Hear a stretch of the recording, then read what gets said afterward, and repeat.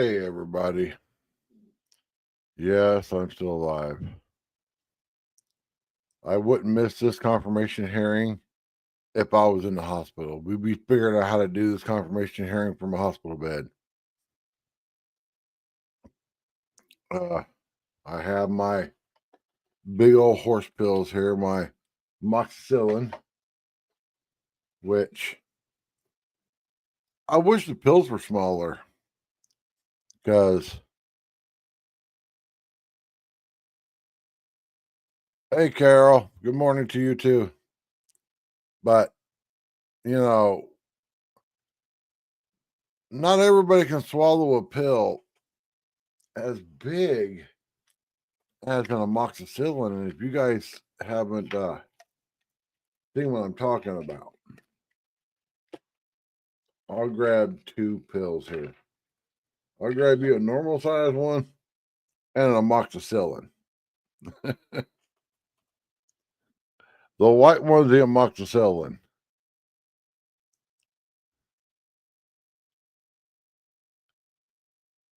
It's a big old boy of a pill. And I was just like,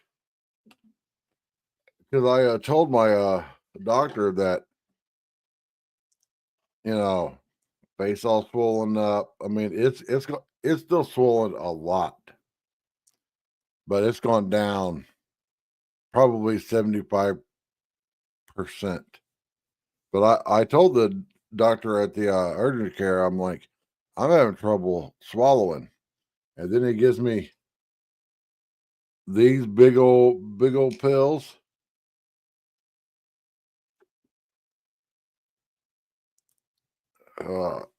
So the reason why my face swelled up, why I got all sick and stuff, is I had been getting sick. I've been sick off and on since Christmas. Oh, there's my wife coming home. And I've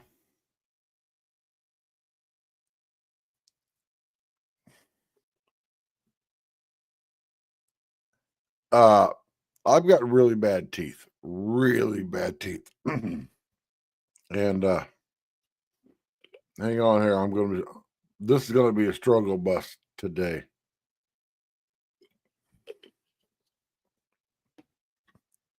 But anyway,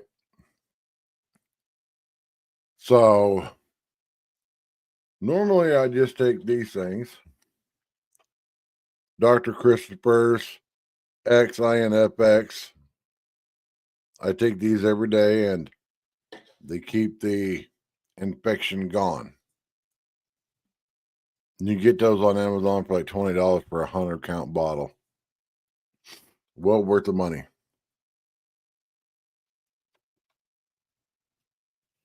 Even my doctor at the urgent care said he would check them out.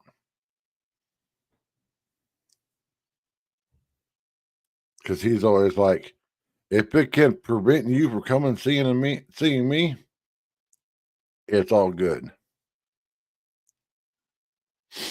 And I'm like, well, it's the first time I've seen you ever. So, but I got an infection in 2 teeth, and the infection went nuclear, messed me up. First thing it did is went into my jaw, then went straight down to my throat. I lost my voice. I mean, I can say a few words, but I was struggling. Probably sounded like what RFK Jr. is going to sound like. And I ended up having my wife take me to the urgent care because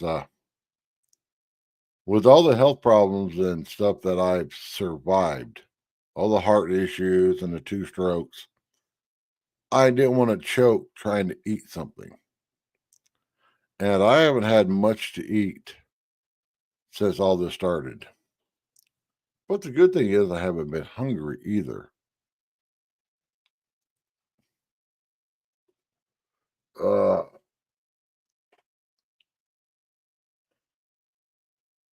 and we're just waiting on RSBN to start their stream up. And excuse me. And the weather's been cold here, and it's been kind of rainy. Like the ground will be damp.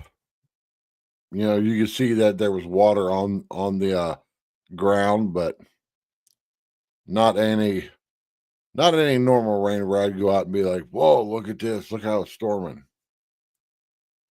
Because that's how I normally am. And I've got tons of videos on my channel. And once I'm back to where I'm good, I'm going to make a video. It's going to basically be a shout out video to a storm chaser here in the Arizona area that put out an epic 4K video showing all of the crazy weather in 2023 and 2024 in Arizona. So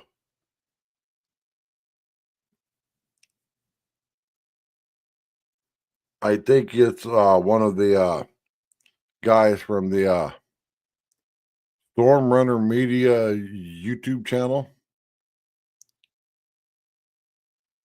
It's that channel is ran by two guys that just graduated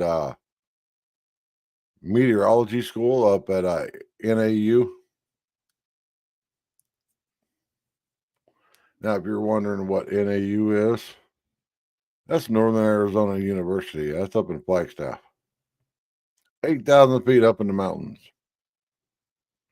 which always shocks everybody because people that haven't been to Arizona think that it's just all desert.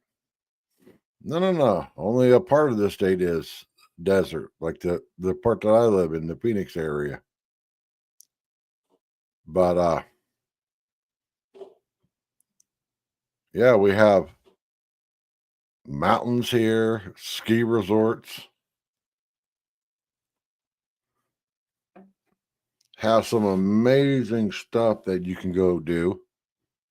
Like you can go up to Williams, Arizona, and catch a ride on the Grand Canyon Railroad. And it will take you to the Grand Canyon via a passenger train. I will be doing that one of these days. Probably not this year because we are saving money to move.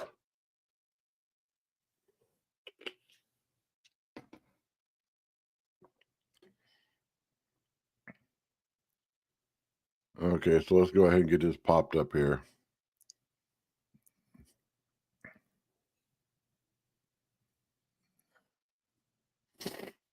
Oh, man. But yeah, we've been trying to find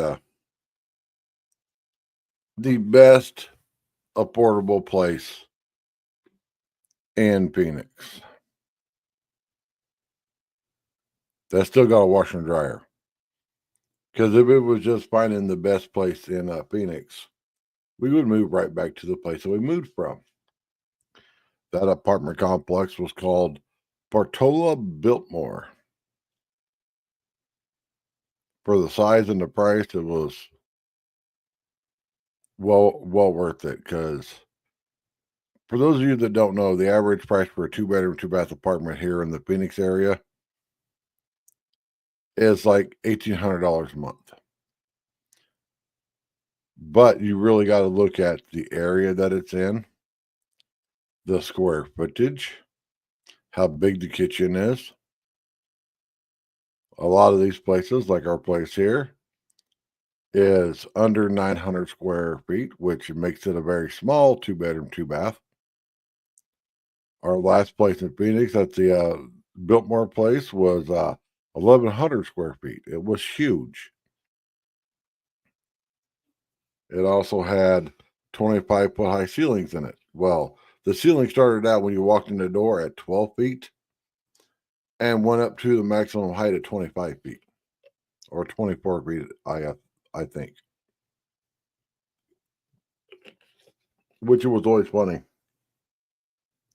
Whenever somebody would come over and walk in the door for the first time, they'd instantly be like, "Whoa!" I mean, they should have got a clue by how tall the front door was. The front door was 9 feet tall.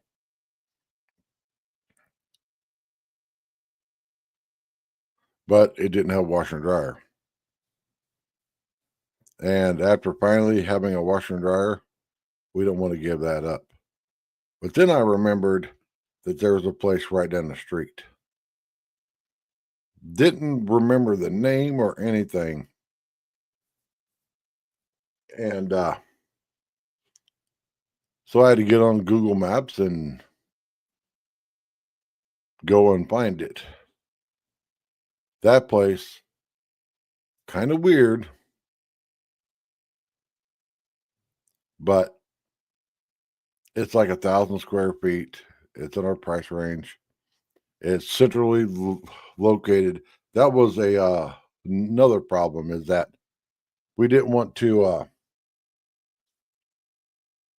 rent a new place back in Phoenix and have it be like not in the center part of Phoenix. Because my wife got a job as a security guard up in North Phoenix. So she'll be able to just easily drive up the I-17 right there. We did get 3 new tires on the car. The tires that we put on there are the Falken, Falken Pro G5s. They're from Discount Tire. They're a great tire. They were expensive. I made a video about it. If you've never been to Discount Tire, and I know this sounds like an ad, but Discount Tire is the only tire store that I will go to. Now, the reason we put 3 on a car instead of 4 is because a few months ago, we had to buy a new tire for the front of the car, and that's what we put on there. So we got 4 matching tires on the car.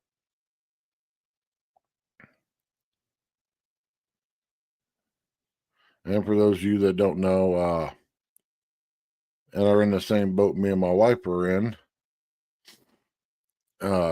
Discount. Now you can save on Cox Internet when you add Cox Mobile, which means fiber-powered internet at home and unbeatable 5G reliability on the go. Do more. But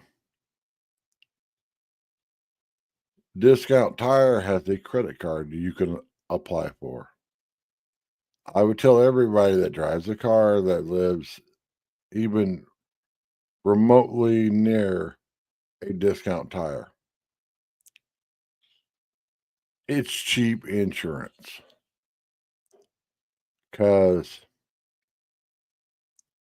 say you run over something like what we did, and it was in a non-repairable part of the tire. I'm Matthew Alvarez here at Right Side Broadcasting Network. And RSBN Live.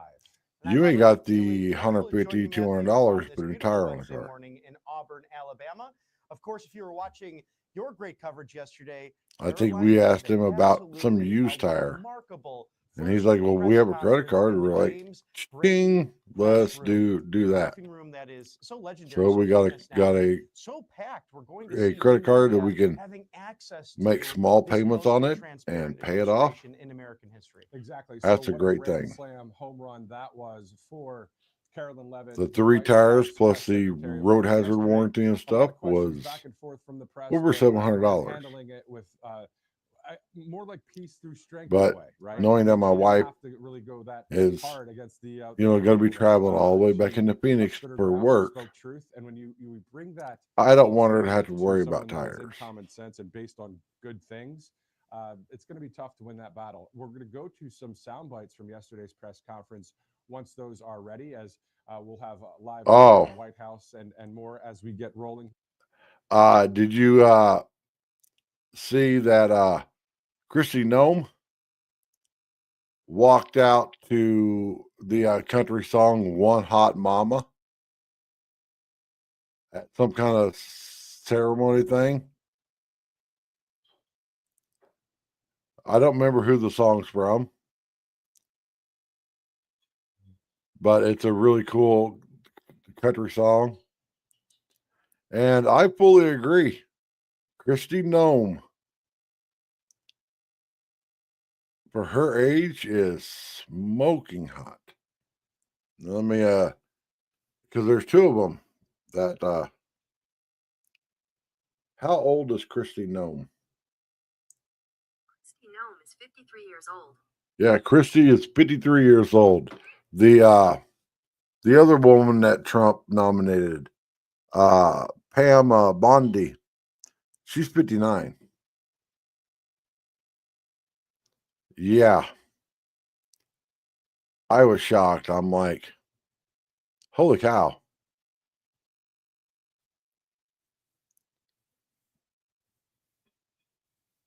But yeah, I can't wait for this to get started.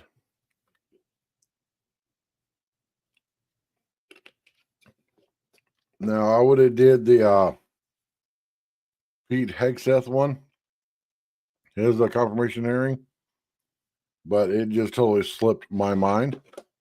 But I want to say congratulations to all the nominees that have been through their confirmation hearings, getting their lives ripped apart, and they have been confirmed.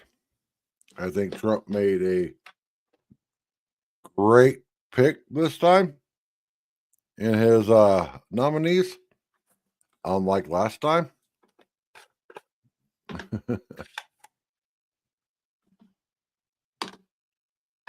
And I was so worried about that. Like, my God, is he going to pick the disaster that he picked last time?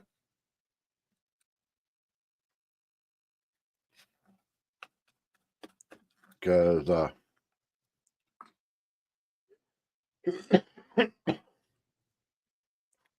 his disasters started at his vice president pick, Mike Pence. Which is why I know everybody's jumping on the JD Vance train.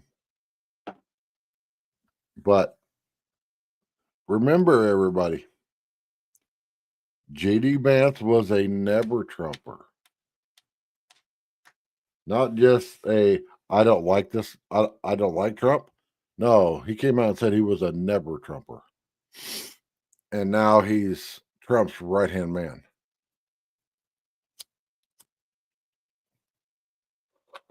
Now, I know people told me, well, people change. And I'm like, really? Would you have a child molester, even 20 years later, watch your children? And they're always like, I see where you're going. And I'm like, no, you said people change. Would you let a child molester watch your children? Or would you let a convicted, rapist hang out with your daughter? No matter what age your daughter is.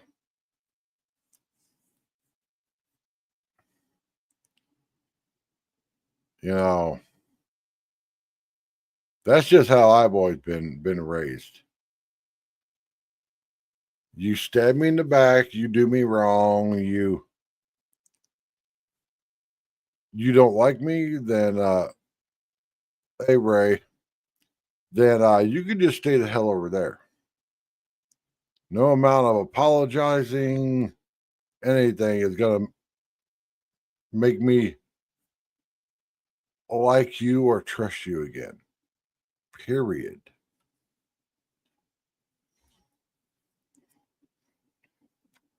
And Trump, he seems to be a very smart man. This version of Trump Yeah, Ray, I'm doing I'd say 65% better. I'm still swollen here and on the side of my face.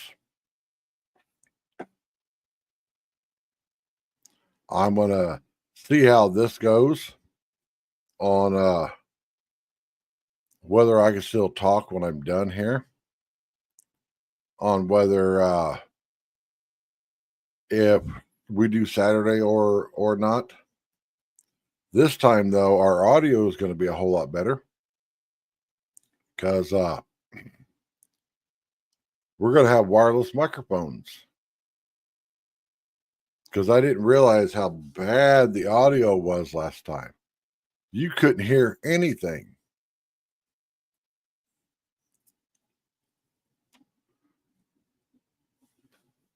So if Ray and I do the Saturday live stream, which we still have to come up with a name for it,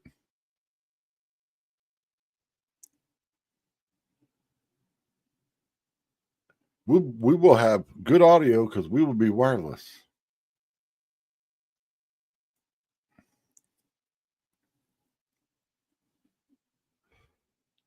Because this microphone works real good. But like the SM7B that all the top podcasters use, the closer you are to this microphone, the better it sounds. This is a USB dynamic mic. I wish to God when we bought this mic like 4 years ago that I would have ordered a second one. Because now the company that made this mic doesn't operate it anymore. You can find them on like eBay and stuff.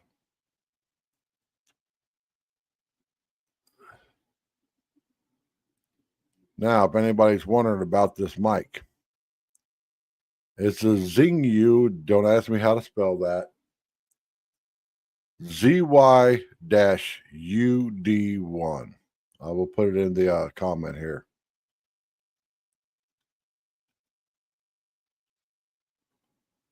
Basically, you type that in, and then you type in USB mic, and this mic will come up.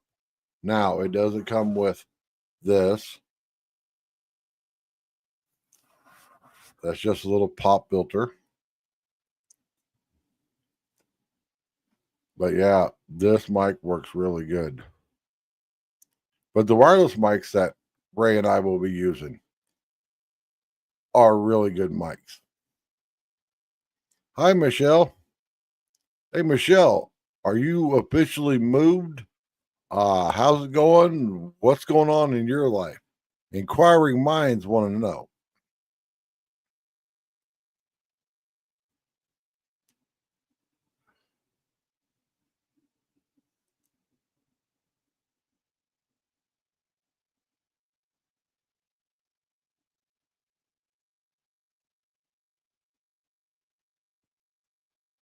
Ha ha ha.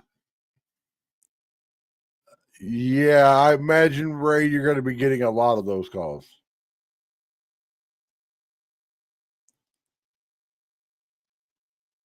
Michelle, that is great news. Great news. Because I don't know if anybody else was worried about you, but I was.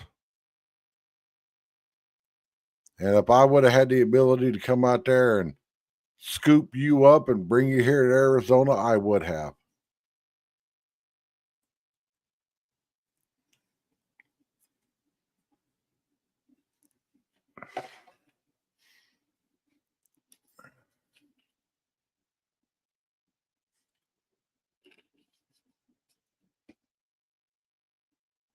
You know, I watched a really cool video the other day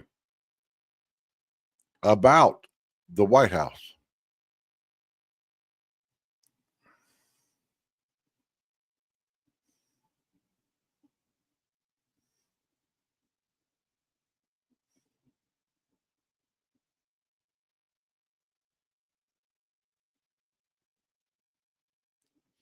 Yeah.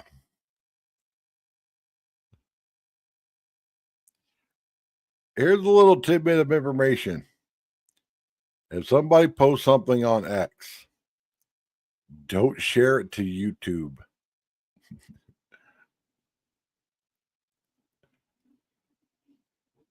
Okay, here's the question. Are these two guys on screen brothers? Because my God, it looks like they could definitely be brothers.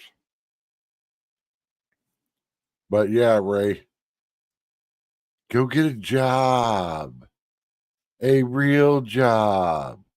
Or what they told all of us and all the farmers and stuff and all the coal mine workers, learn how to code. I'll tell you right now, everybody, I wish to God that I would have learned about computers a long time ago. Because I got my first laptop for making videos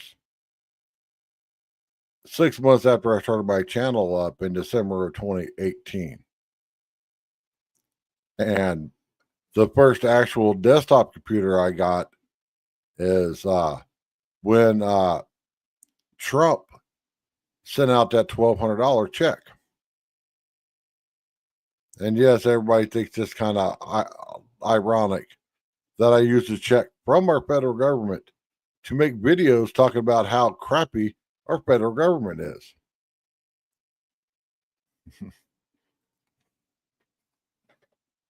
I don't care.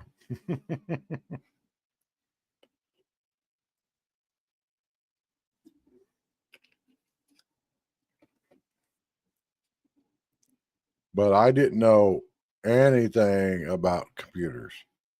Now, I had a really nice Dell XPS laptop when I had my bar, but I didn't know how to do any like laptop stuff. I had the laptop, I knew how to turn it on and go to my DJ software. And that's what I used it for. You know, when you're a DJ, you have two turntables. Well, I didn't have like the actual one that you put records on. I had the digital ones. But you have to be able to hook those into something. And you have to be able to hook the mixer into that and use software to make music.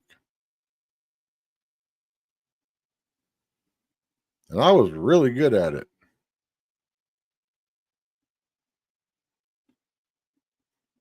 Like I had big speakers and everything. It was really cool.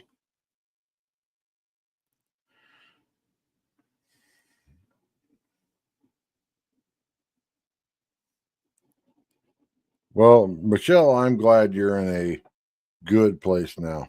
So, hang on. This woman is off. A criminal record versus those who are just in the country illegally. All of them, because they illegally broke our nation's laws and therefore they are criminals as far as this administration goes. I know the last administration didn't see it that way, so it's a big culture shift in our nation to view someone who breaks our immigration laws as a criminal, but that's exactly what they are. They all have a criminal record. And welcome to the briefing. If they broke our nation's laws, yes, they are criminal. And everybody, her name is Caroline, not Carolyn. Caroline. Represented because Caroline is we the people, and that's what's awesome. This is an outsider. Yeah, her name is Caroline. Ran, for office in New Hampshire, but also did it because she loves her country. And so, all right. So, mince words, did your daughter go to South Carolina with you, Michelle? And the lies there, Robert. Yeah, and to her point, really, in this view of the administration, they broke the law. So if you don't want to answer that on on the live stream, you just text me. And yes, everybody, a few people have my number. common sense truth. A few people that I trust have my phone number. That's what we're going to see from this administration for all 4 years, and the historic speed that's happening. So this is now what I want to do for our nation is eventually, when I get the website and everything set up, is have a truth from the podium. A ridiculous question from the mainstream media, but this is how Caroline handled it.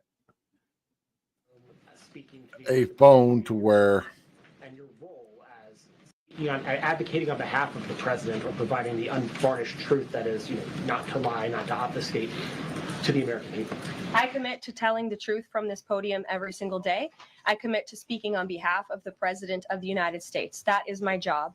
And I will say it's very easy to speak truth from this podium when you have a president who is implementing policies that are wildly popular with the American people. And that's exactly what this administration is doing. It's correcting the lies and the wrongs of the past 4 years, many of the lies that have been told to your faces in this very briefing room. I will not do that. But since you brought up Truth Seek, I would like to point out, while I vow to provide the truth from this podium, we ask that all of you in this room hold yourselves to that same standard. We know for a fact there have been lies that have been pushed by many legacy media outlets in this country about this president, about his family, and we will not accept that. We will call you out when we feel that your reporting is wrong or there is misinformation about this White House. So yes, I will hold myself to the truth, and I expect everyone in this room to do the same. There really is no comment. And did you guys notice that she's wearing a cross? And she happened to be wearing a black shirt under her, I guess you would call it a blazer, a suit coat, whatever that pink thing is she had on. But I think that was very intentional because that cross was very visible. That it looked to be a silver cross on that black shirt. It stood out big time. And another thing that she's doing, finally, they're going to be letting people like us in there to the briefing room. Podcasters, content creators, YouTubers, TikTokers. You have to apply for it. I know the TikToker and content creator that goes by Conservative Ant applied for it. Now, if you want to go look him up, just type in Conservative Ant on TikTok or anywhere. He is gay, so that might put a lot of people off, but he is a great content creator. I've been following him for over a year now.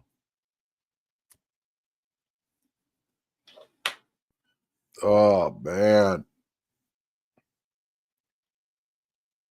But finally, our president and this administration is recognizing that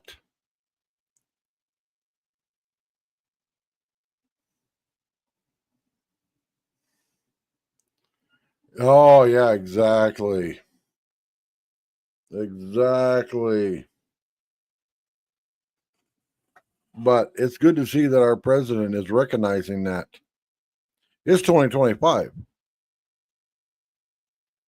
Not a lot of people. Oh, well, speaking of that, did you guys see the epic takedown that JD Vance did when he was being interviewed by that Margaret woman? Oh, that was so epic.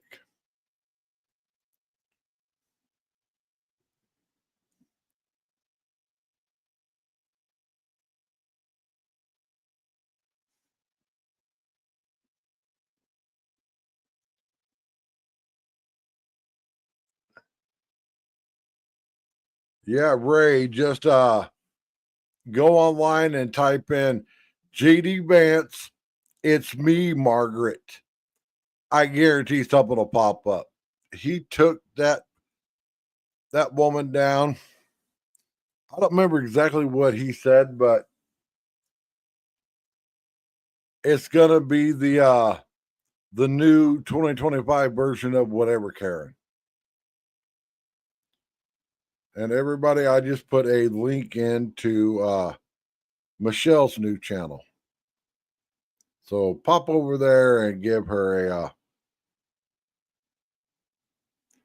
give her a subscribe.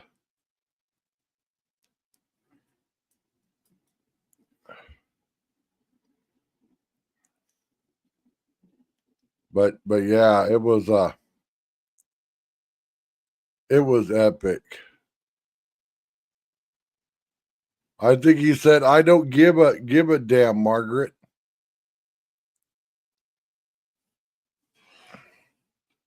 Let me see if I can find it. JD Vance, I don't give a damn, Margaret. No, it's I don't care, Margaret.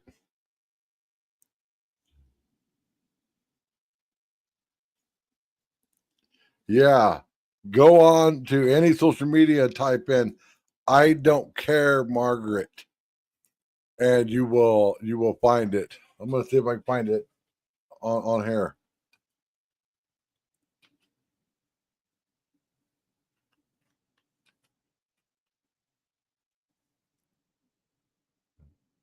Because I was like, oh my God.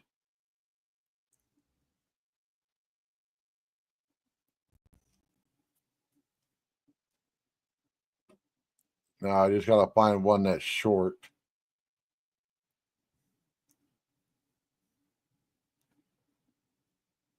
Here we go.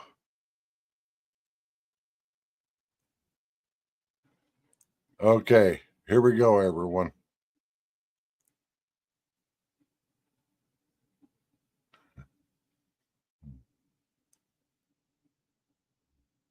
Okay. As the vice president, Margaret, is to look after the American people. And now that we know that we have vetting problems with a lot of these refugee programs, we absolutely cannot unleash thousands of unvetted people into our country. These people are vetted. Good. These people are vetted. Just like the guy who played a terrorist attack in Oklahoma a few months ago, he was allegedly properly vetted. And many people in the media and the Democratic Party said that he was properly vetted. Clearly, he wasn't.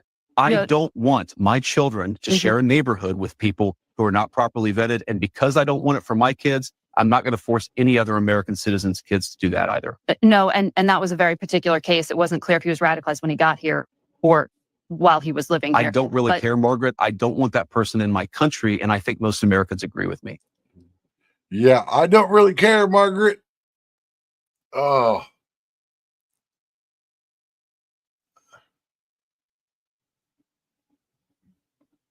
Just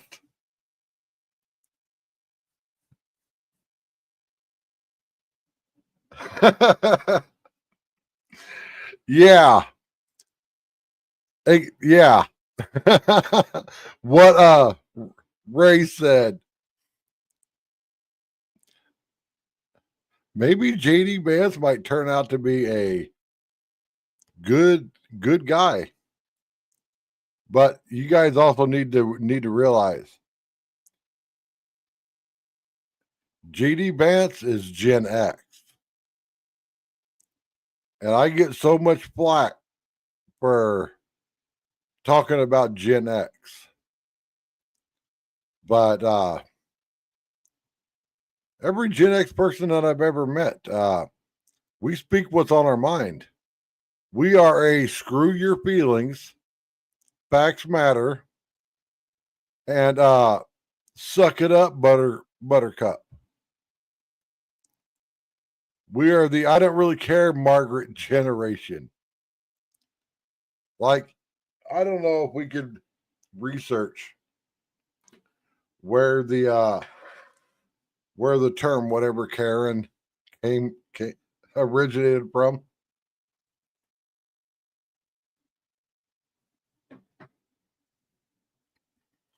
But it was probably a Gen Xer that said it.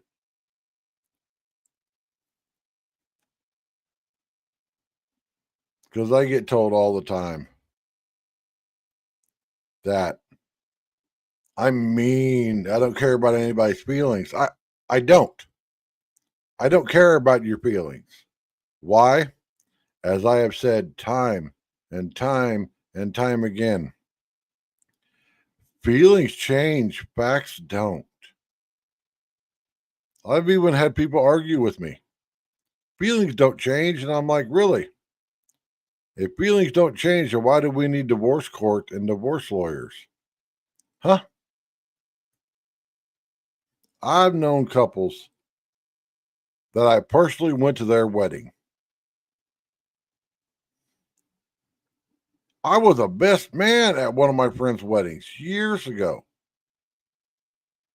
Him and his new bride were madly in love.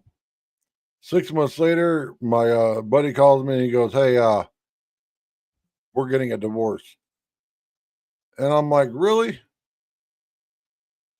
And he explained it all. And their divorce was dirty. They hated each other.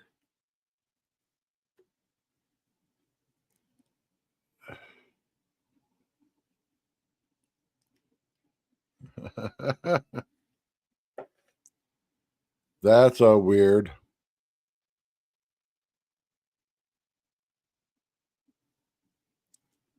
But yeah, it was like, facts don't change, feelings do. My daughter's always telling me to be nicer. And I'm like, I didn't raise you to be nice. I raised you to be a badass bitch. And she is.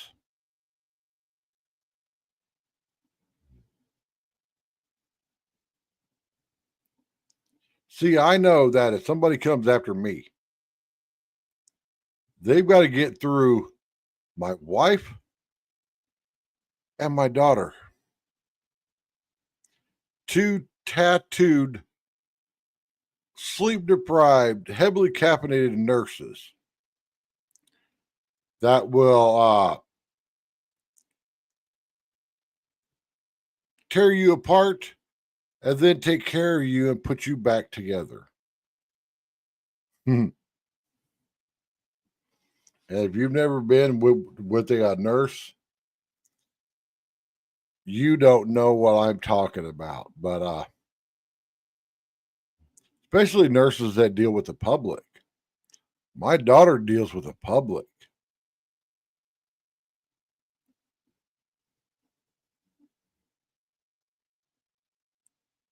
And it's like, I've seen my daughter mad several times.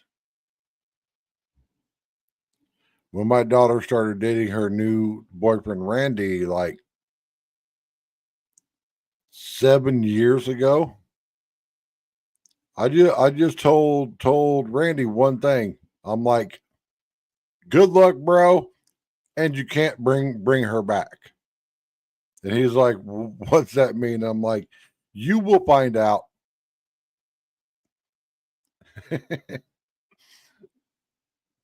like, I didn't raise my daughter to be some pansy. I mean, hell, at 11 years old, some boy said some stupid comment to my daughter. My daughter hauled off and put her size whatever skate shoe straight into that boy's manhood, like she was kicking a field goal to win the Super Bowl. And yes, of course, the kids' parents came over. Why did your daughter do this? Well, I told them what had happened. They were mad at him because it was a comment that I wouldn't tell my wife. And this random kid told my 11-year-old daughter that. But I told her, I'm like, that area of a man, very sensitive. Kick that area like you're kicking a field goal.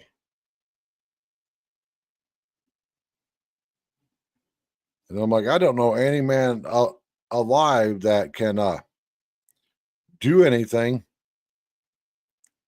after that.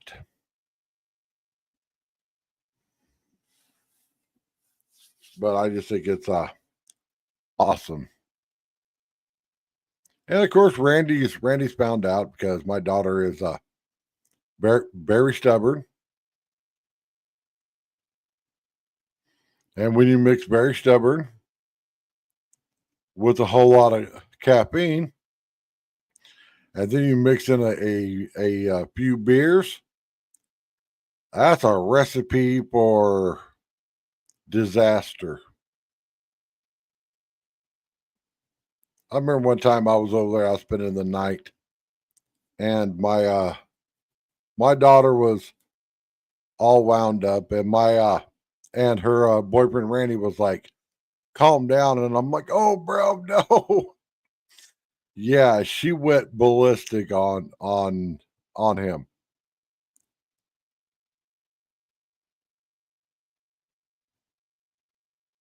And then he got mad and punched the bathroom door. And then realized when they moved out and he had to spend $100 to get a new bathroom door, that punching the walls and punching a door, it's expensive. You have to pay for the damages.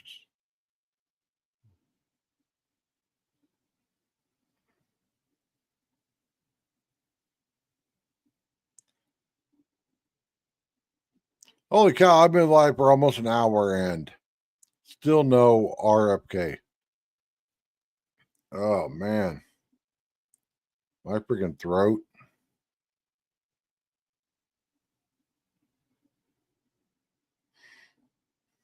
So to recap this last week, I got a tooth infection that went nuclear. I went to the urgent care. I've been just putting ice packs on my face and taking amoxicillin. Not eating anything because I really haven't been hungry. Like yesterday, I had a piece of cheese and a single hamburger patty. That's all I ate yesterday.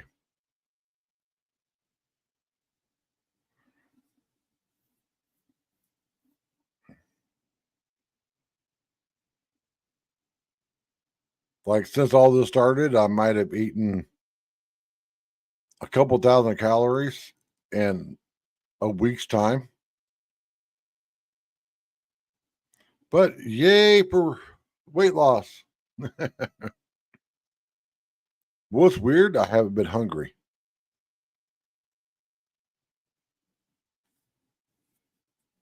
Which is always a good thing.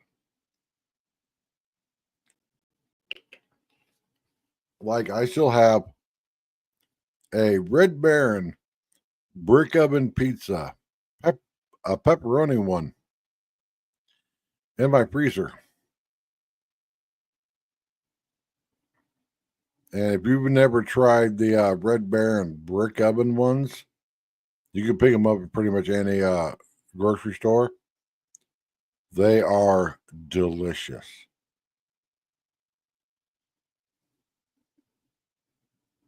And they're a couple dollars cheaper than the DiGiorno. And because we got that Gormika toaster oven air fryer thing.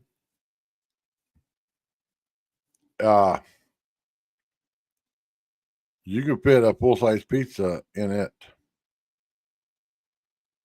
And man, if you've never tried those countertop air fryer toaster oven things, go get one. Why?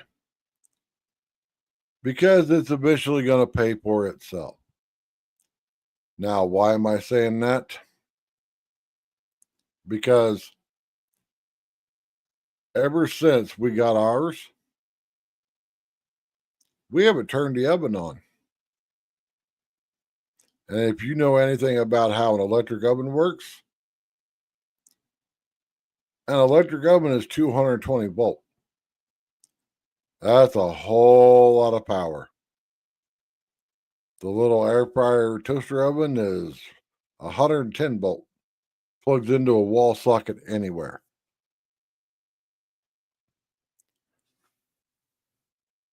So every time we cook something in there that we would have had to have fired the oven up for, we're saving money.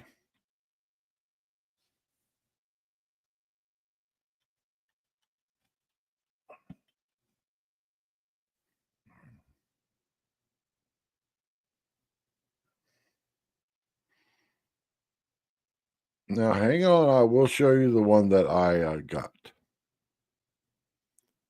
The exact one. I like this one because of the doors on it. So this is the one that we got. It's got French doors on it. The doors open sideways. And man, we haven't found anything that we can't cook in it. Like you see in the picture there, they're cooking chicken and French fries at the same time.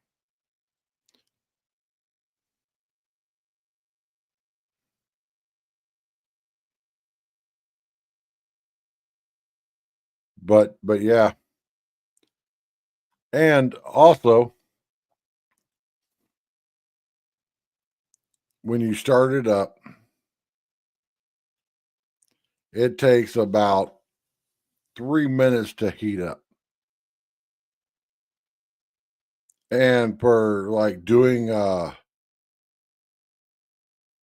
longest thing I've had to cook in there was like 20 minutes.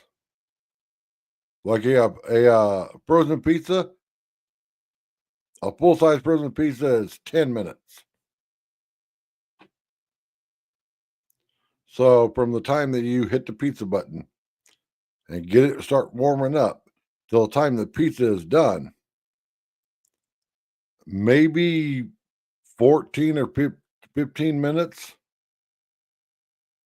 14 or 15 minutes in your oven. Your oven isn't even up to temperature yet. Like seriously, we haven't used our oven since we got it.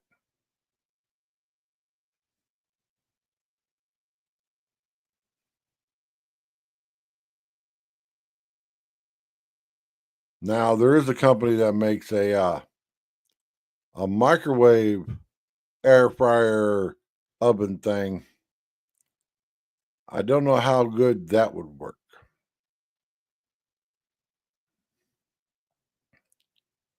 But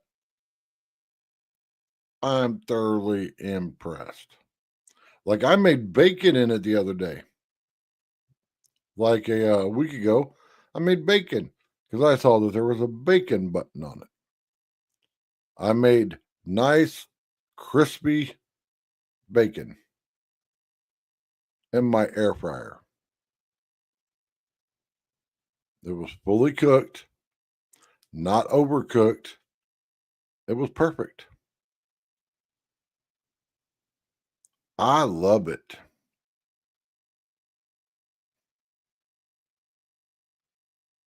And whenever we get moved to this new place,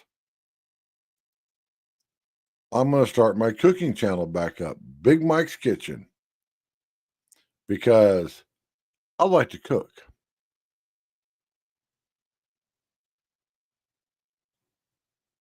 Well, as my moderator, Turning Guns called it, heating up junk food, because he's an actual chef.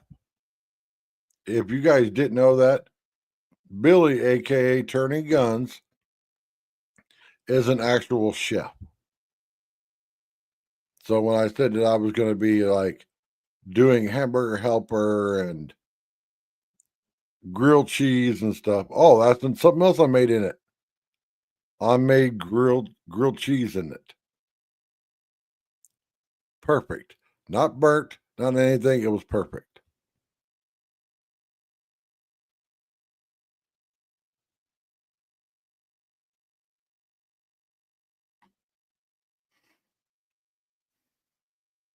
I'm Matthew Alvarez. Thanks for joining us. And we're going to go to Capitol Hill shortly. Director, can we go to some of the sound bites again from Carolyn Levitt, the press secretary, yesterday? All right, so we're getting ready for that. We have. Oh, you changed your rapid succession picture here.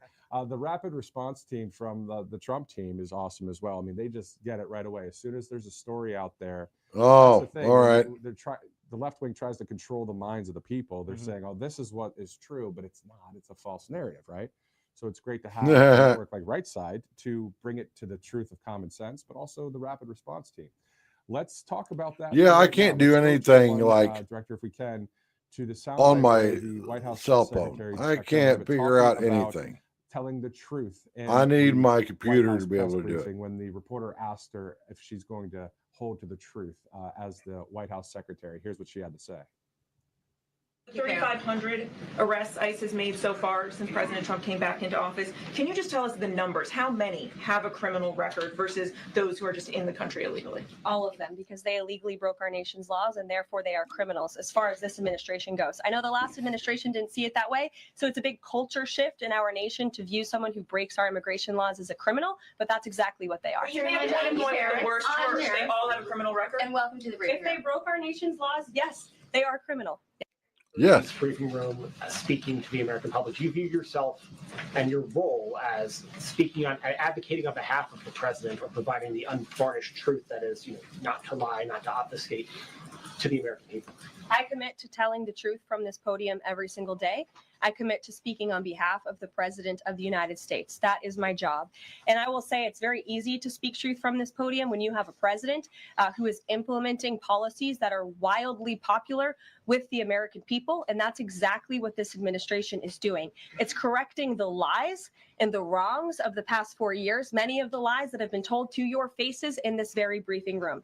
I will not do that. But since you brought up Truth Seek, I would like to point out, while I vow to provide the truth from this podium, we ask that all of you in this room hold yourselves to that same standard. We know for a fact there have been lies that have been pushed by many legacy media outlets in this country about this president, about his family, and we will not accept that. We will call you out when we feel that your reporting is wrong or there is misinformation about this White House. So yes, I will hold myself to the truth, and I expect everyone in this room to do the same. You laid out several of the actions that President Trump has taken that obviously is a stark contrast to the previous administration, a breakneck speed from President Trump. Can we expect that pace to continue as the first 100 days moves along here? Exactly, Ray. Absolutely. There's no doubt President Trump has always been the hardest working man in politics. I think that's been proven over the past week. This president has again signed more than 300 executive orders. He's taken historic action. I gaggled aboard Air Force One to mark the first 100 days of this administration, 4 p.m. last Friday, or first 100 hours rather. And this president did more in the first 100 hours than the previous president did in the first 100 days. So President Trump, I think you can all expect for him to continue to work at this breakneck speed. So I hope you're all ready to work very hard. I know that we are. Well, yeah. A grand slam home run by the White House press secretary, Carolyn Levitt. Of course, the youngest to ever hold that position, 27 years old. Wow, she's only 27? As you guys have seen here at the Holy cow. No question about it, Matthew. And You know, a great way to knock those grand slams out of the park, Brightcore's Kimchi One. Let me tell you, it all starts with gut health, and it goes right up to the brain and affects your entire being, whether you go through your workday or whether you're just spending time with family and friends. Get that gut health and immune support that everyone deserves. This is made in the USA. Buy two, get one free now. Visit mybrightcore.com/RSPN or call the number on your screen, 888-722-0936. Kimchi One from Brightcore. Like I've been saying, and good people, thank you know, with all of Trump's nominees, that Trump is picking out his Avenger squad. We got the MAGA Avengers in there now. Because all of them, including Marco Rubio, are fully on Trump's side and answering the questions the right way. Oh, come on. Okay, that wasn't on my end.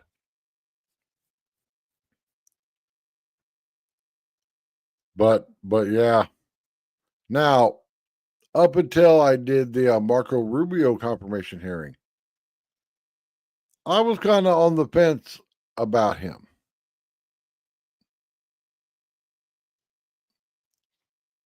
But the way he answered all of his questions was spot on. And if you guys want to watch that confirmation hearing, it's on my channel. Just type in Marco Rubio. I streamed the whole thing.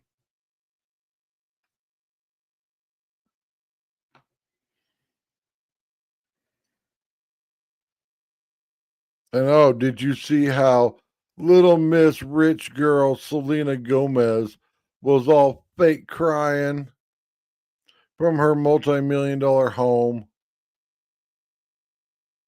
Like, oh my God, they're about the kids or whatever she was crying about.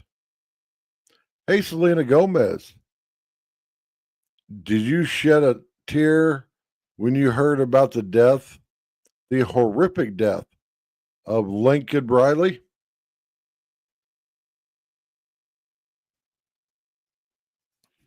No, you probably didn't. Because you were probably like, oh, that's just fake news, that's collateral damage, that's whatever you lefties make up. As a parent of a girl,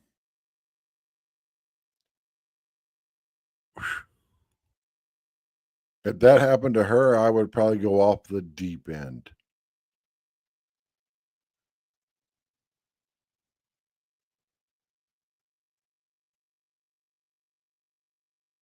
My daughter was in a car wreck when she was 17.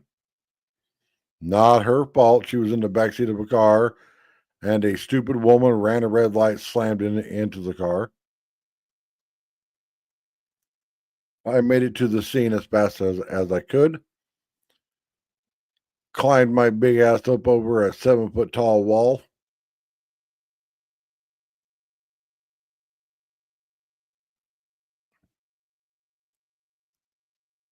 Because she's my baby girl. And I'm sure any parent that loves their child will do the same thing. Like the other day, it was Daughter's Day.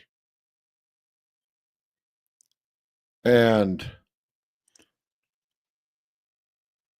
I don't know if I made my daughter cry, but I flooded her Facebook Messenger and Facebook page with all these posts. Because I love my daughter very much. And she's not my biological daughter. But she came out and said numerous times, even years ago, that she is my daughter through spontaneous inception.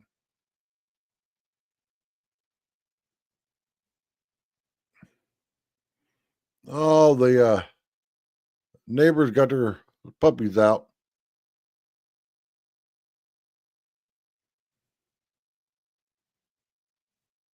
They have two beautiful blue heeler dogs. Beautiful.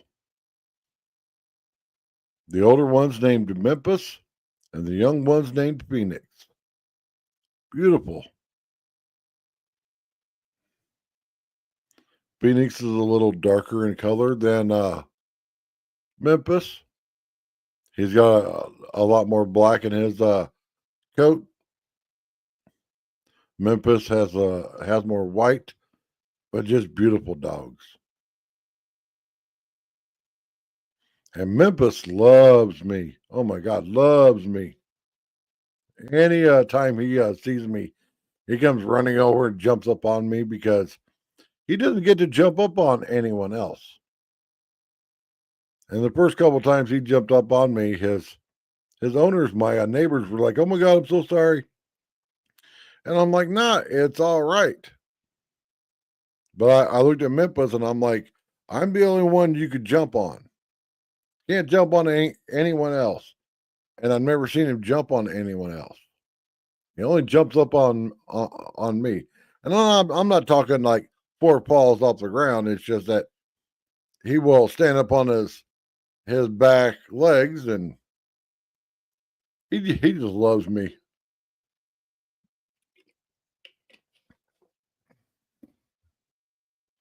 Such an amazing and well-trained dog.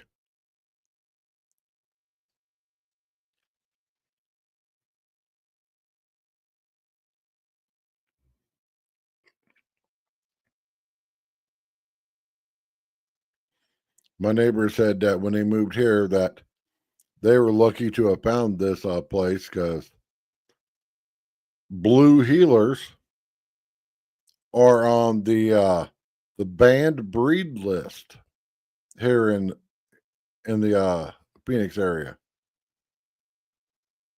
And I'm like, it's a cattle dog. How the hell is an Australian cattle dog a vicious dog?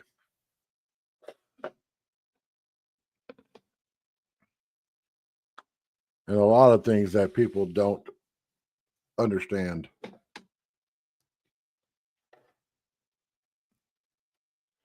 You look at the dog bite totals for dogs. A Chihuahua is 10 times more likely to bite you than, say, a Rottweiler, a Doberman, any of the bully breeds. And the dog that's right under that, you wouldn't even realize it. The damn dachshund. You know, that cute little wiener dog. Yeah.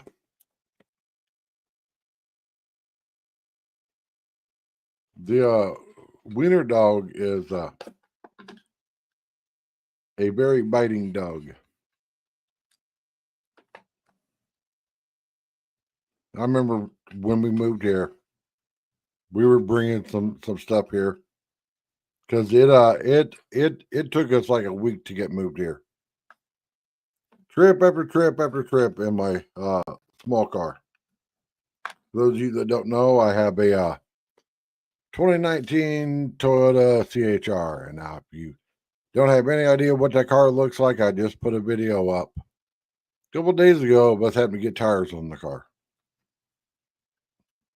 That car that's in the thumbnail is our car.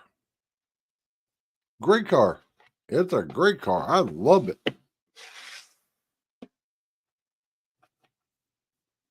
It would have just been nice if we would have got the one from Japan that had like 75 more horsepower and a manual transmission. But anyway, the neighbor had let his dogs out, and he was all worried when his dogs came running back. You know, because one of Phoenix was barking at me and both the dogs, and he didn't know if his dogs were going to scare me or not. And I was like, "Can I pet that dog? Can I pet that dog?" And him and his woman just started laughing. And they were like, "Yeah, of course." And I just sat right down on the ground. And Memphis came up and started loving on me and stuff. And of course, my wife was like, "I can't believe you said that."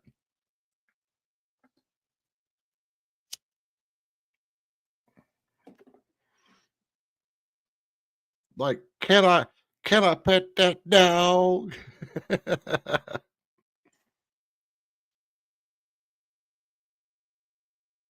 And if they're ever doing something outside, all right, well, welcome back, welcome back, welcome back. Showing my age there. But you know, because I got a camera in my window that shows our communal area, their front door and my front door. I will, you know, if I'm not doing nothing but sitting in here watching YouTube, I will go out there because they won't have to watch their dogs. They won't have to have their dogs in the kennel, which they're both kennel trained. I'll watch their dogs because I get to pet them and play with them and everything without having to pay the astronomical amount of money every month to have two dogs. Yeah.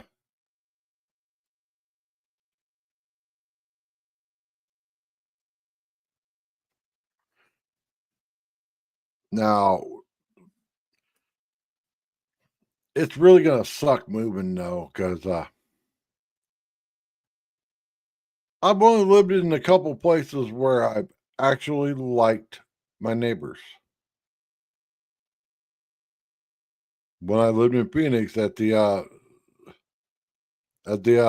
Biltmore place, I had this guy that I called Crazy Neighbor. Rinse you? Are you sure you're worth that, Michelle? Of course you are, dear.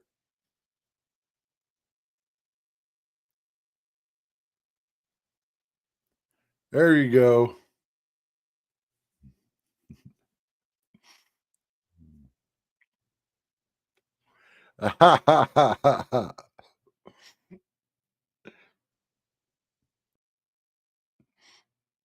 I'm going to let you two guys fight that out because I think Michelle could take your ass, Ray. Remember, dynamite comes in a small package. Oh, here we go.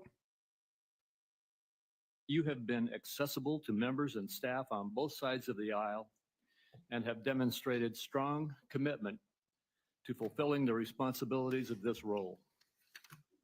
The Department of Health and Human Services oversees our nation's largest healthcare programs, providing coverage for nearly 2 in every 5 Americans.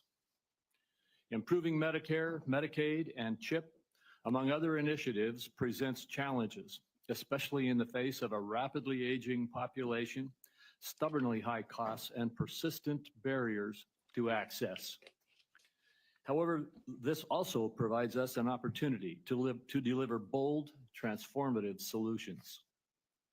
As a committee, we share a commitment to advancing common sense, bipartisan policies that improve the delivery of healthcare in this country. This committee has worked to realign incentives in the prescription drug supply chain, to enhance access in rural communities, to expand the availability of telehealth and improve the broken clinician payment structure. Across these and other issues, I look forward to working with the administration to continue pursuing meaningful reforms that serve the American people more effectively and more efficiently. Too often, patients encounter a healthcare system that is disjointed and is a dysfunctional maze. Complex and bureaucratic chutes and ladders have become the norm. Meanwhile, even as healthcare spending climbs. Now, everybody knows that I just had to go to urgent care to get some amoxicillin.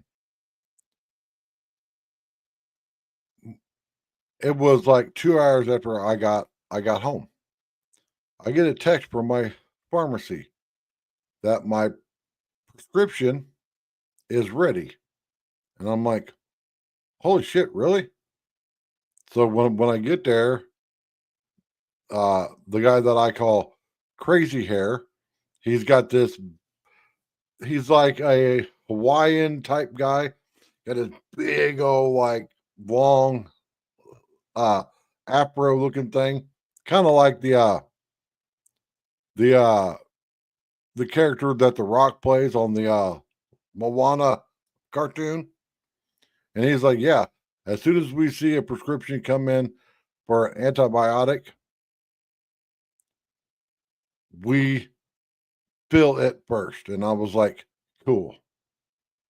Which, even if we move all the way back into Phoenix,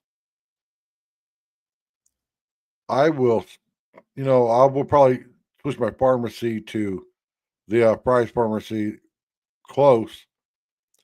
But as for my doctors, I'm sticking with them here. Programs under this committee's jurisdiction. Mr. Kennedy, you represent a voice for an inspiring coalition of Americans who are deeply committed to improving the health and well-being of our nation. Regardless of political party, everyone in this room shares a common recognition that our current system has fallen short, as well as a common desire to make our country healthier.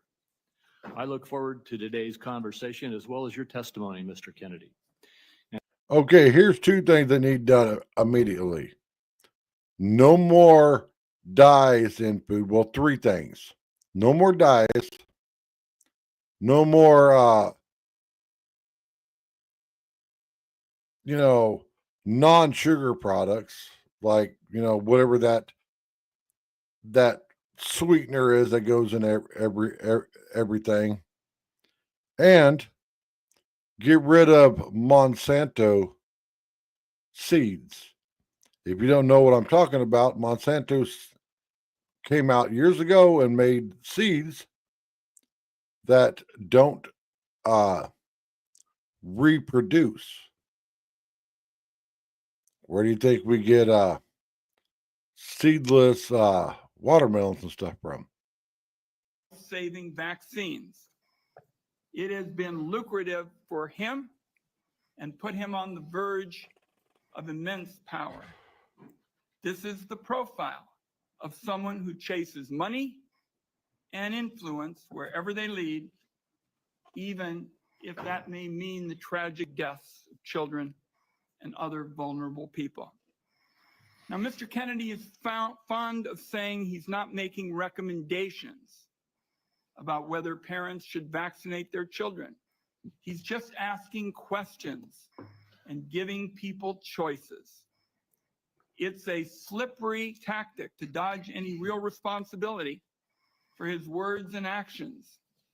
And it is, in my view, absurd coming from somebody who's trying to win confirmation for a job that is entirely about making recommendations.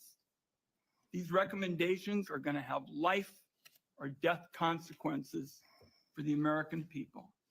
Mr. Kennedy, if you are confirmed, your recommendations determine which vaccines senior citizens get for free through Medicare. Your recommendation will determine which vaccines are given to millions of kids. Peddling these anti-vaccine conspiracy theories as our chief health officer is going to endanger the lives of kids and seniors across the nation.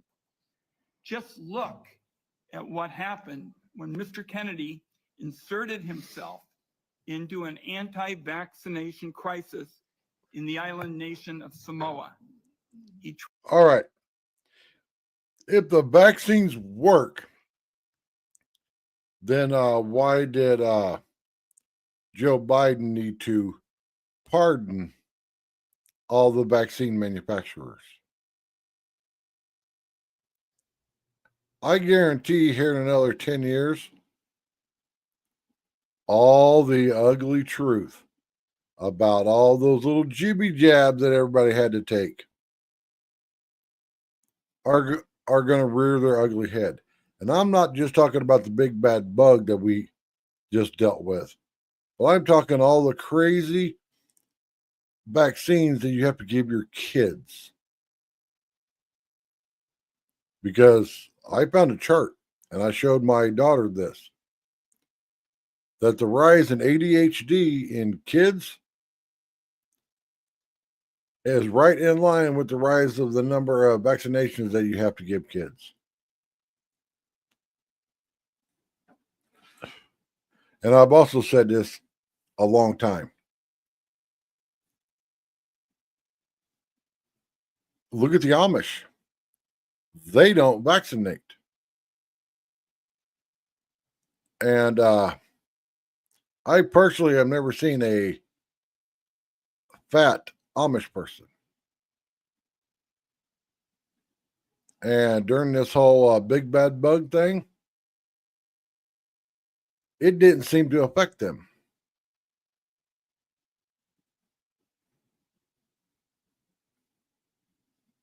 Restricting access to the safe and legal medication.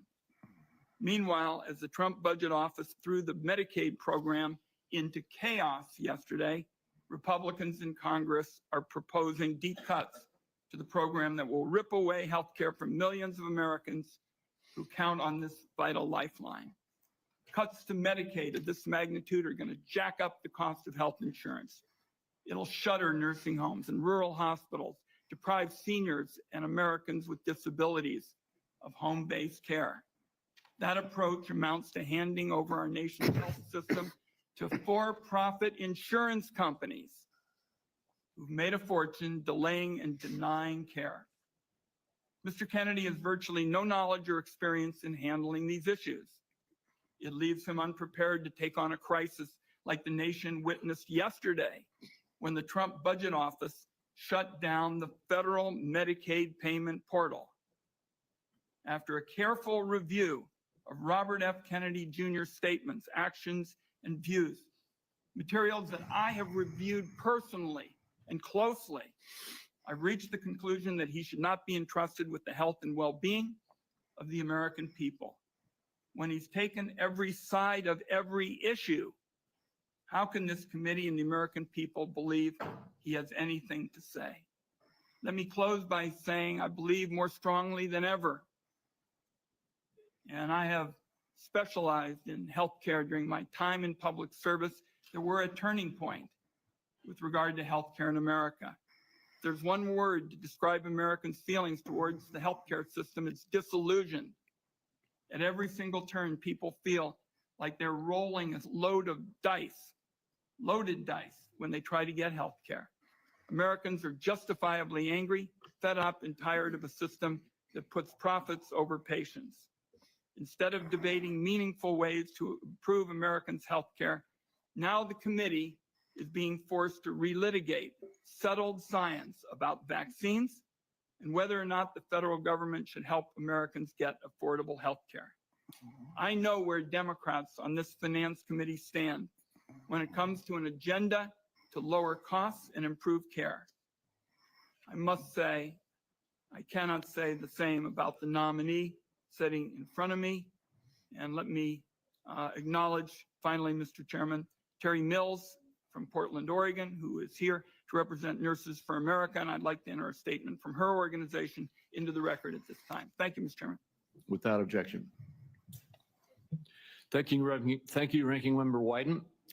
Mr. Kennedy, in a few moments, you will be given the opportunity to make your opening statement and respond to these attacks and other questions that the members of this committee have. I would say that with regard to the attack on Medicaid that we just heard, that was a false attack. It's been proven false overnight. The Medicaid portal is operating efficiently today and was never intended to be shut down. Would gentleman yield, since he's mentioned my name? There was a significant amount of time yesterday where there was bedlam across the country over the status of the Medicaid portals. I hope it's being corrected, but there were problems all through the day. There certainly were attacks yesterday. The problem has been clarified and the Medicaid portal is fully operational as we speak. Mr. Kennedy, before I turn the time over to you to share your opening statement, I would like to give you a brief introduction. The son of Senator Robert F. Kennedy and nephew of President John F. Kennedy, Robert Kennedy Jr. has been an advocate for consumers since 1985.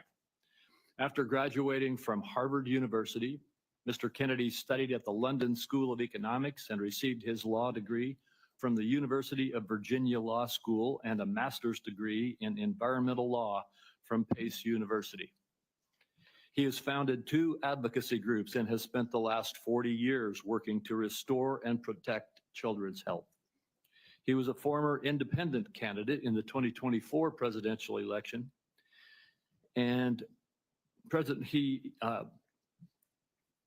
Trump nominated him this year to be in November of 2024 to be the HHS secretary. In announcing his nomination, President Trump stated, "Mr. Kennedy will restore these agencies to the traditions of gold standard scientific research and beacons of transparency and end the chronic disease epidemic and make America great and healthy again." Before you give your opening statement, Mr. Kennedy, I have 4 obligatory questions that we ask all nominees before this committee. First, is there anything that you are aware of in your background that might present a conflict of interest with the duties of the office to which you have been nominated? All right. No, Mr. Chairman. Thank you. Do you know of any reason, personal or otherwise, that would in any way prevent you from fully and honorably discharging the responsibilities of the office to which you have been nominated? No, I do not. Do you agree without reservation to respond to any reasonable summons to appear and testify before any duly constituted committee of Congress if you are confirmed? Yes, I do. And finally, do you commit to providing a prompt response in writing to any questions addressed to you by any senator of this committee? Yes, I do. Thank you, Mr. Kennedy. And before you begin, if you would like to, you may introduce your wife and children. Yes. My wife, Cheryl Hines, is here. My daughter, Kit Kennedy, my son, Bobby Kennedy, his wife, Amaryllis Fox Kennedy, and my nephew, Jackson Hines, is here too. We welcome you all. Thank you. You may proceed with your statement. Thank you, Mr. Chairman. Chairman Crapo, Ranking Member Wyden, and members of this distinguished committee. I'm humbled to be sitting here today as President Trump's nominee to oversee the U.S. Department of Health and Human Services. I want to thank President Trump for entrusting me to deliver on his promise to make America healthy again. I also want to thank Cheryl and Kik and Bobby and all of my other children who are here today and all the many members of my large extended family for the love that they have so generously shared. Ours has always been a family that has been involved in public service, and I look forward to continuing that tradition. My journey into the issue of health began with my career as an environmental attorney, working with hunters and fishermen and mothers in a small town in the Hudson Valley and along the Hudson River. I learned very early on that human health and environmental injuries are intertwined. The same chemicals that kill fish make people sick also. Today, Americans' overall health is in grievous condition. Over 70% of adults and a third of children are overweight or obese. Diabetes is 10 times more prevalent than it was during the 1960s. Cancer among young people is rising by 1 or 2% a year. Autoimmune diseases, neurodevelopmental disorders, Alzheimer's, asthma, ADHD, depression, addiction, and a host of other physical and mental health conditions are all on the rise, some of them exponentially. The United States has worse health than any other developed nation, yet we spend more on healthcare, at least double, and in some cases triple, as other countries. Last year, we spent 4.8 trillion, not counting the indirect costs of missed work. That's almost a fifth of GDP. It's tantamount to a 20% tax on the entire economy.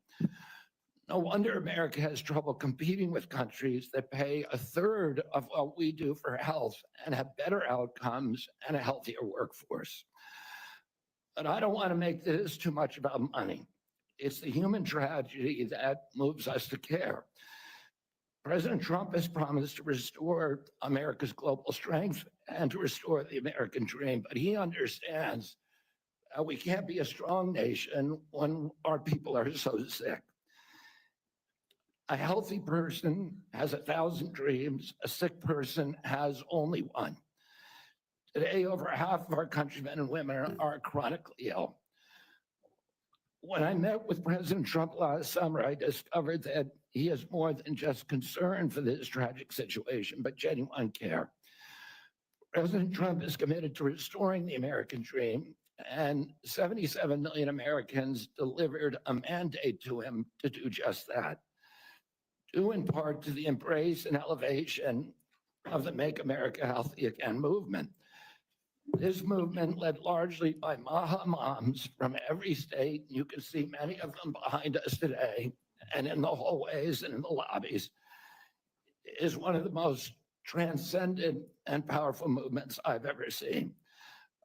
I promise President Trump that if confirmed, I will do everything in my power to put the health of Americans back on track.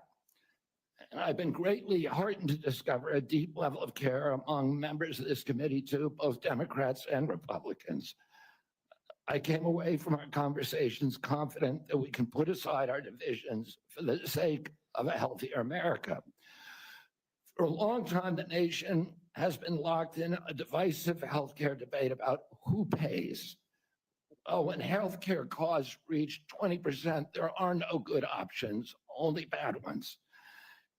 Shifting the burden around between government and corporations and insurers and providers and families is like rearranging deck chairs on the Titanic. Our country will sink beneath a sea of desperation and debt if we don't change the course and ask, why are healthcare costs so high in the first place? The obvious answer is chronic disease. The CDC says 90% of healthcare spending goes toward managing chronic disease, which hits lower income Americans the hardest. The president's pledge is not to make some Americans healthy again, but to make all of our people healthy again. There is no single culprit in chronic disease. Much as I have criticized certain industries and agencies, President Trump and I understand that most of their scientists and experts genuinely care about American health. Therefore, we will bring together all stakeholders in pursuit of this unifying goal. Before I conclude, I want to make sure the committee is clear about a few things. News reports have claimed that I'm anti-vaccine or anti-industry. I am neither. I am pro-safety.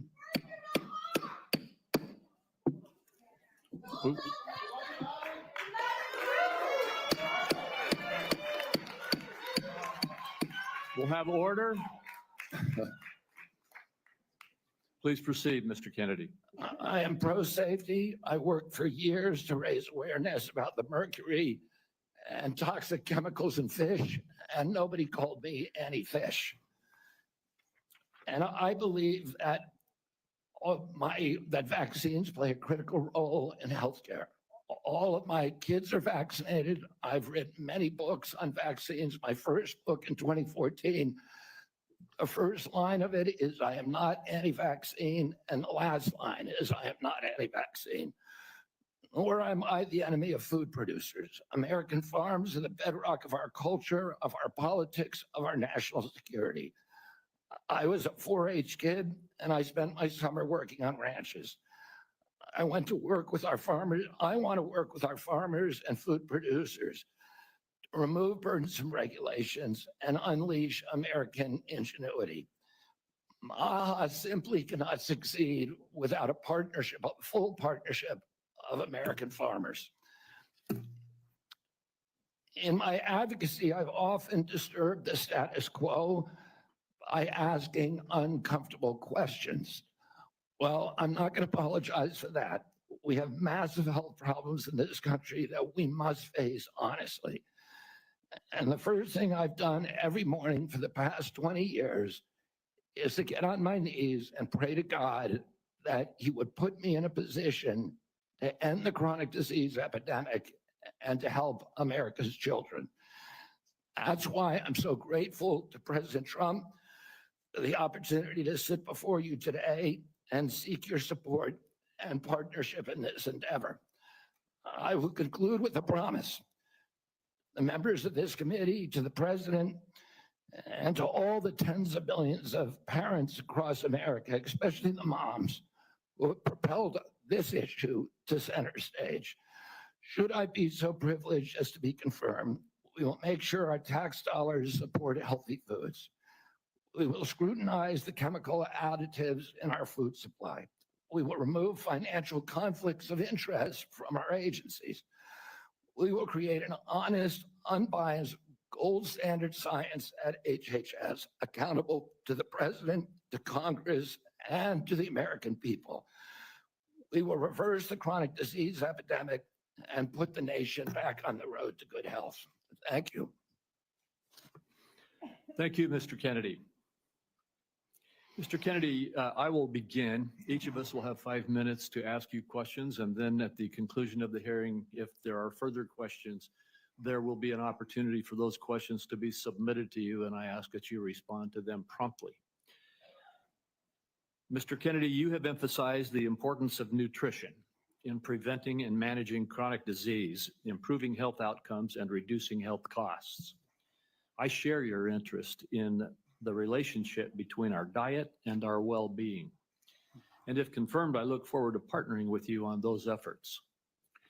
Would you share with the committee why you are passionate about the nutrition-oriented disease prevention and what you have learned? Yes, Mr. Chairman. I had 11 brothers and sisters. I had dozens of first cousins. I was raised in a time where we did not have a chronic disease epidemic. When my uncle was president, 2% of American kids had chronic disease. Today, 66% have chronic disease. We spend zero on chronic disease during the Kennedy administration. Today, we spend $4.3 trillion a year.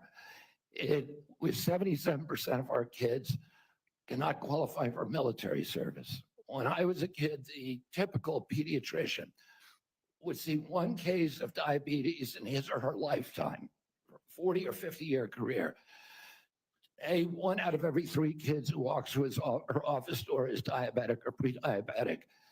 And the most recent data from NIH shows 38% of teens are diabetic or pre-diabetic. Autism rates have gone from 1 in 10,000 to 1 in 1,500, depending on what studies you look at. In my generation today, 70-year-old men, 1 in 34 in my kids' generation. We've seen this explosion of autoimmune disease, of allergic diseases. This is not just a economic issue. It's not just a national security issue. It is a spiritual issue, and it is a moral issue.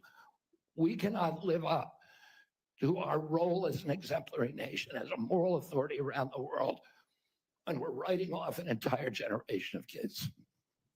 Thank you very much. And if confirmed, how could we work together to integrate nutrition-based interventions into our healthcare programs like Medicaid and Medicare? Well, there are many ways that we can do that. The federal funding of the SNAP program, for example, and of school lunch programs could be a driver for helping kids. We shouldn't be giving 60% of the kids in school processed food that is making them sick. We shouldn't be spending 10% of the SNAP program on sugar drinks. So we have a direct ability to change things there.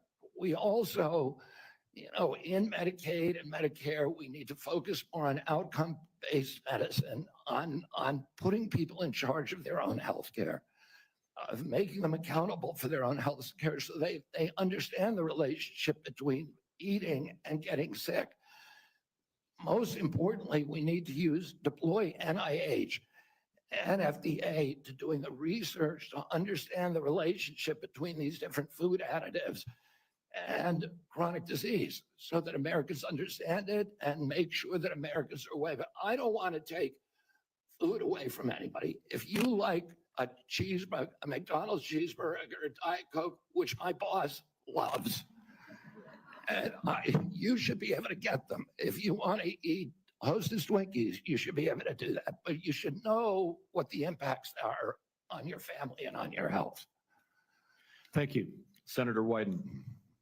Thank you very much, Mr. Chairman. Before I begin my questions, I'd like to start by entering into the record a letter the committee received from Ambassador Carolyn Kennedy outlining what she believes is Mr. Kennedy's lack of personal fitness for the office. Without objection. Mr. Kennedy, you have spent years pushing conflicting stories about vaccines. You say one thing and then you say another. In your testimony today under oath, you denied that you were anti-vaccine. But during a podcast interview in July of 2023, you said, quote, "No vaccine is safe and effective." In your testimony today, in order to prove you're not anti-vax, he's not anti-vax. He's anti the Ronavax. pay anything to go back in time. And I'm going to say this right now. If vaccines were effective, then we wouldn't have the flu every year. Because millions and millions of people get that flu shot every year. Yet we still have a flu epidemic every year. You know, because it's been repeatedly debunked, that statement that I made on the Lex Friedman podcast was a fragment of the statement. He asked me, and anybody who actually goes and looks at that podcast and will see this. He asked me, are there vaccines that are safe and effective? And I said to him, some of the live virus vaccines are. And I said, there are no vaccines that are safe and effective. And I was going to continue for every person. Every medicine has people who are sensitive to them, including vaccines. All right, so he interrupted me at that point. I've corrected it many times, including on national TV. You know about this, Senator Wyden. So bringing this up right now is dishonest. let's be clear about what you've actually done then, since you want to deny your statements. For example, you have a history of trying to take vaccines away from people. In May of 2021, you petitioned the Food and Drug Administration to not only block Americans from having access to the COVID vaccine, but to prevent any future access to the life-saving vaccine. Are you denying that? Your name is on the petition. We brought that petition after the CDC recommended the COVID vaccine without any scientific basis for 6-year-old children. Most experts agree today, even the people who did it back then, that COVID vaccines are inappropriate for 6-year-old children who basically have a zero risk from COVID. That's why I brought that lawsuit. I don't want to. I want to emphasize, Mr. Kennedy, the facts. The facts.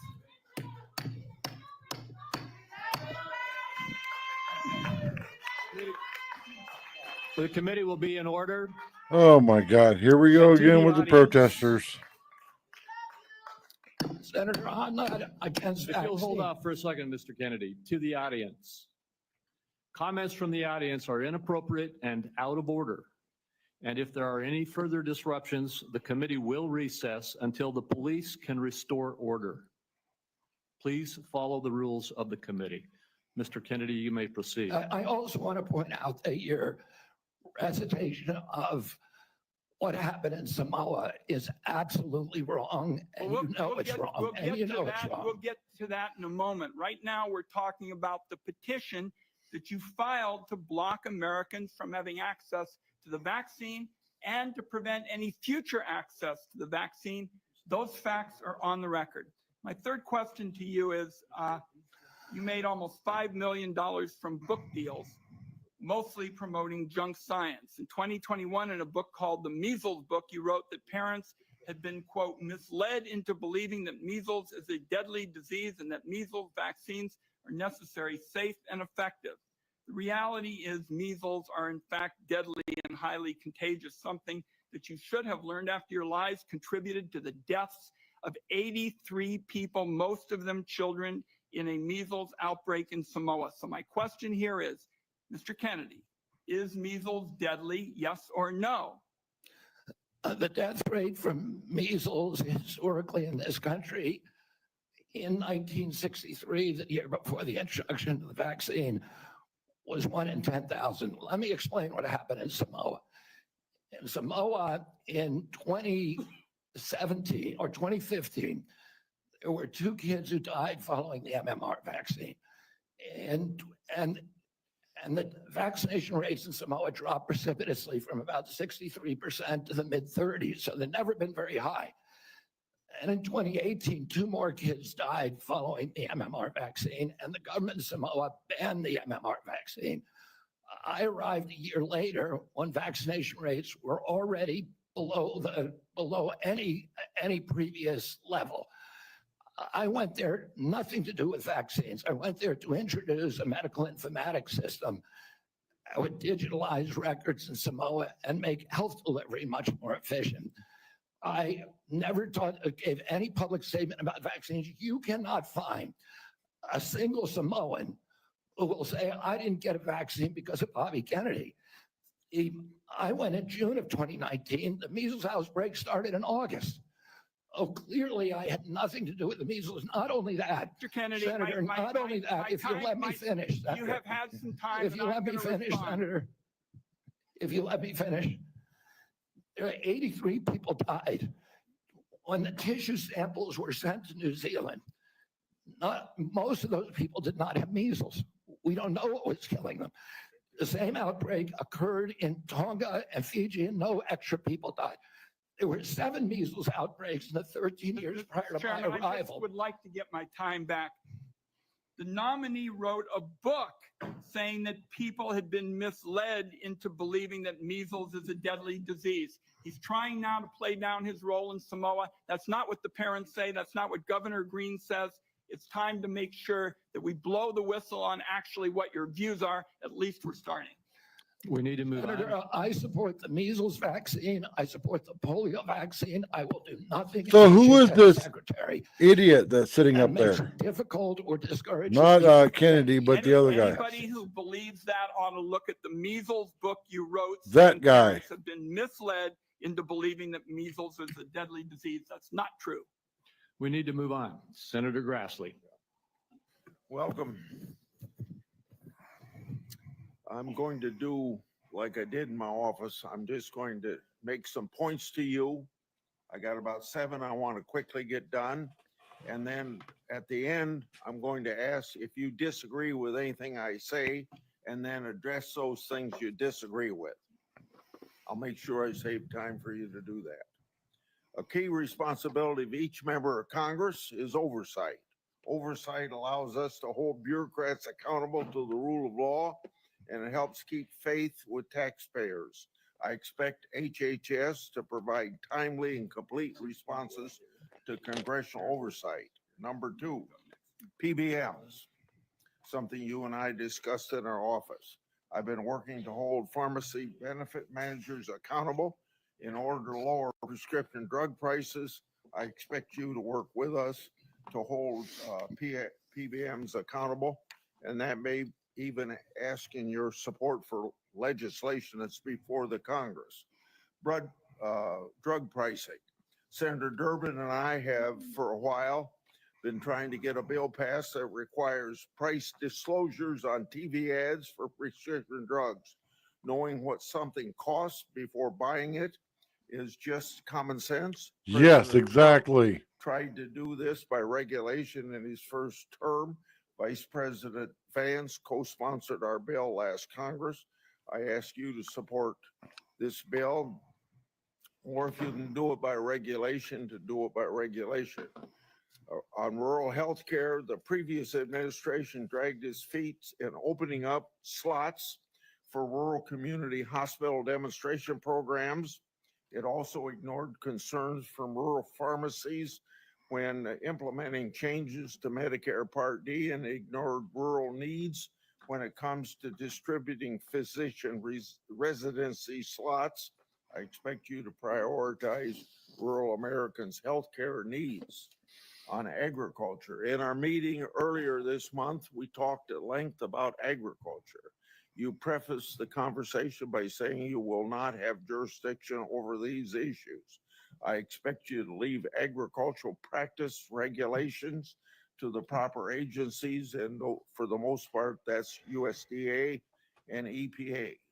On dietary guidelines, I've sent letters to the Secretaries of Agriculture at HHS requesting that they provide information regarding conflicts of interest on the Dietary Guideline Advisory Committee to increase transparency. I expect you to provide Congress with confidential financial disclosures from the advisory committee before finalizing dietary guidelines, so we know that nobody has a vested interest in it, is having undue influence. Lastly, HHS, Office of Refugee Resettlement Oversight.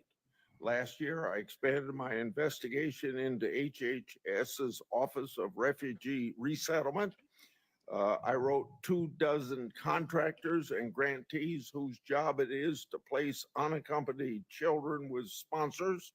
In many cases, children have been placed with improper vetted sponsors, placing them at risk of trafficking.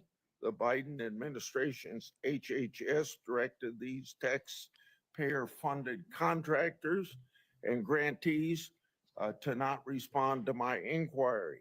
This is obstruction by the executive branch. I expect you to produce to me the records and data I've requested and instruct HHS contractors to fully cooperate with my investigation. I also expect HHS to not retaliate against any whistleblowers, including those who identify ORR's failures to embed sponsors of unaccompanied. You got 45 seconds to respond if you want to. I agree with all of those provisions, Senator. My approach to administration HHS will be radical transparency. If members of this committee or other members of Congress want information, the doors are open. I've spent many years litigating against NIH and its sub-agencies. HHS and its sub-agencies, NIH, CDC, FDA, on FOIA issues, trying to get information that we, the taxpayers, paid for, and oftentimes getting back redacted copies after a year or 2 years of litigation. That should not be the case. And if Congress asks me for information, you will get it immediately. Thank you. Thank you. Senator Cantwell is next, but until she returns, I will move on to down the list, and that would be Senator Cornyn. Mr. Kennedy, welcome to you and your family, and congratulations. I appreciate Senator Grassley raising the issue of the Office of Refugee Resettlement within the auspices of Health and Human Services. I think this may surprise people, but that's actually the responsibility of HHS, the Office of Resettlement Relocation. Under the previous administration, as Senator Grassley alluded, there were roughly 500,000 children, unaccompanied minors, that were placed with sponsors in the interior of the United States. The previous administration took the position that it was not the federal government's responsibility once these children were placed with these sponsors. But the New York Times, in a series of investigative stories, pointed out that tens of thousands of these children, when they tried to follow up and find out how they were doing, whether they were going to school, whether they were being trafficked or abused, there was no answer, and they took the position it was not their responsibility. So I look forward to working with you to find those children and to make sure that they're not being abused. Millions of Americans are experiencing mild to moderate mental health and substance abuse issues yet many struggle with timely and effective access. Primary care physicians are most likely to be seeing these individuals as opposed to a specialist, and it makes it important that these individuals, primary care physicians, be trained in patient-centered care, which would strengthen the integration of behavioral health care with primary care services. Is this something that you are concerned about, something you'd be willing to work with us on in order to implement? Yes, Senator. Let me just reassure you that President Trump has personally spoken to me about locating those 300,000 children who disappeared over the last 4 years. I don't think anybody has a fully accurate number, but it's hundreds of thousands, I agree. And many of them we know have been sex trafficked and childhood slavery. And it is a blight on America's moral authority, and we need to find those kids. In terms of addiction services and substance abuse services, this is a priority for me. It was a priority for me when I was running for president during my campaign. I was a heroin addict for 14 years. I've been 42 years in recovery. I go to 12-step meetings every day, so I hear the stories every day. And I hear the many stories about denial of, or the barriers to access to care. And we need to improve that. And to answer specifically to your question, I think we can do that through GME,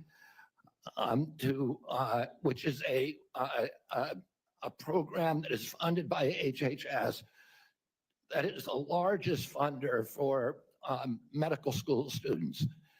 And that's one of the things for primary care physicians should understand addiction care. Addicts almost always go through a cycle where there is a moment where they hit periodic bottoms where they're ready to go into treatment. But it's fleeting and it's momentary. And we have that opportunity to save their lives. And then if we miss that little short window, they're off to the races again.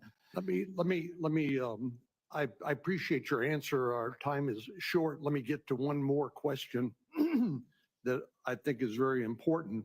Under the first Trump administration, the number of people receiving HIV treatment in Africa through the President's Emergency Plan for AIDS Relief, otherwise known as PEPFAR, it increased, this is during the first Trump administration, from 13 million people to 18 million people across 50 countries, primarily in Africa.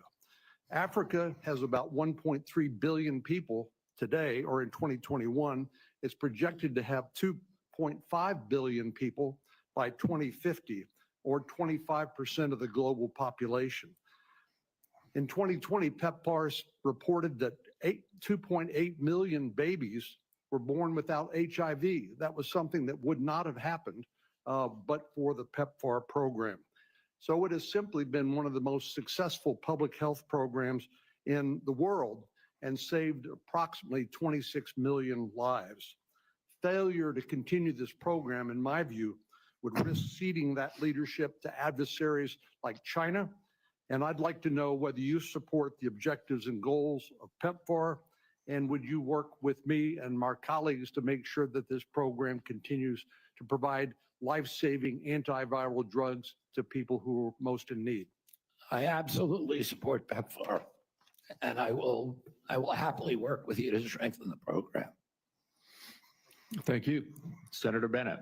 Thank you, Mr. Chairman. Thank you, Mr. Kennedy, for being here this morning. And I think that, Mr. Chairman, we are truly through the looking glass this morning here in the U.S. Senate, and this committee is being asked to fulfill a really important responsibility, which is to decide whether to confirm Mr. Kennedy to one of the most important healthcare jobs in America.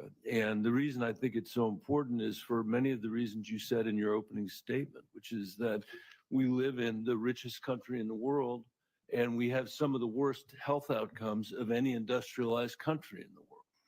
We live in the richest country in the world, and we have some of the lowest life expectancy rates of anybody in the industrialized world. I was a school superintendent before I was in this job, Mr. Chairman, and I can tell you that Mr. Kennedy's right, that when I look at the kids in the Denver public schools, if we don't change the way we eat in this country, 40% of them are going to suffer adult diabetes as a result of their diet. These are, and we're, as I said, spending more than any other country in the world, and our families, every single person's constituents in this Senate are facing chronic shortages when it comes to health care. My friend from Texas, Senator Cornyn, has been a champion on mental health care. We have an epidemic, as he knows, across this country in mental health care, partly because of what the massive social media platforms that were sitting behind the President of the United States have inflicted on our children for their profit in the last decade or so. So we have no shortage of challenges to confront, and I even agree with some of the diagnosis of Mr. Kennedy. What is so disturbing to me is that out of 330 million Americans, we're being asked to put somebody in this job who has spent 50 years of his life not honoring the tradition that he talked about at the beginning of this conversation, but peddling in half-truths, peddling in false statements, peddling in theories that, create doubt about whether or not things that we know are safe are unsafe.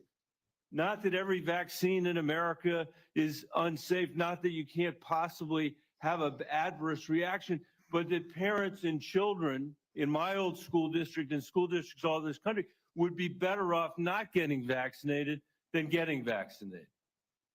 Unlike his own children who were vaccinated, unlike the people he invited to his house in Los Angeles for their party who were vaccinated. For everybody else, it's about peddling these half-truths. And he says it with such conviction that you want to believe him. And Mr. Kennedy, I just have there are many, many things in the record, but I hope that you could answer these questions, yes or no. I've tried to ask these in a manner that's faithful to what you actually said, because I didn't want to have a debate about whether you actually said them. So I'm asking you, yes or no, Mr. Kennedy. Did you say that COVID-19 was a genetically engineered bioweapon that targets Black and white people, but spared Ashkenazi Jews and Chinese people?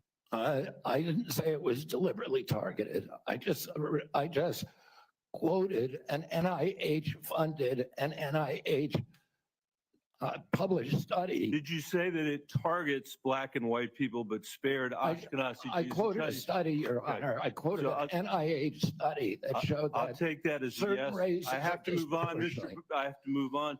Did you say that Lyme disease is highly likely a materially engineered bioweapon? I made sure I put in the highly likely. Did you say Lyme disease is a highly likely militarily engineered bioweapon? I probably did say that. Did you say that? And that's what the developer of I want all of our colleagues to hear it, Mr. Kennedy. I want them to hear it. You said yes. Did you say that exposure to pesticides causes children to become transgender? No, I never said that. Okay, I have the record that I'll give to the chairman, and he can make his judgment about what you said. Did you write in your book, and it's undeniable, that African AIDS is an entirely different disease from Western AIDS? Yes or no, Mr. Kennedy? I'm not sure if I made that. Okay, I'll give it to the chairman, Mr. Kennedy. And my final question, did you say on a podcast, and I quote, "I wouldn't leave abortion to the states. My belief is we should leave it to the woman. We shouldn't have the government involved, even if it's full term." Did you say that, Mr. Kennedy? Senator, I believe that every abortion is a tragedy. Did you say it, Mr. Kennedy? This matters. It doesn't matter what you come here and say that isn't true, that's not reflective of what you really believe, that you haven't said over decade after decade after decade, because unlike other jobs we're confirming around this place.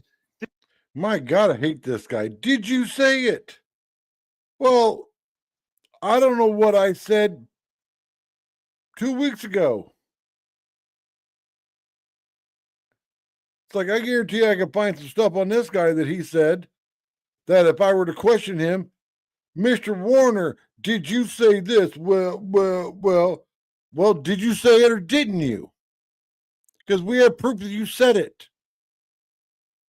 We'll say to the president, out of 330 million Americans, we can do better than this. Thank you. We need to move on. Senator Cassidy. Mr. Kennedy, President Trump has sworn to protect Medicare. Republicans are exploring reforms to Medicaid that could help pay for Trump administration priorities. With this context, what will you do about dual eligibles? About dual eligibles? Well, dual eligibles are not right now served very well under the system. Those are people who are eligible for both Medicaid and Medicare.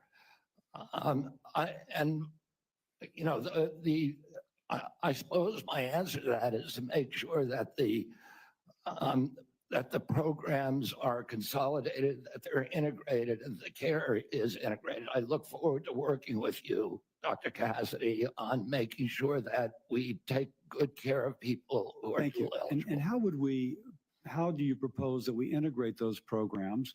Does Medicare pay more, Medicare pay less, Medicaid pay more, Medicaid pay less? How do we do that?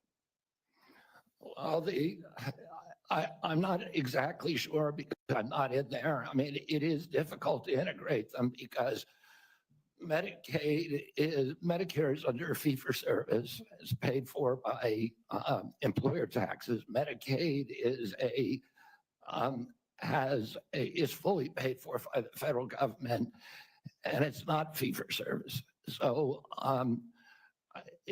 I do not know the answer to that. I look forward to exploring options with you. Republicans, again, are looking at ways to potentially reform Medicaid to help, pay for President Trump's priorities, but to improve outcomes. What thoughts do you have regarding Medicaid reform? Well, Medicaid is not working for Americans, and it's specifically not working for the target population. Most Americans like myself, I'm on Medicare Advantage, and I'm very happy with it. Most people who are on Medicaid are not happy. The premiums are too high. The deductibles are too high. The networks are narrow. The best doctors will not accept it in the best hospitals. And particularly, Medicaid was originally designed for a target population of the poorest Americans. It's now been dramatically expanded. And the irony of the expansion is that the poorest Americans are now being robbed. Their services have dramatically decreased, even though we've increased the price of Medicare by 60% over the last 4 years. The target population is being robbed. With that said, other options. Obviously, you've thought about that, and I appreciate that. What reforms do you recommend, again, that would improve services, I suppose, but also make it more cost efficient?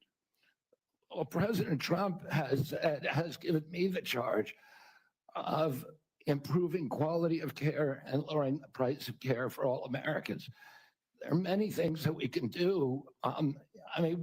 What we want to, the ultimate outcome, I think, is to increase transparency, to increase accountability, and to transition to a value-based system rather than a fee-based system. So rather than a service-based on system. Medicaid in particular, can you just kind of take those kind of general principles and apply it to the Medicaid program? Listen, I think that there are many options with telemedicine, with AI right now. And, there's including direct primary care systems. We're seeing that movement grow across the country. There's one of the largest providers. So going back to Medicaid though, and speaking of these specific advances, what reforms are you proposing with these ideas vis-a-vis Medicaid? Well, I don't have a broad proposal for dismantling the program. Of course not saying that.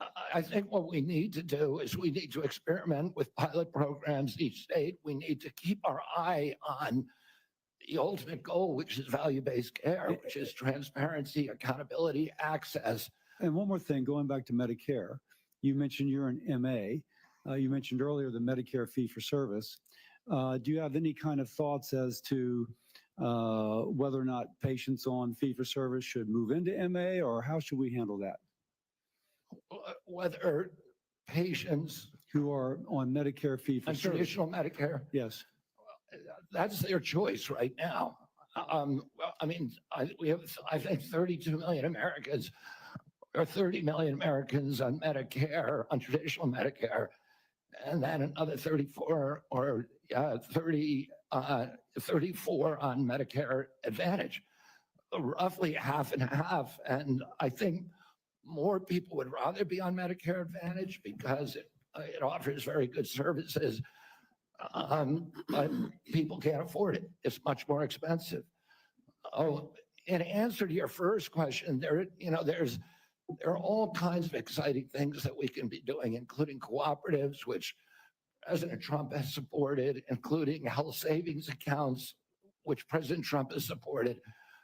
All of these things to make people more accountable for their own health. And so we'd bring the cooperatives and the health savings accounts into Medicare and Medicaid? Exactly. We try to increase those, the use of those, and to direct primary care to continue to transition into a value-based program that is private. Americans don't, by and large, do not like the Affordable Care Act. People are on it. They don't like Medicaid. They like Medicare. And they like private insurance. We need to listen to what they would prefer to be on private insurance. Most Americans, if they can afford to be, will be on private insurance. We need to figure out ways to improve care, particularly for elderly, for veterans, for the poor in this country. And Medicaid, the current model is not doing that. I would ask, any of the Democrats who are chuckling just now, do you think all that money, the $900 billion that we're sending to Medicaid every year, has made Americans healthy? Do we think it's working for anybody? Are the premiums low enough? We do need to move on. Senator Warner. Well, I got to tell you, for literally hundreds of thousands of Virginians, Medicaid is what prevents them from health crises on a daily and weekly basis. And some imaginary new plan, and if there was a new plan that was to be the basis of what Trump was going to do in repealing Obamacare, I would have thought by now we'd have seen it. I got to tell you, listen, Senator, Mr. Kennedy, I got questions. I appreciate our visit. I know you take your views. Then ask seriously. a question. And I don't reflexively vote. I voted for The question is not a Trump's statement. nominees already. Got a lot of grief from folks on this panel. But I got to tell you, I saw an email that you put out Monday night, or your campaign did, in a fundraising email. Your presidential campaign celebrated that the freeze on all new regulations, guidance, and announcements is a way to protect unelected bureaucrats from further undermining our health freedom. Then you ask your donors to help pay for your campaign debt. Did your campaign and you put out that? I don't think my campaign exists anymore. All right, well, listen, I got to tell you this. Somebody's out there soliciting money for it. Maybe you ought to find out who is. So the fact that you celebrate this freeze, do you think that was a good idea to put all of this on hold for 90 days, funding and any kind of further work, NIH research? As Chairman Crapo pointed What out. do you? I'm not asking for. I love Mike Crapo. I'm asking you. You're up very, very important position.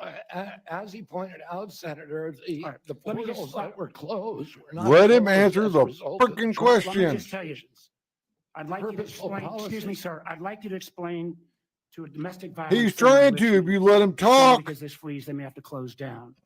Where are those battered women to go? Or a rural nonprofit I've got in the Shenandoah Valley who's saying that freeze is going to potentially shut down their ability to operate. So I guess if you deny or don't know what your campaign's sending out, you don't know if you raised a lot of money Monday night.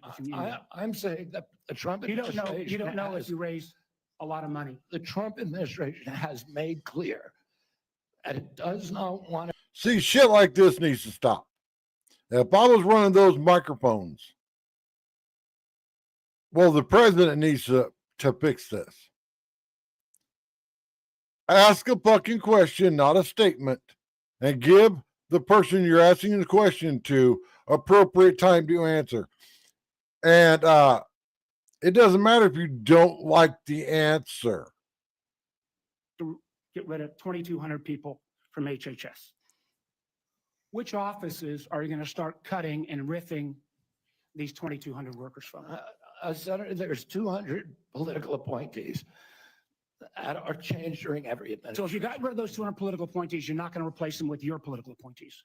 Well, President Biden this year changed 3,000 employees at HHS, 3,750 So at NIH. you're 2,200. What departments are you going to pick them from?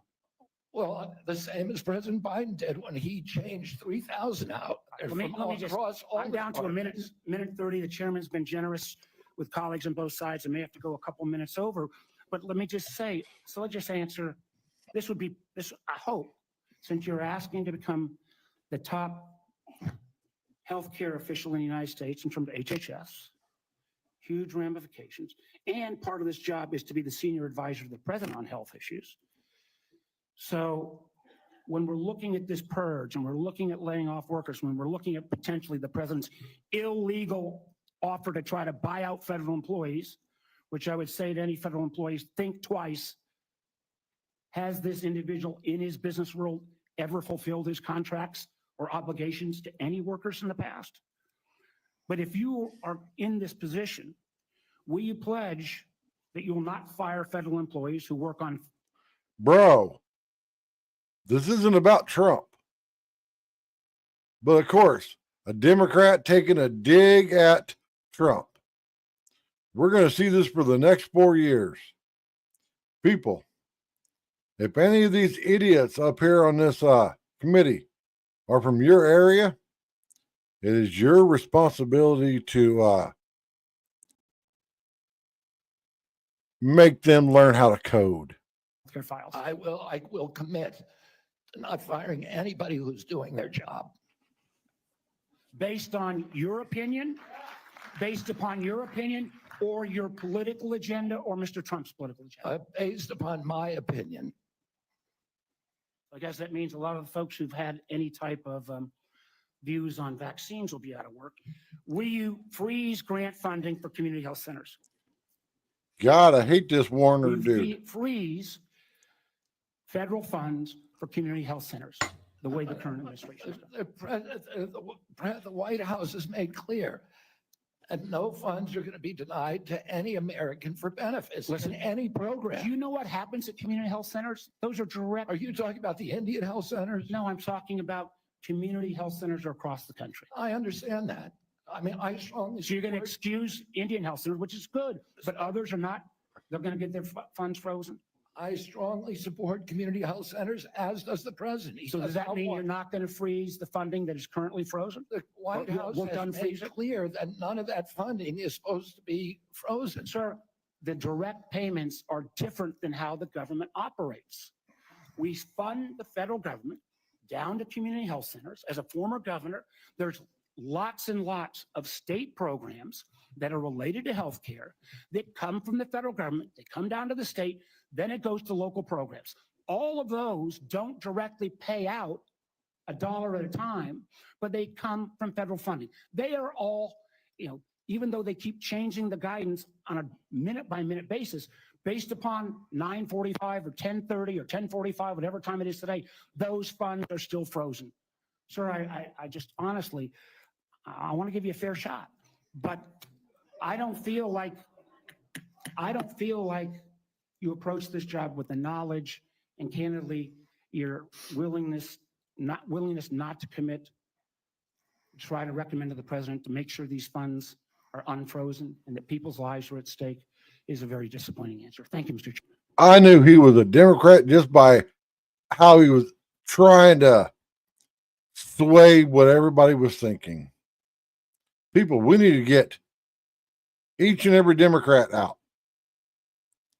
and each and every rhino out. Up social media rumors and the things that are out there on it. So I do appreciate that. We've talked about pharmacy benefit managers. We've talked about the nursing home rule the Biden administration put down. We talked about your views on agriculture and commercial and row crop agriculture. We've talked about food issues, and you made it very, very clear. You're not going to tell Americans what to eat, but you do want Americans to know what they're eating. And I think that's a pretty fair perspective on that. I do want to talk to you about some areas that you and I have talked about as well. We have some disagreements, you and I, on the issue of life and when life begins on that. You've been very outspoken on that, and we've had some opportunities to be able to talk about that. Title 10 is specifically in the HHS area. This has been an area that has been interpreted for a long time, and President Trump in the first administration interpreted that rule to say that his administration will prohibit the performance, referral for, or promotion of abortion as a part of the Title 10 program. That he made that very clear in the first administration. Obviously, that's his decision to make again on that, on how he wants to handle that, and he's made a lot of public statements on that. The Biden administration not only reversed that, not only rescinded that rule, but they went one step the other direction. In my state, in Oklahoma, as you and I have talked about, the Biden administration cut off funding to the state of Oklahoma for AIDS testing, for breast cancer screening, and for other areas of poverty healthcare, because my state didn't promote abortion. It wouldn't provide. If my state wouldn't promote abortion in the state, we got cut off for federal funds for AIDS testing and for other things. My simple question to you is, how are you going to handle Title 10 on that? I saw how President Biden handled that in the punitive measures that came on my state for those that are in rural healthcare. How are you going to handle Title 10? I'm going to support President Trump's policies on Title 10. I agree with President Trump that every abortion is a tragedy. I agree with him that we cannot be a moral nation if we have 1.2 million abortions a year. I agree with him that the states should control abortion. President Trump has told me that he wants to end late-term abortions, and he wants to protect conscious exemptions, and that he wants to end federal funding for abortions here or abroad. That's Title 10. I serve at the. Okay, here's my view on abortions. Plain and simple. If you won't do it to an animal, cat or dog or horse, cow, whatever, if you think that that's bad, then why is it okay to do it to a human being? Period. It's not. To perform medical procedures that violated their conscience. Javier Becerra stepped in immediately into HHS and withdrew that and said, no, the federal government will tell you what you believe about these issues. You don't. And I also think that if a dog gets put down for attacking a child, then a human needs to have the same outcome. Question is, what patient would want somebody doing a surgery on them that, believes that the surgeries against their conscience being forced to perform that? I don't know anybody who would want to have a doctor performing a surgery that the doctor is morally opposed to. Listen, I came from a family that was split on life and choice. I have cousins today who believe that abortion at any stage is equivalent to homicide. Now, exactly. There are other people who believe the opposite. But the good thing in my family that I really loved is that we were able to have those conversations and respect each other. And I wish that we could do that now. And here's something I firmly stand on. This gets a lot of people all pissed off. So let's get the conversation flowing here. If a woman can opt out of being a mother by getting an abortion, then the father should be able to opt out for having to pay for that child. Period. The whole equal rights. Women are as equal as men. So if a woman could be like, no, I don't want to be a mom and go have an abortion, then the man should be like, no, I don't want to be a father. I'm going to sign my rights over and not have to pay a single dime. He should be allowed to. Period. Because I know so many women that make their sole income off of having multiple baby daddies. Multiple. I know one woman, well, it was years ago, she had 6 baby daddies. 2 of them had to pay almost like $700 or $800 a month. And it's like, really? She was making like $3,000 a month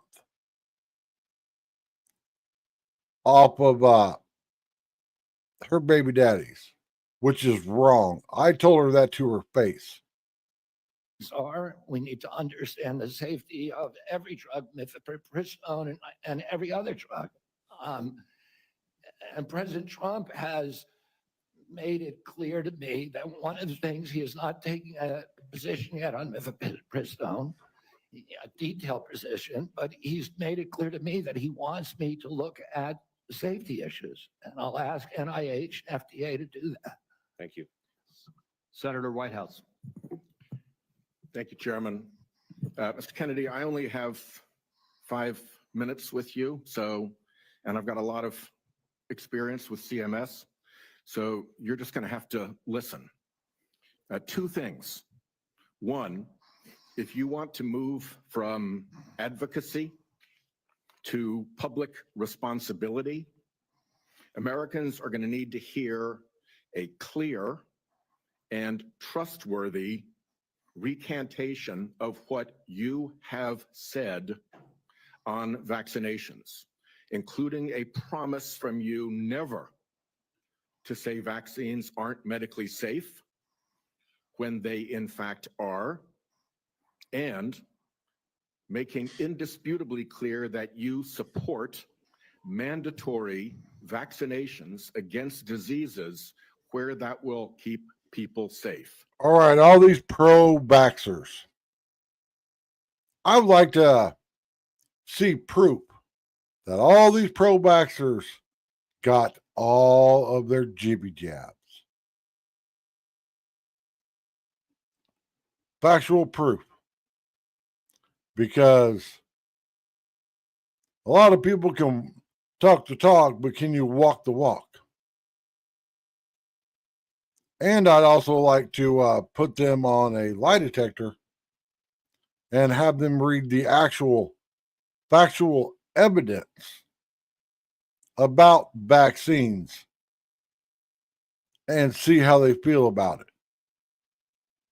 Because my whole thing is, if the Rona jibby jab was safe, then why did Biden need to preemptively pardon them?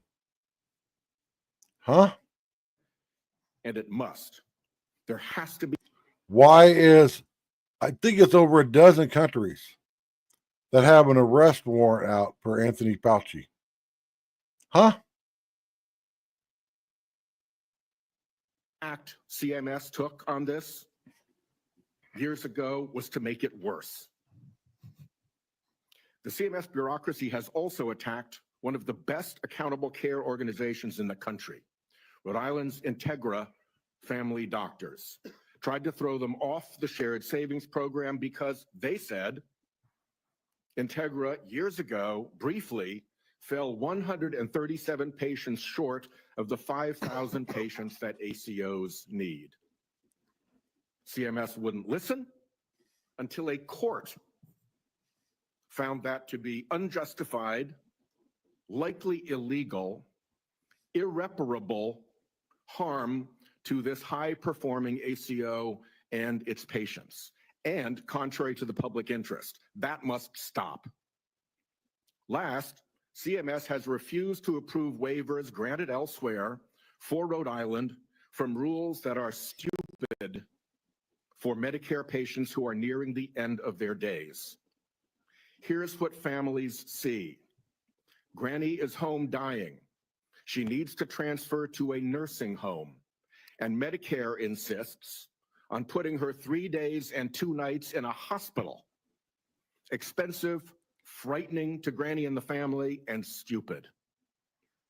Granny's home dying and can't get palliative and curative care together. Inhumane, and stupid. Granny's home dying and can't get home care if she can still get out into the yard or be driven to see the shore, to see Narragansett Beach, say, one more time, to recall childhood memories before she dies.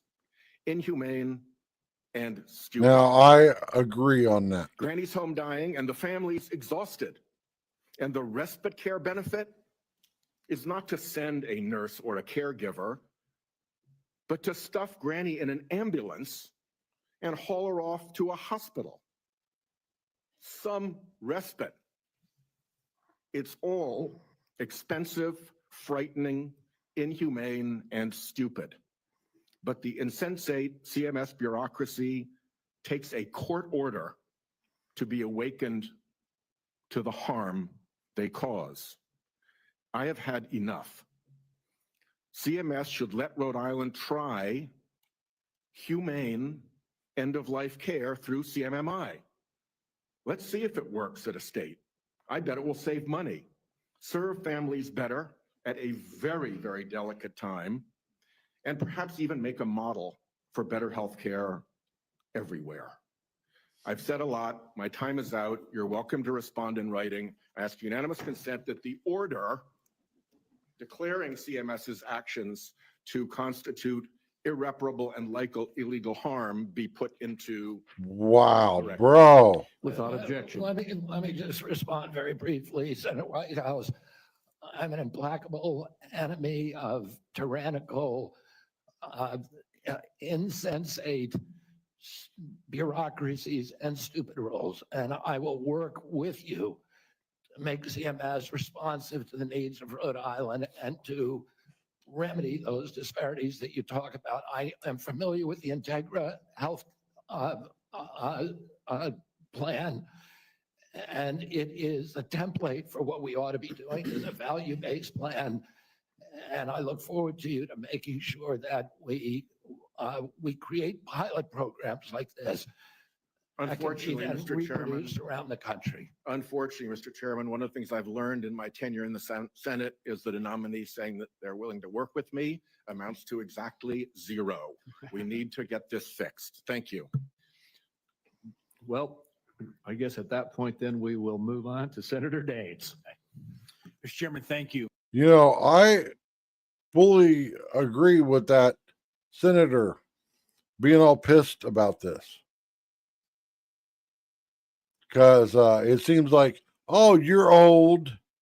We're just going to bye-bye, see ya. As well as listen to you publicly, to be very thoughtful and science-based. I applaud that. I thank you for that. And I realize this will likely be a very partisan vote on this committee and on the Senate floor. But let the record state there are 3 medical doctors on this side of the dais. I'm a chemical engineer. We believe in science. I'm thankful that you do too, and you made that comment in your opening remarks. I want to talk about agriculture for a moment. We talked about our common love for Montana. You've been to Montana many times. It's a wonderful state. A lot of folks have discovered it. They watch the show Yellowstone, and people are coming and moving into our state, but it's an amazing place. But as you know, agriculture is our top economic driver in Montana. We produce some of the highest quality crops, the best livestock in the country and the world. Our farmers and our ranchers are truly some of the most effective environmental stewards in ensuring we have a safe food supply chain in the world. I share your view that protecting the integrity and safety of our food supply is of utmost importance.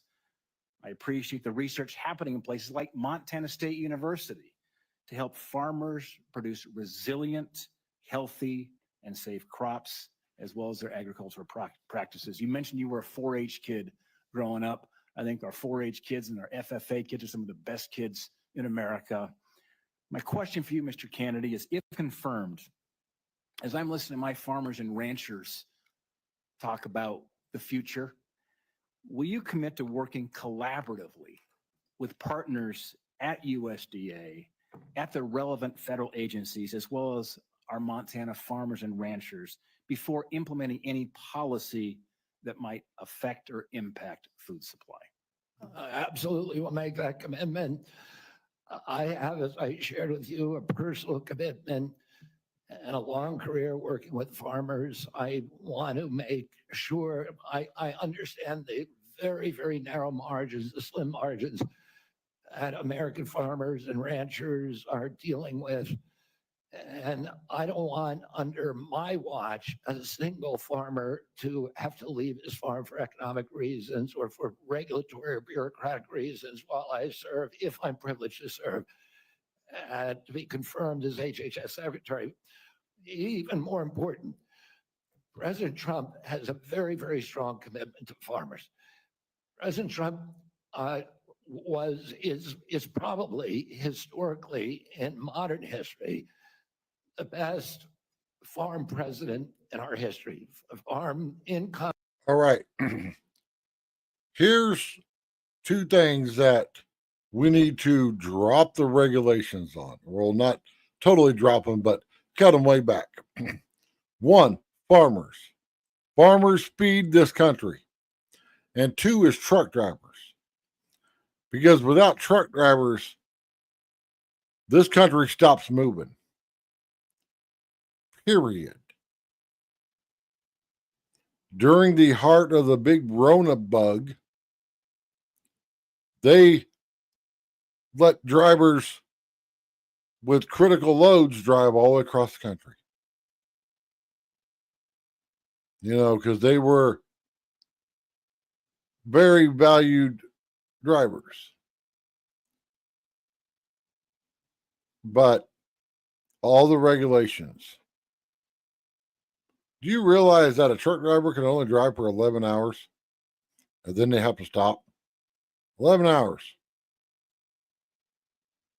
So think about where your home is and how far you can drive in 11 hours. It takes 2.5 hours to make it to Flagstaff. Another good hour and a half to make it from Flagstaff to the Arizona and Mexico border. Label mentioned that 3 to 5% of women taking this drug end up in the emergency room. My question is, if confirmed as Secretary of HHS, will you commit to working with the FDA Commission to review the deregulatory actions that are threatening the safety of women? Sorry, Senator.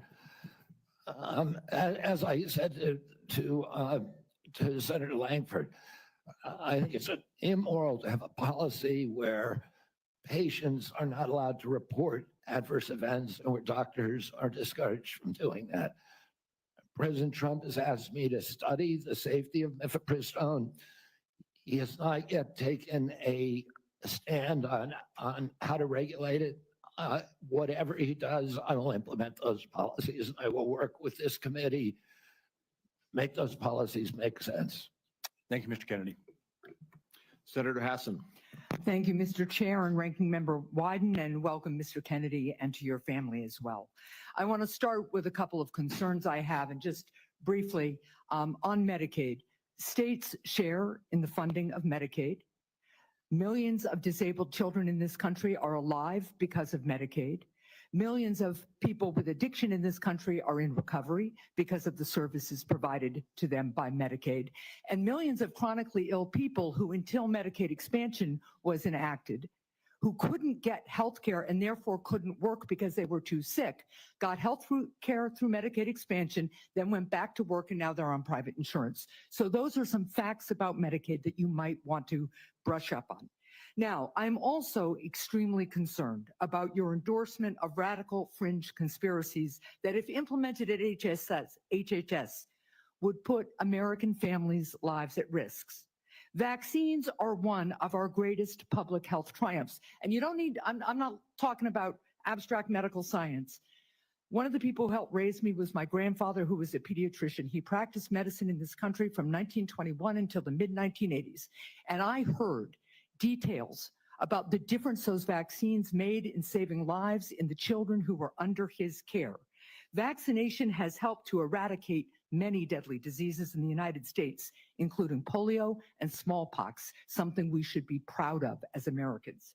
I am extremely concerned that as Secretary, you would be able to halt critical vaccine research and to exploit parents' natural worries by advising them not to vaccinate their children. This will lead to more children getting sick, and some will even die.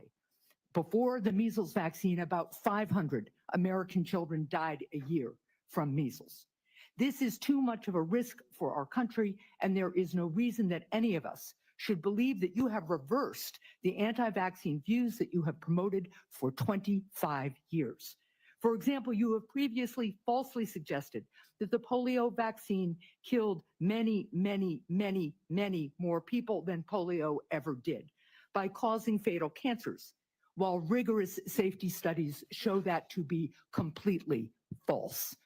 Now, let's go to something we agree upon. I am really heartened to see that one area where we agree on is on women's reproductive freedom.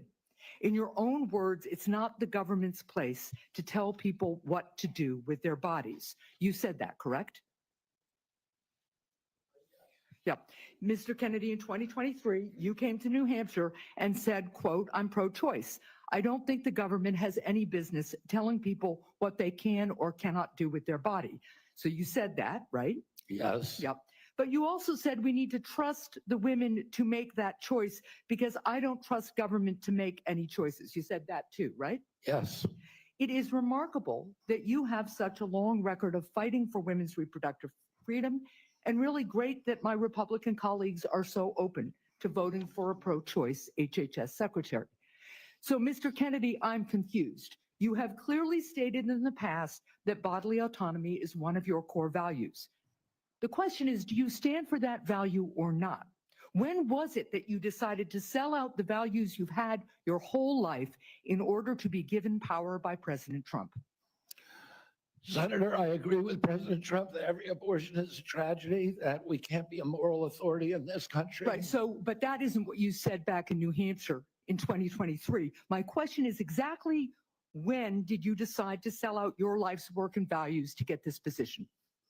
Senator, I agree with President Trump that every abortion is a tragedy. So what you're telling us, just to be clear, because my time is limited, is that regardless of what you believe, regardless of what values you have, if President Trump tells you to do something, you're going to do it. You said just now the discussion about mifepristone. Oh, he's asked me to study the safety of it.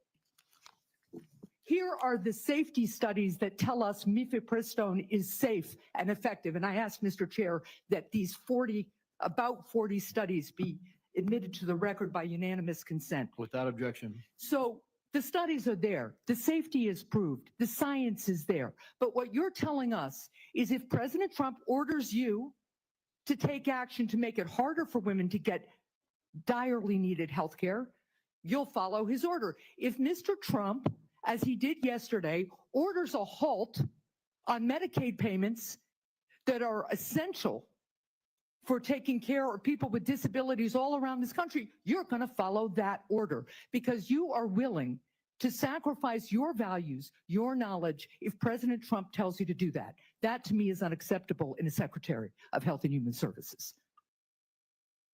As I explained before, the White House has issued a statement saying that that policy will not deprive any American Yeah, the problem is the White House issued that statement only after we pointed out the damage it would do, and it became politically uncomfortable for them. You know what else that freeze on federal funding did?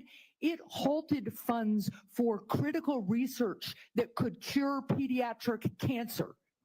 So if the president tells you to do that, you're going to stop that too. That's enough. Thank you. Senator Cortez. Wow, what a bitch. Thank you. Mr. Kennedy, thank you for coming into my office and having the conversation that we did. I appreciate your passion and your belief, and you've spent years really talking about the issues that matter to you, and I appreciate that. Let me ask you a couple of questions, though I just need some clarification. Right now, there's a 40-year-old law that requires hospital ERs accepting payment from Medicare to actually provide emergency care to patients. So let's say a woman experiencing a life-threatening condition like a heart attack goes to the ER. As a lawyer, you would agree that that federal law protects her right to emergency care, correct? Yes. So now a pregnant woman with life-threatening bleeding from an incomplete miscarriage goes to the ER. Let me rephrase that so you can hear. A pregnant woman with a life-threatening bleeding from an incomplete miscarriage goes to the ER, and her doctor also determines that she needs an emergency abortion. But she's in a state where abortion is banned. You would agree also as an attorney that federal law protects her right to that emergency care, correct? Yes, because it's emergency care. I don't know. I mean, the answer What? to that is Really, I don't bro? know if the Does state it, well, bans let it. me ask you this as an attorney, doesn't federal law preempt state law? The federal constitution does. Sometimes not every federal law preempts state laws. It could be unconstitutional. Now, I'm Well, not I trying would to tell be you in this evasive, case, let me ask you Senator. I'm this. just telling you, I don't know the I answer to appreciate that. question. But what authority do you have over this as the director of HHS? What authority do I have? Yeah, to enforce the law, In what regards?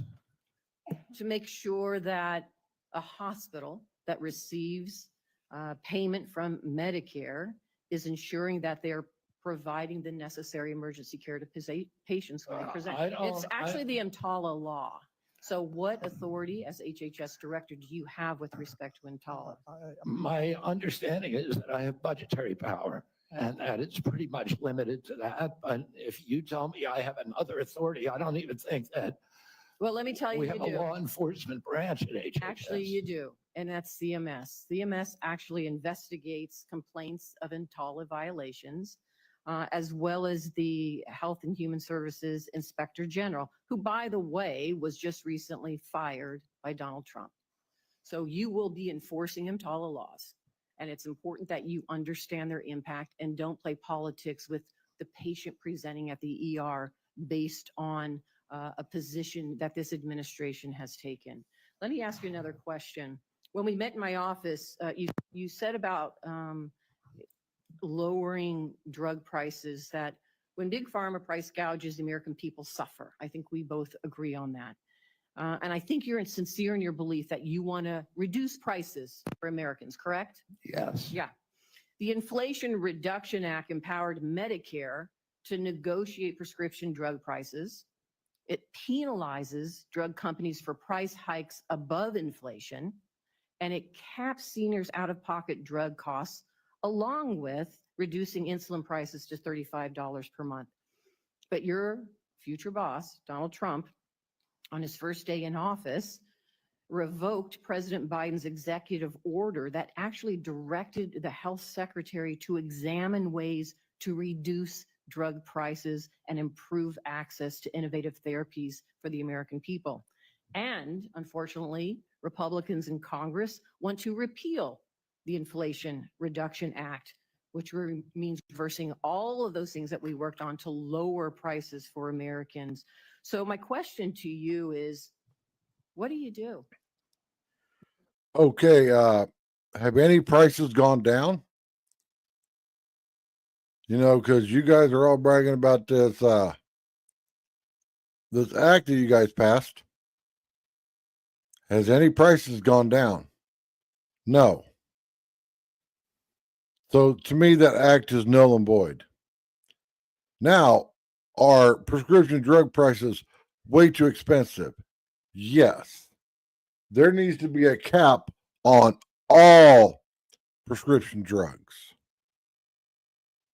And every, big name drug that comes out,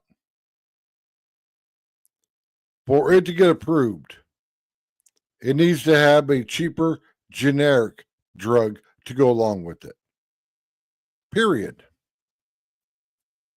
And not some half-ass cheaper one. Like the same quality, but cheaper. Without the big fancy name on it.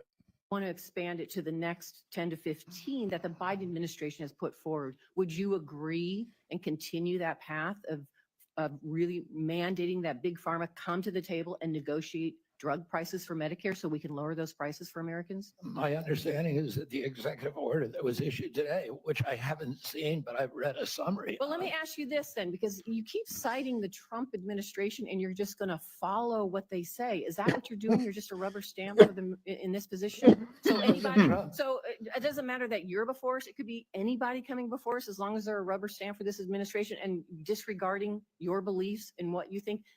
I guess my question to you is, if it really is fundamental to what you believe, how do you live with that? How do you address those issues as you're moving forward, You want me to knowing answer that the it's going to question, harm Senator? Americans? Yeah. You want me to answer the question? Yeah, let him answer the damn No, I'm question. asking you. Okay. President Trump has asked me to end the chronic disease epidemic and make America healthy again. And I'm So in a is that the unique only reason why position. you're at HHS? Is that the Excuse only me. reason why then you're at the HHS? Bitch, let him answer the damn question. President Trump has asked me because I'm in a unique position to end that. And that is what I'm doing. And if we don't solve that problem, Senator, all of the other disputes we have about who's paying and whether it's insurance companies, whether it's providers, whether it's HMOs, whether it's patients or families, all of those are moving deck chairs around on the Titanic. Our ship is sinking. Our 60% increase in Medicaid over the past 4 years is the biggest budget line now, and it's growing faster than any other. And no other nation in the world has what we have here. No other nation has a chronic disease. We have the highest chronic disease burden of any country in the world. We had, during COVID, we had 16% of the COVID deaths in a country. We only have 4.2% of the world's population. We had a higher death count than any country in the world. And when CDC was asked why, they said it's because Americans are the sickest people on earth. The average person who died from COVID, American, had 3.8 chronic diseases. This is an existential threat economically to our military, to our health, to our sense of well-being. And it is a priority for President Trump. And that's why he asked me to run the agency. And if I'm privileged to be confirmed, that's exactly. See, these senators want to focus on this little piece right over here instead of this big problem. And that's what Kennedy's working on. They want to focus on this little problem. Like, how are you going to fix this? Well, it's like, there's a leak in the Hoover Dam, and we're going to put a cork in this hole. When there's a gigantic crack running down this side. Painful that have come out of the Biden administration are hurting our ability to provide nursing home staffing. So let me. Now, my whole thing about the whole health thing, it's easily fixable. Easily fixable. Make healthy food the same price as cheap food or unhealthy food. I should be able to go to Walmart and buy a big old thing of salad, and it'd be the same price as a pack of hot dogs, period. Or the same price as, a 12-pack of ramen. It should be the same price. A bottle of orange juice or cranberry juice or any other kind of juice should be the same price per volume as a 2-liter bottle of soda. Period.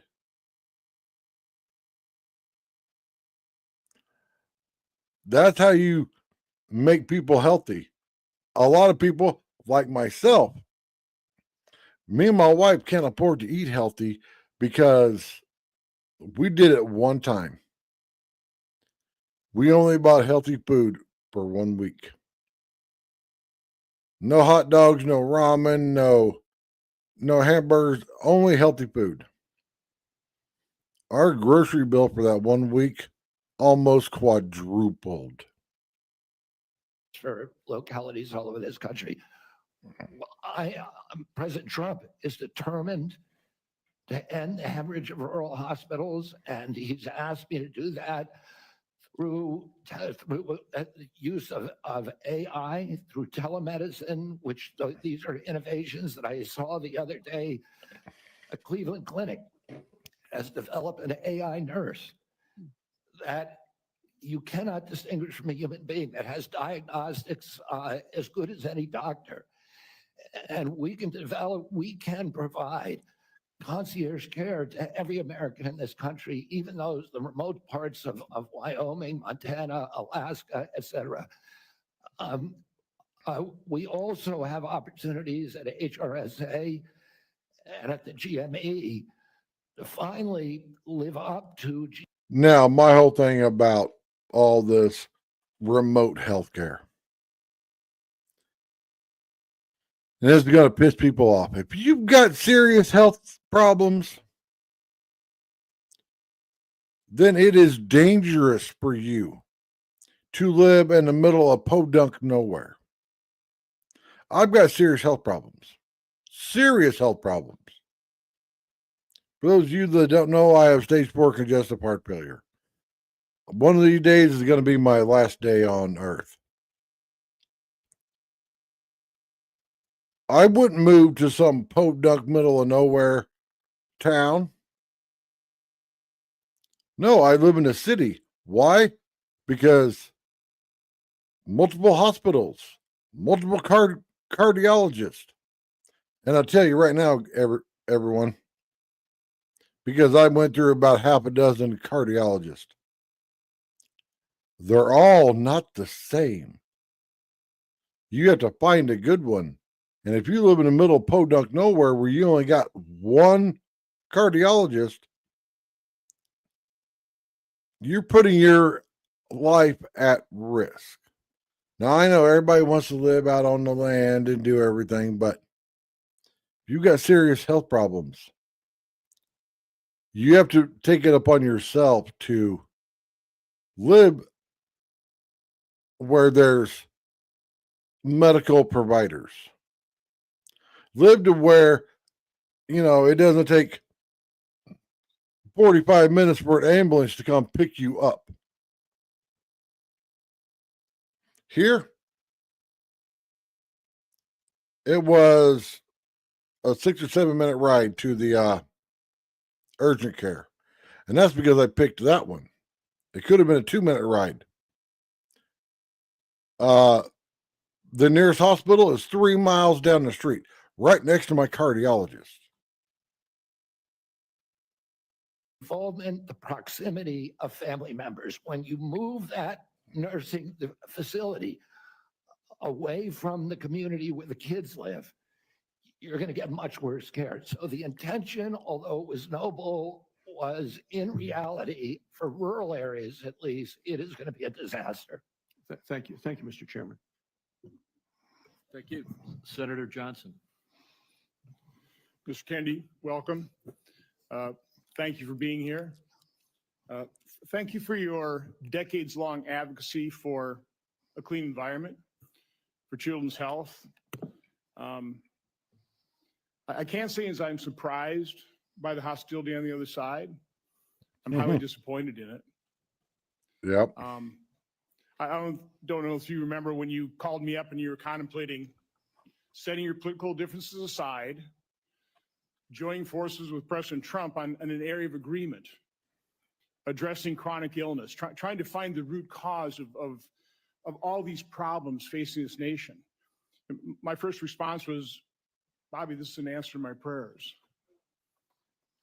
We need to get to the answers of this, but even more, we need to heal and unify this divided nation.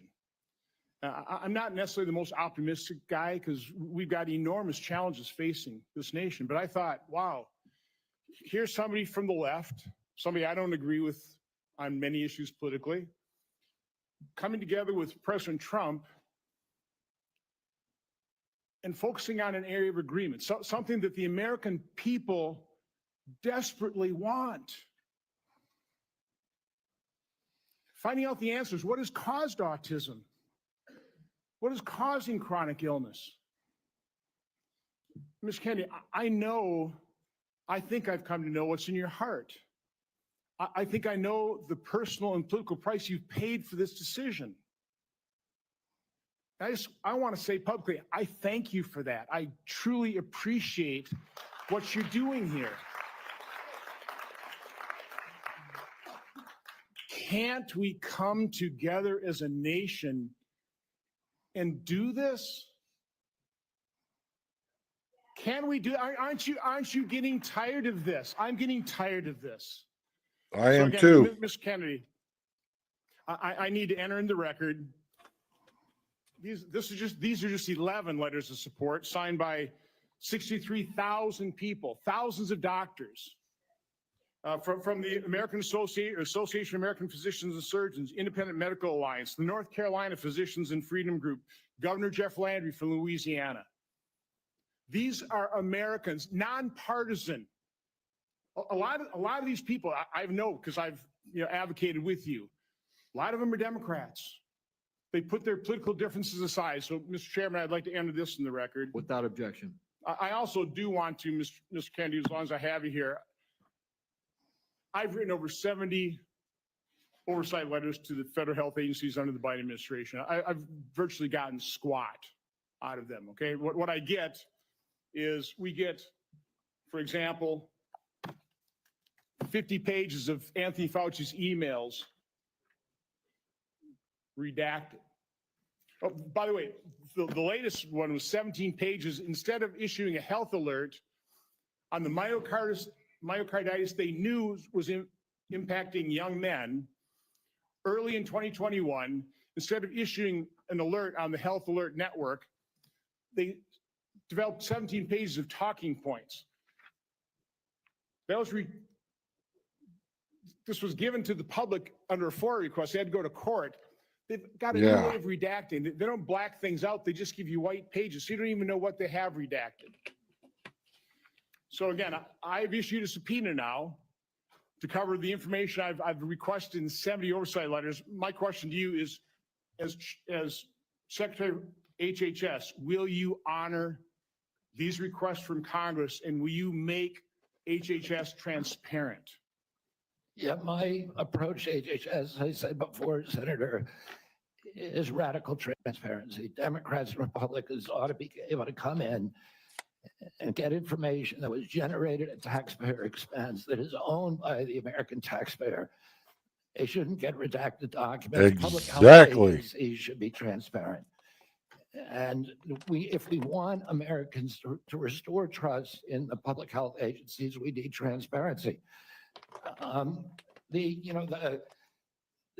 want to say something about what you first said. When I launched my campaign, it was about uniting Americans, Democrats and Republicans. There's no issue that should unite us more than this chronic health epidemic. There's no such thing as Republican children or Democratic children. These are our kids. 66% of them are damaged. I know what a healthy kid looks like because I had so many of them in my family. I didn't know anybody with a food allergy growing up, peanut allergy. Why do 5 of my kids have allergies? Why are we seeing these explosions in diabetes, rheumatoid arthritis, neurological diseases, depression, all of these things that are related to toxics in the environment? Why can't we just agree with each other to put differences about so many issues, intractable issues aside, and say, we're going to end this? I don't think anybody is going to be able to do this like I have because of my peculiar experience, because I've litigated against these agencies. When you litigate against them, you get a PhD in corporate capture and how to unravel it. I've written 6 books about these agencies. I know a lot about them and I know how to fix it. And there's nobody who will fix it the way that I do because I'm not scared of vested interests. I don't care. I'm not here because I want a position or a job. I have a very good life and a happy family. This is something I don't need. I want to do this because we're going to fix it. And the other thing is we are attracting now a caliber of people to HHS like never before in history. And they're entrepreneurs, They're disruptors, they're innovators of immense talent that are walking away, many of them from growing concerns. They're not coming there for position. They're coming there because they want to save our country. And they're from across the political spectrum. And all these Democrats are opposed to me for partisan issues. They used to be my friends, agreed with me on all the environmental issues I've been working on for my whole career. Now they're against me because anything that President Trump does, any decision he makes, has to be lampooned, derided, discredited, marginalized, vilified. We need to move on. Senator Warren. Thank you, Mr. Chairman. So, Mr. Kennedy, I want to start with something that I think you and I agree on, and that is that Big Pharma has too much power in Washington. You've said that President Trump asked you to, quote, Oh, look, "cut out everybody, it's corruption Pocahontas. and conflicts." Sounds great. You've said that you will, quote, "slam shut the revolving door between government agencies and the companies they regulate." That also sounds great. So here's an easy question. Will you commit that when you leave this job, you will not accept compensation from a drug company, a medical device company, a hospital system, or a health insurer for at least 4 years, including as a lobbyist or a board member? Can you just repeat the last part of the question? Can I commit You're to not going what? to take money from drug companies in any way, shape, or form. Who? Me? Yes, you. Oh. Okay, Oh my that's what I God. figured. I He's said like, it's who, an me? easy question to start with. And I think you're right on this. I don't think any of them want to give me money, by the way. Let's keep going.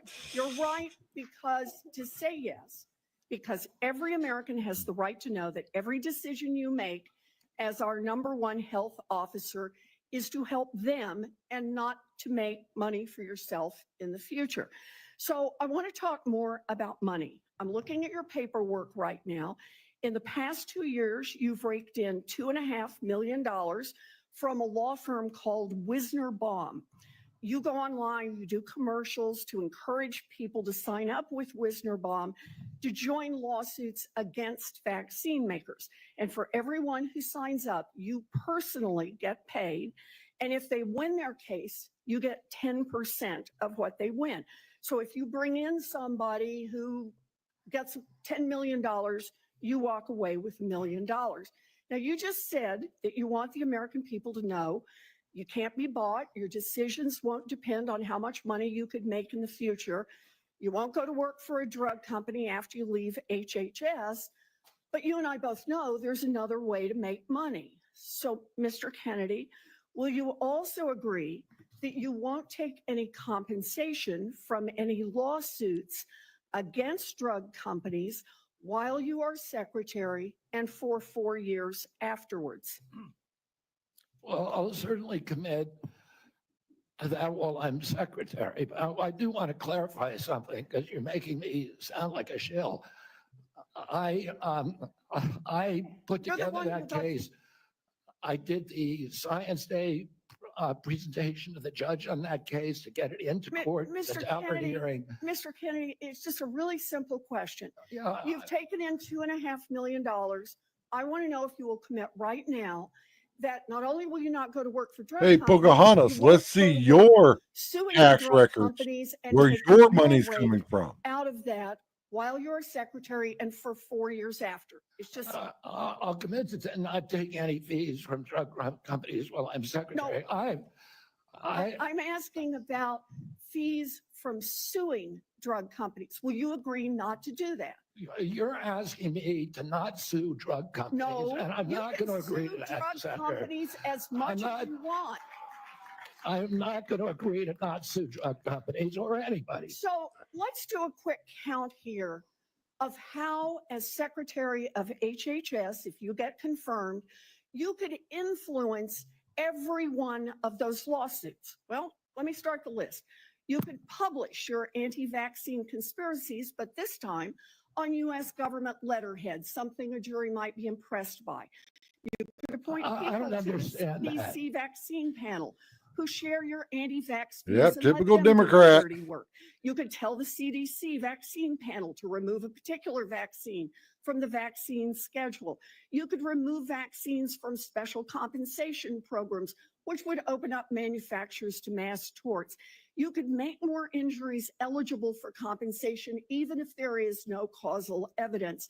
You could change vaccine court processes to make it easier to bring junk lawsuits. You could turn over FDA data to your friends at the law firm, and they could use it however it benefited them. You could change vaccine labeling. You could change vaccine information rules. You could change which claims are compensated in the vaccine injury compensation program. There's a lot of ways that you can influence those future lawsuits and pending lawsuits while you are Secretary of HHS. And I'm asking you to commit right now that you will not take a financial stake in every one of those lawsuits, so that what you do as Secretary will also benefit you financially down the line. I'll comply with all the ethical guidelines. That's not the question. You and I, you have said You're asking me, repeatedly, Senator, both you're asking me not to sue vaccine pharmaceutical companies. Yeah, you are. That's exactly what you're doing. No, look, no one should be fooled here. As Secretary of HHS, Wow, it's Robert getting heated. Kennedy will have the power to undercut vaccines and vaccine manufacturing across our country. And for all of his talk about follow the science and his promise that he won't interfere with those of us who want to vaccinate his kids, the bottom line is the same. Kennedy can kill off access to vaccines and make millions of dollars while he does it. Kids might die, but Robert Kennedy can keep cashing in. Senator, I support vaccines. I support the childhood schedule. I will do that. The only thing I want is good science, and that's it. How about then say you won't make money off what you do as Secretary of HHS? Before we go to Senator Tillis, I think would be important for me to make it very clear that Mr. Kennedy has gone through the same Office of Government Ethics process as every single other nominee in the Finance Committee this year and in previous administrations. In addition to listing his assets, including the items that you've identified, he has signed an ethics letter that has been reviewed by the Office of Government Ethics concerning any possible conflict in light of its functions and the nominee's proposed duties. And we have a letter from the Office of Government Ethics that he hasn't complied completely with all applicable laws and regulations governing conflicts of interest. Mr. Chairman, point of information here. Have we had a single nominee come through who's made $2.5 million off suing one of the entities that it would be regulating and plans to keep getting a take of every lawsuit in the future? Have we had that before? I haven't reviewed the past documentation of every other nominee's financial interests. And so, no, but I know that every single time we get a nominee, their financial interests are attacked. That's why we have the Office of Government Ethics. That's why they've reviewed everything that you have on the record. And that's why he has even, I think, and I don't know that I want to ask him to get into it, but he has listed his assets and has gone through a discussion of the responsibilities under our ethics laws and is complied with all of those requirements. Senator Tillis. Thank you, Mr. Chairman. Mr. Kennedy, how's your morning going? So far, so good. Good. You came prepared. I'm glad that you did. You, I believe, addressed to my satisfaction a question about Title X and the president's priority with respect to Planned Parenthood. Can you just affirm that you are 100% behind the president's policy on Title X and the implementation? I'm 100% behind it. Thank you. Good. You know, it's amazing to me that people, well, first off, you need to understand I was in a judiciary hearing this morning. It's very clear to me that some of these nominations are going to be shirts and skins. So no matter what you answer in the affirmative, they're going to ask you one more question so that you won't be able to answer in the affirmative. That's just the way the game gets played when we have nominees like yourself. So I think you're handling yourself well. I got a real quick question for you. Are you a conspiracy theorist? That is a pejorative, Senator, that's applied to me, mainly to keep me from asking difficult questions of powerful interests. I was told that I was a conspiracy theorist. That label was applied to me because I said that the vaccines, the COVID vaccine, didn't prevent transmission and it wouldn't prevent infection, when the government was telling people, Americans, that it would. I was saying that because I was looking at the monkey studies in May of 2020. I was called a conspiracy. Now everybody admits it. I was called a conspiracy theorist because I said red dye caused cancer. And now FDA has acknowledged that and banned it. I was called a conspiracy theorist because I said fluoride lowered IQ. Last week, JAMA published a meta-review of 87 studies saying that there's a direct inverse correlation between IQ loss. All right. So I'm going to assume I could go on for about a week. Is there any one of them that you can say, you got me? That really was a conspiracy theory? Or are you in a Not yet. position to submit for the record? I think it'd just be helpful for every one of these narratives for you to submit that maybe for the record. You said something about SNAP lunch. I was in the State House in North Carolina before I came here. And anytime I'd go visit an elementary school, the first thing I would do is go to the trash cans in the cafeteria. And what we have now are kids that are not eating the food because the dictates of the federal government have made it something that they don't want. But they say, well, it's a healthy alternative. It has processed materials in it, and it's not particularly attractive to them. So they throw it away. Trash cans full of food that these kids didn't eat. So then what do? They go eat snacks, or they go eat or they drink a sugared drink. The SNAP program, everything you've said about the SNAP program, I agree with. I think that we should be very, very strict about that. And it's going to make some people uncomfortable in the food manufacturing segment, produce healthy foods that we can put in the SNAP program. That's the way to address it. But we also need to look at the school health program. I was PTA president 22 years ago at my daughter's high school. And I feel like we've got these kids that need help. We've got to guide them through a process. Many of them are probably on Medicaid, and Medicaid's failing them. Everybody here says Medicaid is sacrosanct.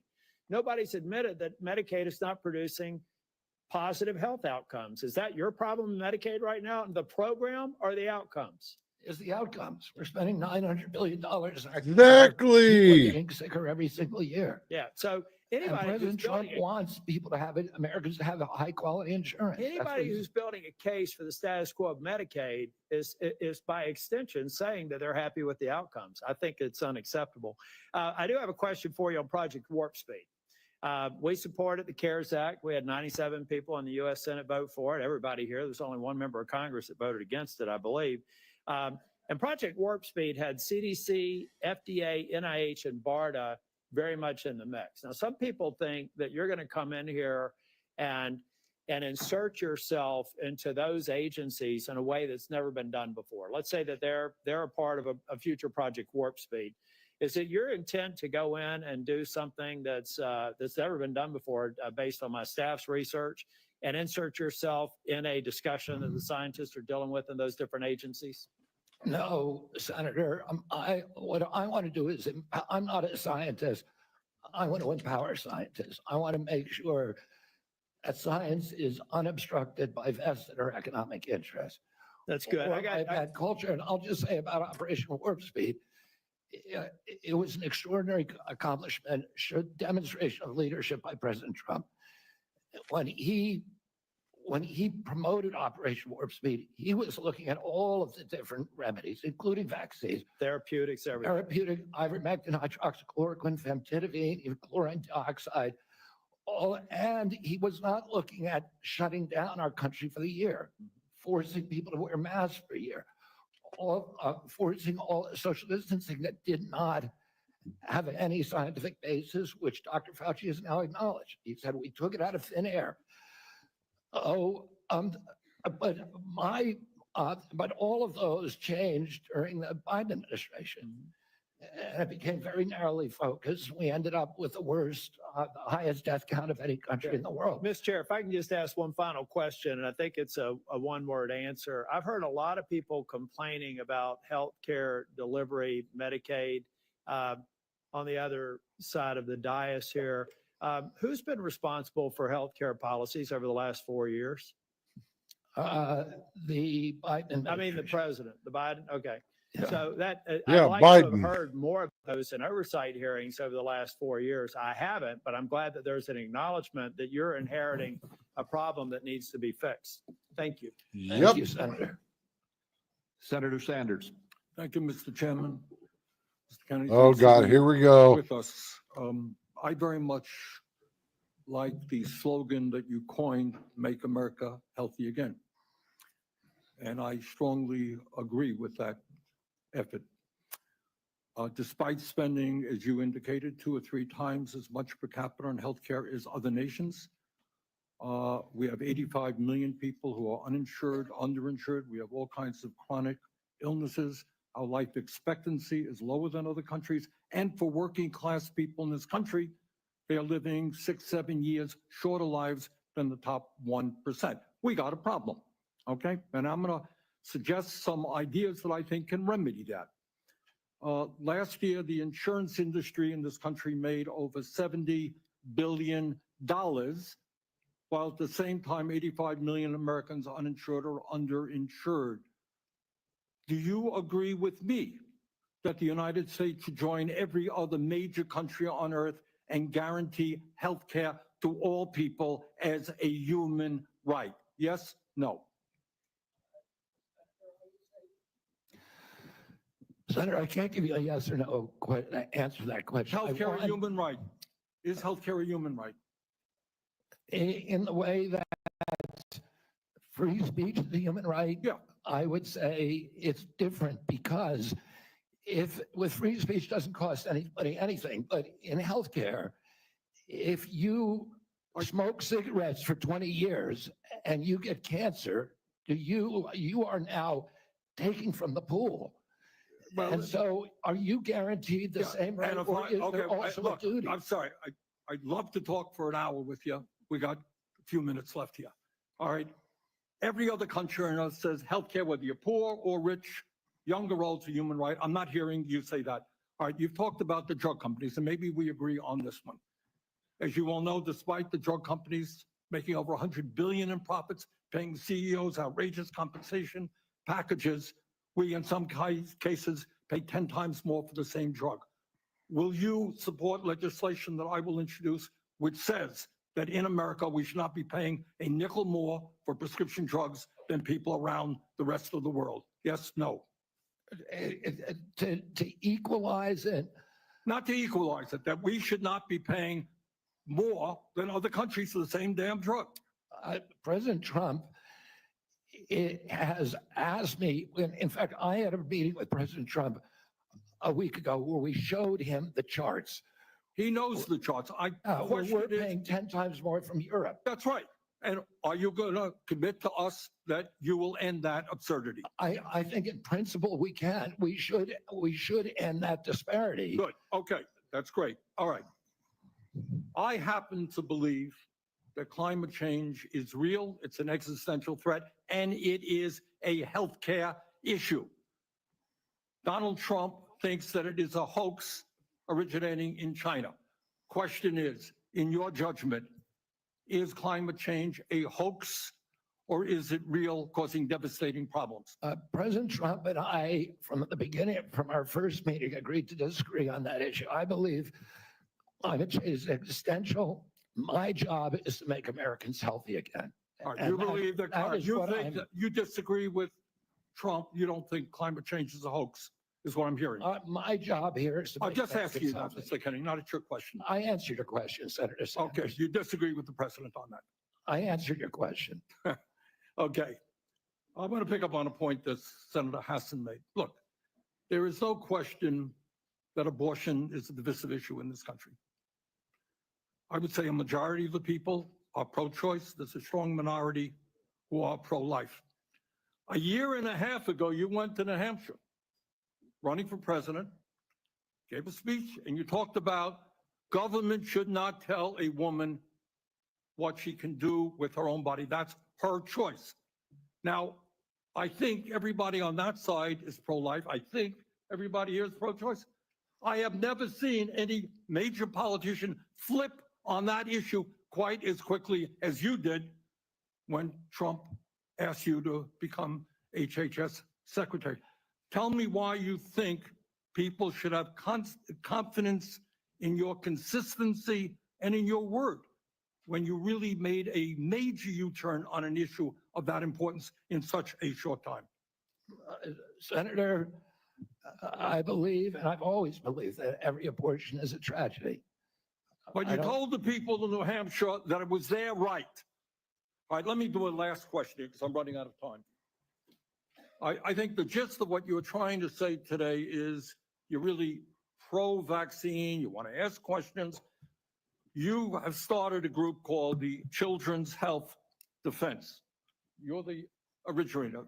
Right now, as I understand it, on their website, they are selling what's called onesies. These are little things, clothing for babies. One of them is titled Unvaxxed, Unafraid. Next one, and they're sold for $26 a piece, by the way. Next one is No Vax, No Problem.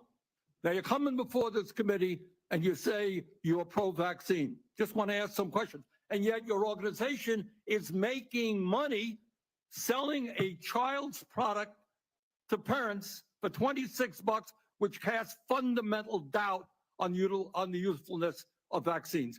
Can you tell us now that you will, now that you are pro-vaccine, that you're going to have your organization take these products off the market? Senator, I have no power over that organization. I'm not part of it. I resigned from the board. That was just a few months ago.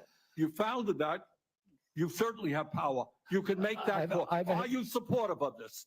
I've had nothing to do with Are you leadership. supportive of these onesies? I'm supportive of vaccines. Are you supportive of this clothing, which is militantly anti-vaccine? I am supportive of vaccines. I will. I want good science and I want to protect. But you will vaccines. not tell the organization you founded not to continue selling that product. Thank you, Mr. Chairman. Senator Blackburn. Thank you so much, Mr. Chairman, and thank you so much for being with us today. And I have no doubt that you will be confirmed and you are going to do such a solid job for the people of this country. And I do have several issues I wanted to talk with you about and didn't have time to cover them all when we met prior to the meeting, but rural health care is very important to me and the people of Tennessee. 78 of our 95 counties are rural counties. Now, over the last few years, we've seen hospital closures. So we have focused on access in rural areas, and my rural health agenda, which is bipartisan, focuses on innovation, telehealth, access points. It focuses on work shortages.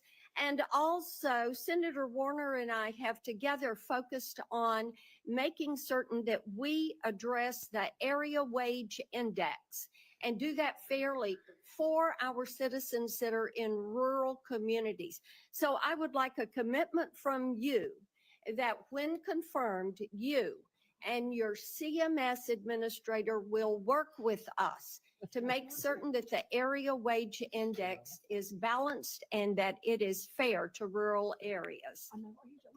Senator, both Dr. Oz and myself recognize that rural health care is in crisis in this country, and that is catastrophic for our entire country. And I talked a little bit about my commitment to rural health earlier in this hearing. The regional price points, as you know, are set by Congress and not by HHS. I will certainly, and I know Dr. Oz will certainly work with you to make them sensible. We look forward to that. Also, you and I, before you came forward as the secretary, the nominee, we had talked in years past about over-medicating youth and concerns over that. And I was looking at a report from TennCare, which is our Medicaid program in Tennessee. And I was concerned when I saw a number that TennCare had spent $90 million in 2024 alone on ADHD. This was 417,000 of our children. Wow. And $90 million. To me, that is heartbreaking what is happening there. So how will you prioritize oversight of prescribing practices while promoting alternative solutions such as counseling, behavioral therapies, community-based interventions for our youth? Exactly, and that's the solution. 15% of American youth are now on Adderall or some other ADHD medication. Even higher percentages are on SSRIs and benzos. We are not just over medicating our children, we're over medicating our entire population. Half the pharmaceutical drugs on earth are now sold here. 70% of the profits from pharmaceutical companies are from the United States, even though we only have 4.2% of the world's population. You want to know why? It's because people here just want a magic pill that makes them feel better. And they don't want to look at what they're doing in their life that is making them feel bad. Whether it's their mental health, their physical health, they just want to take a magic little pill and make them feel better. Because most people don't want to deal with the reality of their life. I know it sucks. My daughter went through this, having panic attacks and everything, and I'm like, this is your life. This is only your life. So you've got to deal with it. And, you know, there's a lot of people out there that turn to alcohol or drugs to, you know, to self-medicate. You got to be able to deal with your own life. I did. Trust me, after I had my second stroke in June of 2018, I was headed down a deep, dark hole. Knowing that, you know, I can't do anything anymore. I can't run my business. I can't do anything anymore. You have to find something to focus on. And if you're a parent, that's your kids and raising your kids. And realizing that not everybody's going to like you and it's okay. My daughter's hardest problem was she was a very popular girl in school, had a bunch of friends. Well, now that she's in her late 20s, has one kid and one on the way, all of her friends are in the same boat. They have families now. They can't just spend hours and hours hanging out. That's how life is. And I know a lot of people have a hard time dealing with basically the facts of life. A lot of jobs and grants, nearly 11,000 people in the state of Washington and over $1.2 billion worth of grants. So while I agree with you on healthy foods, I definitely am troubled by the medical research side of innovation and some of the things that you have said. In fact, this issue about laying off 600 employees at NIH, or giving the fact that to quote, give infectious disease a break for 8 years. So we've had a chance to talk about this a little bit, but the most striking example of this is when COVID hit. And we were the first in the nation. We had the first case, and it really was the fast response by the University of Washington that really helped save lives. So I just want to know that, are you aware of how harmful these issues could be for public health?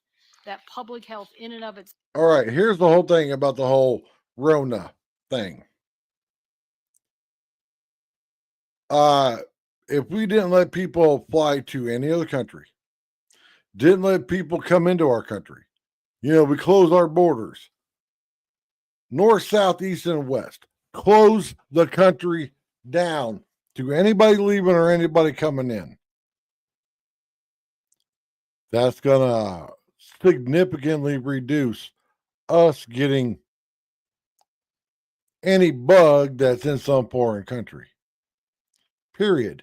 Here in Arizona, I did a video about it on my other old channel that got banned. The bug came to Arizona because a person had just came back from China, a college student. And what did the college student do? He didn't have a car. So he got on public transportation. He got on what's called the light rail here. It's basically a above ground subway, which spread it to everybody. And also, all these infectious diseases. Why have we stopped using hand sanitizer? Why have we stopped washing our hands? Every time I mentioned that when I clean my bathroom, which is about every 3 days, I wipe off the little chrome lever that flushes the toilet, which I think is the most disgusting piece of a bathroom. Because you instantly get up off the toilet and you hit that lever. You don't go wash your hands first, then hit it, or grab a piece of toilet paper and hit the flush lever. You instantly flush the toilet. Everybody's all worried about, all this stuff, but yet nobody wants to do it. Like, I challenge everybody that's watching this video. Challenge you. Go to Walmart, buy a white wash rag. Just a white wash rag. You could buy them for probably $0.25. Run it under hot water. Go out to your car. Wipe the steering wheel with that white wash rag. And look at it. Wipe your seat belt with that white wash rag. Wipe the shifter with that white wash rag. And then see how not white that white wash rag is. I see people that my daughter is, OCD about cleaning. But I mentioned to her one time, I'm like, you just fully cleaned the guest bathroom. Top to bottom, fully cleaned it. Did you wipe the doorknob down? And she was like, and I'm like, no, you didn't. I was standing right here. You didn't wipe the doorknob down. People are inherently dirty. Why? Because they're fucking distracted by this. This is more fun to get on TikTok and YouTube and Instagram and stuff than actually clean their homes. Now, granted, my home ain't the cleanest. But I asked a live streamer. This is right after I got done being sick after Christmas. Because he was griping about still being sick. He had the same little foam thing on his mic. I asked him if he went and bought Lysol, which you could buy at the Dollar Tree. You could buy the Dollar Tree version of it for $1.25. If he took his pop filter off and Lysol'd it. And he's like, no. And I'm like, did you unplug your keyboard? Lysol it. Did you Lysol your mouse? And he was like, no. Should I? And I'm like, yeah. You're blowing your nose, you're coughing in your hand and stuff. You're grabbing your mic, you're talking into your mic while being sick, you're typing on your keyboard. Yeah. People just don't realize that. And I'm seriously mind blown. After I got over being sick the first time, right after Christmas when I was sick for a week, I cleaned everything. I went out, cleaned my car, everything. Because I didn't want to catch the bug that I had. Now, this wasn't a bug. This was a tooth infection that went nuclear. But so many people just, like, they will wipe the surfaces down and stuff, but they won't clean stuff that they touch every day. I knew a friend a long time ago. She was always getting sick. And I'm like, what are you doing? You're always sick. And then I was like, let me come over to your place. Look around. You know what was making her sick? She walks her dog 3 or 4 times a day. She had never cleaned her dog's leash. It was a big, thick leash, like an inch wide, probably, a good 1/4 inch thick. The handle where she put her hand in, it was a loop. I flipped it open and she goes, oh my God. I'm like, yeah, it looked like a petri dish. I'm like, this is where you're getting sick from. She goes, I didn't think about it. I'm like, yeah, you're out walking your dog, you're coughing into your hand, and then your dog moves and you take your hand that you just coughed into and you grab the leash. So I'm like, here, let's take a paper towel out to your car. I wiped your steering wheel. Black streak on the paper towel. And she was like, oh my God. I'm like, yeah. You need to deep clean everything. Medicaid is often measured state by state. It might surprise you if you look at some of those surveys. In New Mexico, the response was 90% of New Mexicans on Medicaid report satisfaction getting care, 80% getting specialist care, 85% getting urgent care, 95% ease of filings out of focus. Not to pick on any one of my colleagues, but in Louisiana, 86% of people on Medicaid are satisfied with their interactions. 83% are satisfied getting care. 85% are satisfied getting specialized care. 82% getting urgent care. I can go on state by state, but we don't have the time today. Yes or no, do you support cutting Medicaid or reducing, and especially in an area where you and I spoke about with the federal investment in Medicaid, which is known as FMAP? President Trump has not told me that he wants to cut Medicaid. He's told me to make it better. Yeah, not cut it, make it better. Support cutting, yes or no? Let me ask you this way, since it's only about President I support Trump. making it better, Senator. If President Trump asks you to cut Medicaid, will you do it? But President Trump is the one that cut It'll Medicaid. be up to Congress.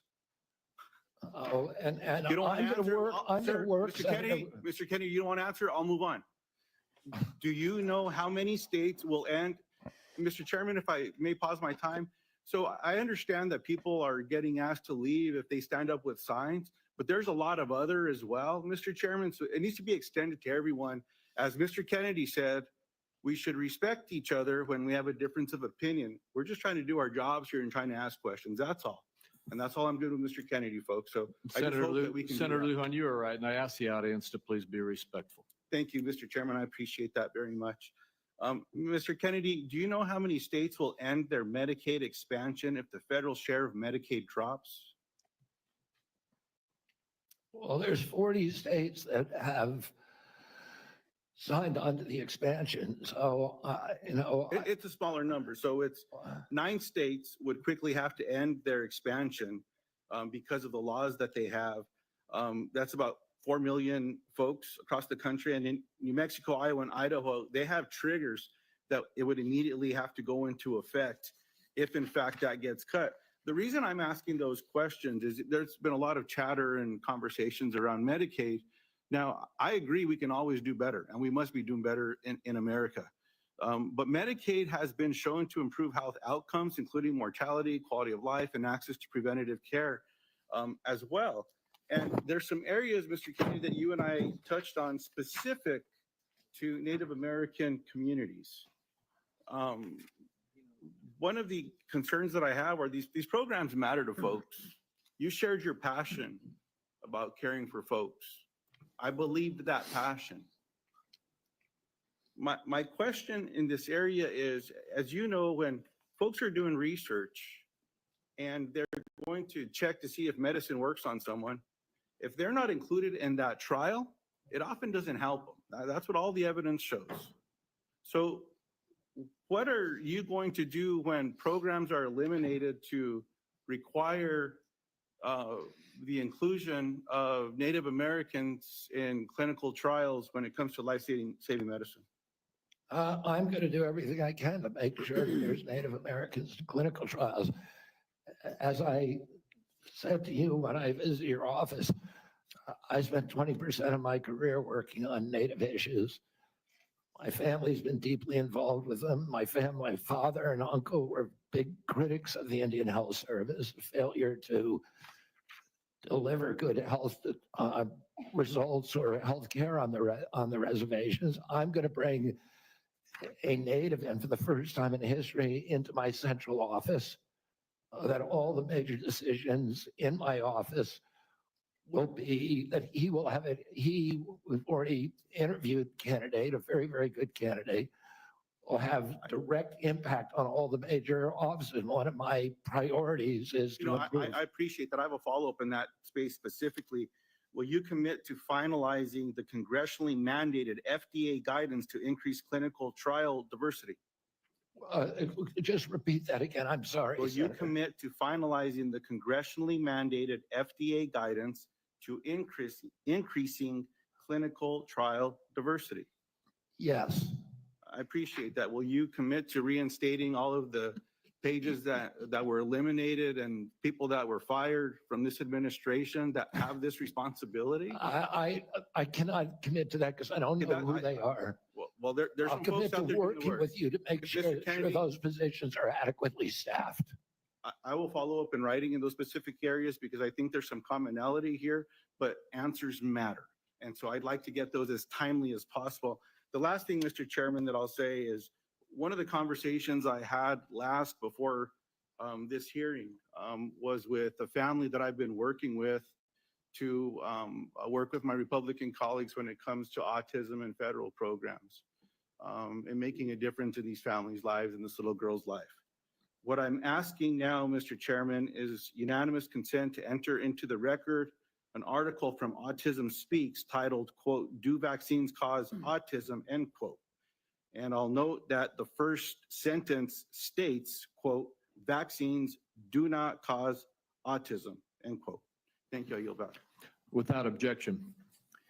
And before we move on, we've had a request from several quarters for a quick restroom break. We will take a 5-minute recess. I'm sorry to those remaining 5 or 6 senators who must wait a few minutes, but we will have a quick break. We will be back as soon as we can.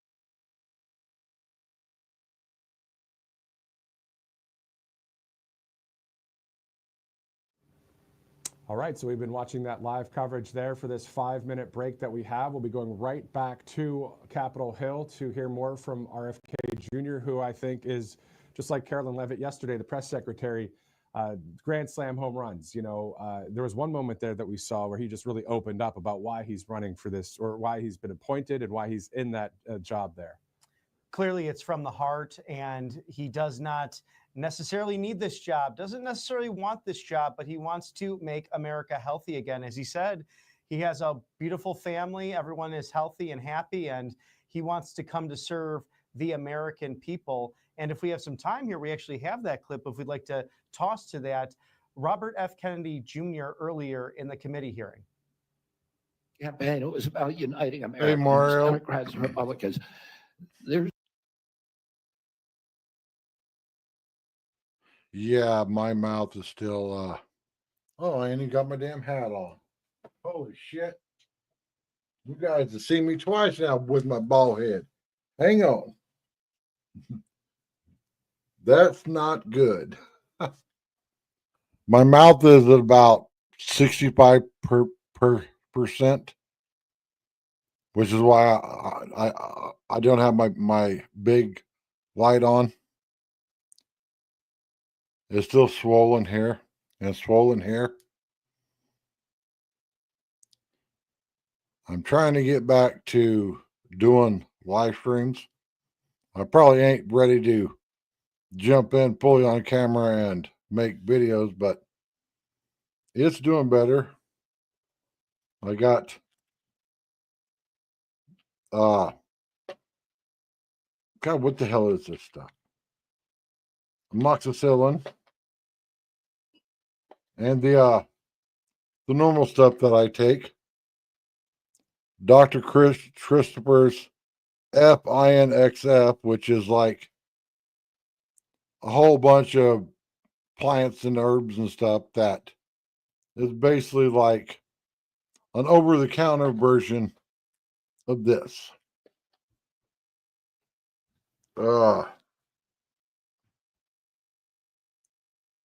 But man, I don't know if you've been watching this, but the Democrats are so pissed about, you know, RFK Jr. being the nominee. They are so pissed. And they keep wanting to put their spin on it. Now, everybody should go out and buy this.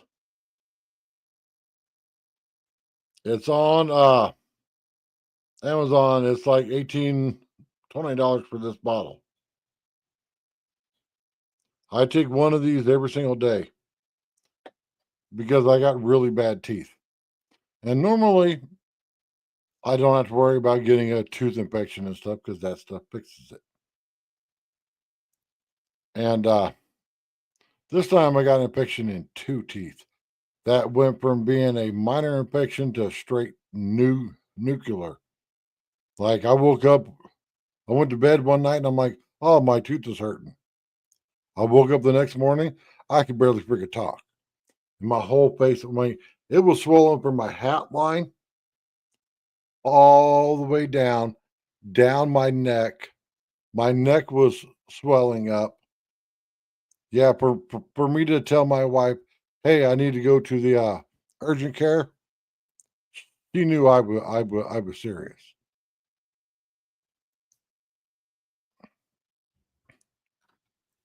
Where's my wife going now? Did you see the video where we got new tires on the car? They showed me the worst one, which was on the side that the car got hit on, and it was bad. But you know, if it was me driving it, I would have still kept rolling.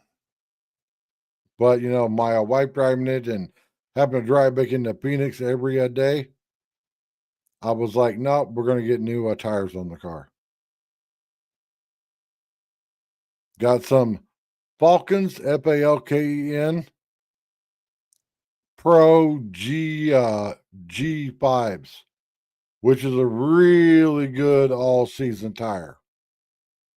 It's got like 3 different areas of tread on it for like water and grip and everything. So I'm going to turn my camera off so I can eat because I've been live for almost 4 hours now. I'm starving. We'll let the guys here talk. Obesity, diabetes, heart disease. Obesity, diabetes, heart disease account for probably 80% of health challenges in America. You know how many times I heard my friends across the aisle mention any 3 of those? I don't know if we've lost the forest for the trees here. Vaccine is a critical issue. I understand that. I don't see how Mr. Kennedy's position could be any more clear that he's going to support the vaccines, he's going to support the science and empowerment to parents and their doctors to make these choices. 60% of Americans have a chronic disease, that there's an epidemic of chronic diseases across the country. And this Make America Healthy Again movement is palpable to me. It started on the campaign trail in 2020 when moms I'd never met, that never involved in the political process, came up to me and said, look, I want to make these choices about my children with my doctor, not the federal government. That it's a very real thing. Moms, dads, grandparents across the country grab me and say, look, why do 20% of our children now, why are they on a prescription drug? So, Mr. Kennedy, what is your prescription to help make America healthy again? What's your vision? What does that look like to you? Thank you, Senator Marshall. We're having epidemics of all these chronic illnesses, autoimmune diseases, neurological diseases, allergic diseases, obesity. When my uncle was president, 3% of Americans were obese. Today, 74% of Americans are obese or overweight. No other country has anything like this. In Japan, the obesity rate is still 3%. And epidemics are not caused by genes. Genes may provide the vulnerability, but you need an environmental toxin. Something is poisoning the American people. And we know that the primary culprits are our changing food supply, the switch to highly chemical intensive processed foods. We have 10,000 ingredients in our country, in our foods. The Europeans have only 400. If you buy McDonald's French fries in our country, there's 11 ingredients, my understanding. In Europe, there's only 3. If you buy Fruit Loops in our country, they're loaded with food dyes, with yellow dye, red dye, blue dye, and many other ingredients. The same company makes the same product with different ingredients for Canada and Europe. And at age, we don't have good science on all these things. And that is deliberate. That's a deliberate choice not to study the things that are truly making us sick, that are not only contributing to chronic disease, but to mortalities from infectious disease. We need to get a handle on this because if we don't, it's an existential threat. Our country is not going to be destroyed because we get the marginal tax rate wrong or because we get one of these culture war issues that we've been talking about today wrong. It's going to be destroyed if we continue down this trajectory of chronic disease. We need to fix our food supply, and that's the number one. Thank you, Mr. Kennedy.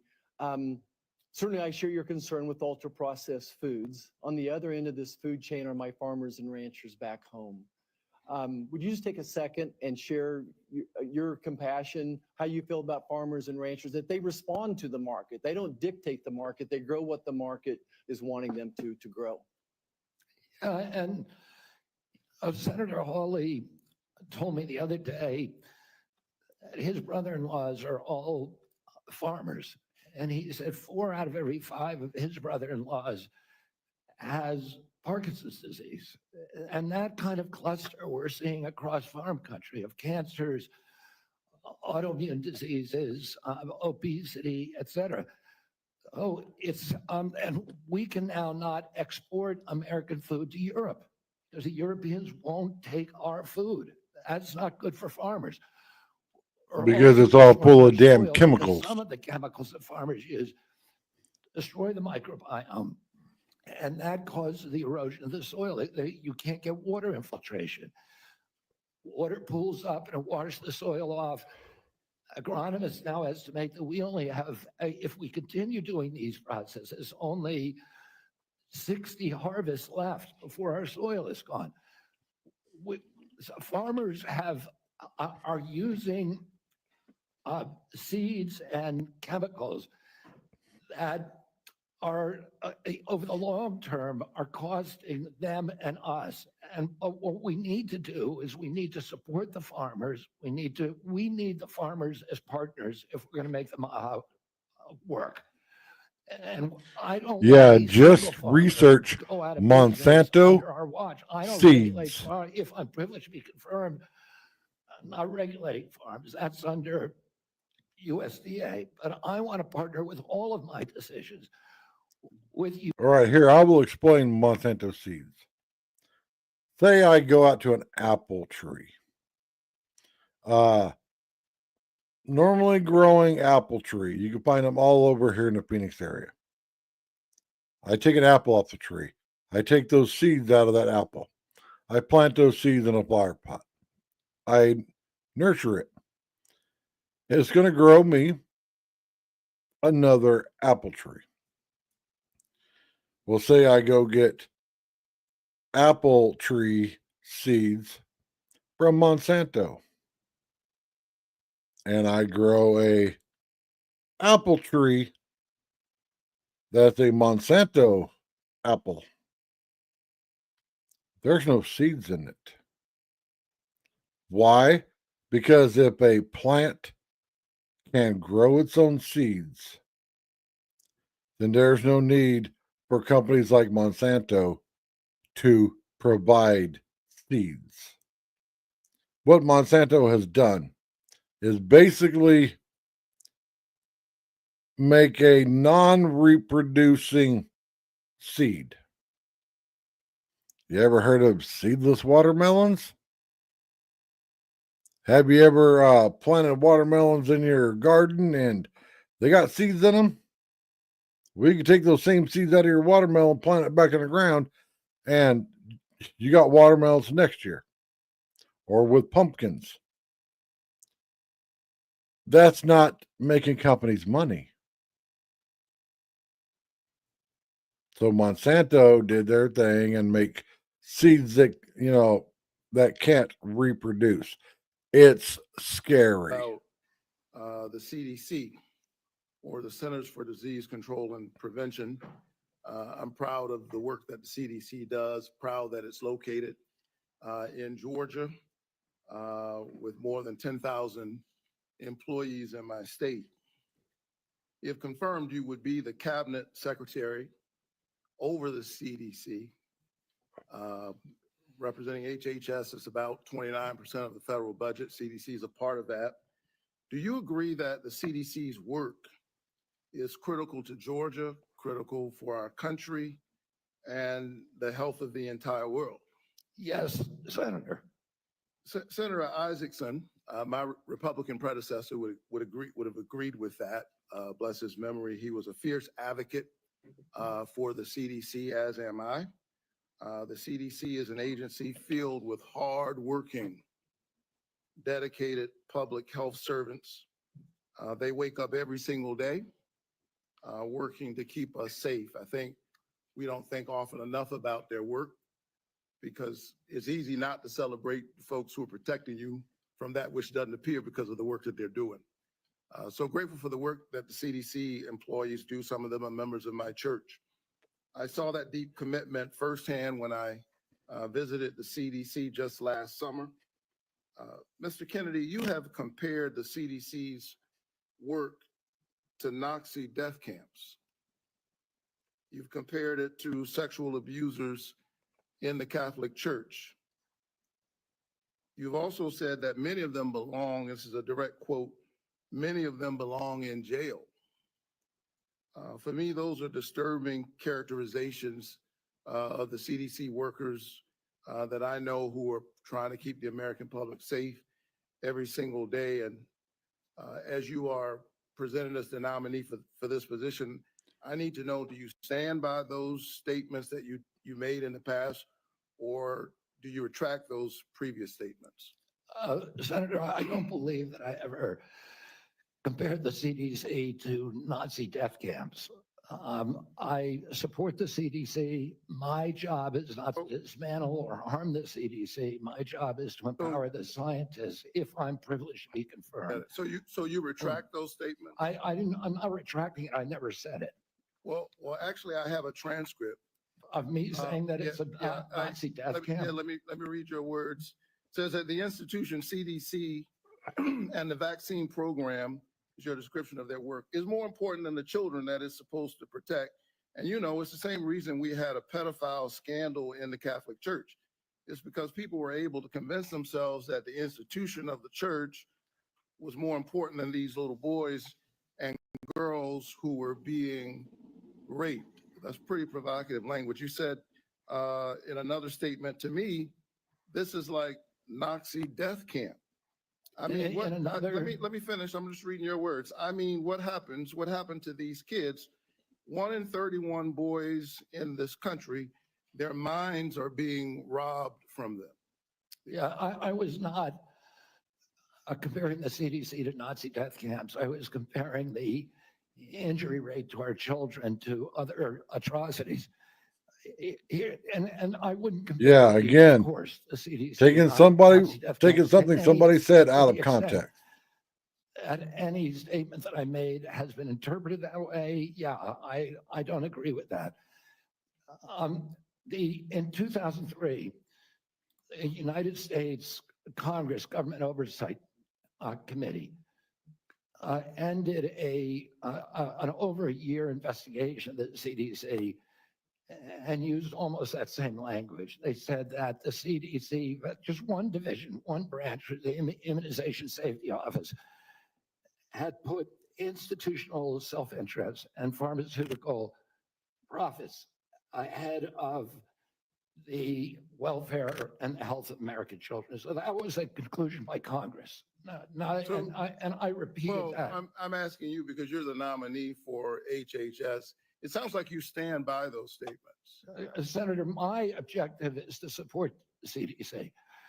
There's nothing I'm going to do that is going to harm CDC. I want to make sure that our science is gold standard science, so that it's free from that same government oversight investigation committee found that the panels, the ACIP panel within CDC, I think 97% of the people on it had conflicts.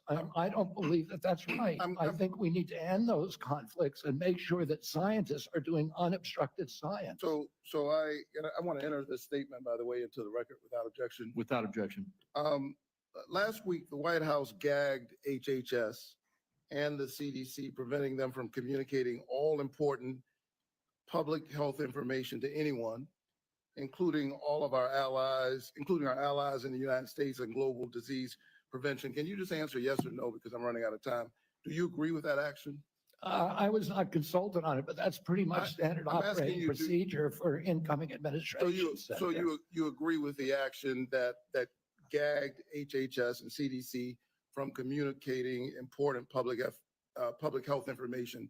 That directive made sure that no public health and only non-essential travel and mass communications were temporarily suspended pending the confirmation of a new HHS secretary. This is standard operating procedure for every administration. I get it.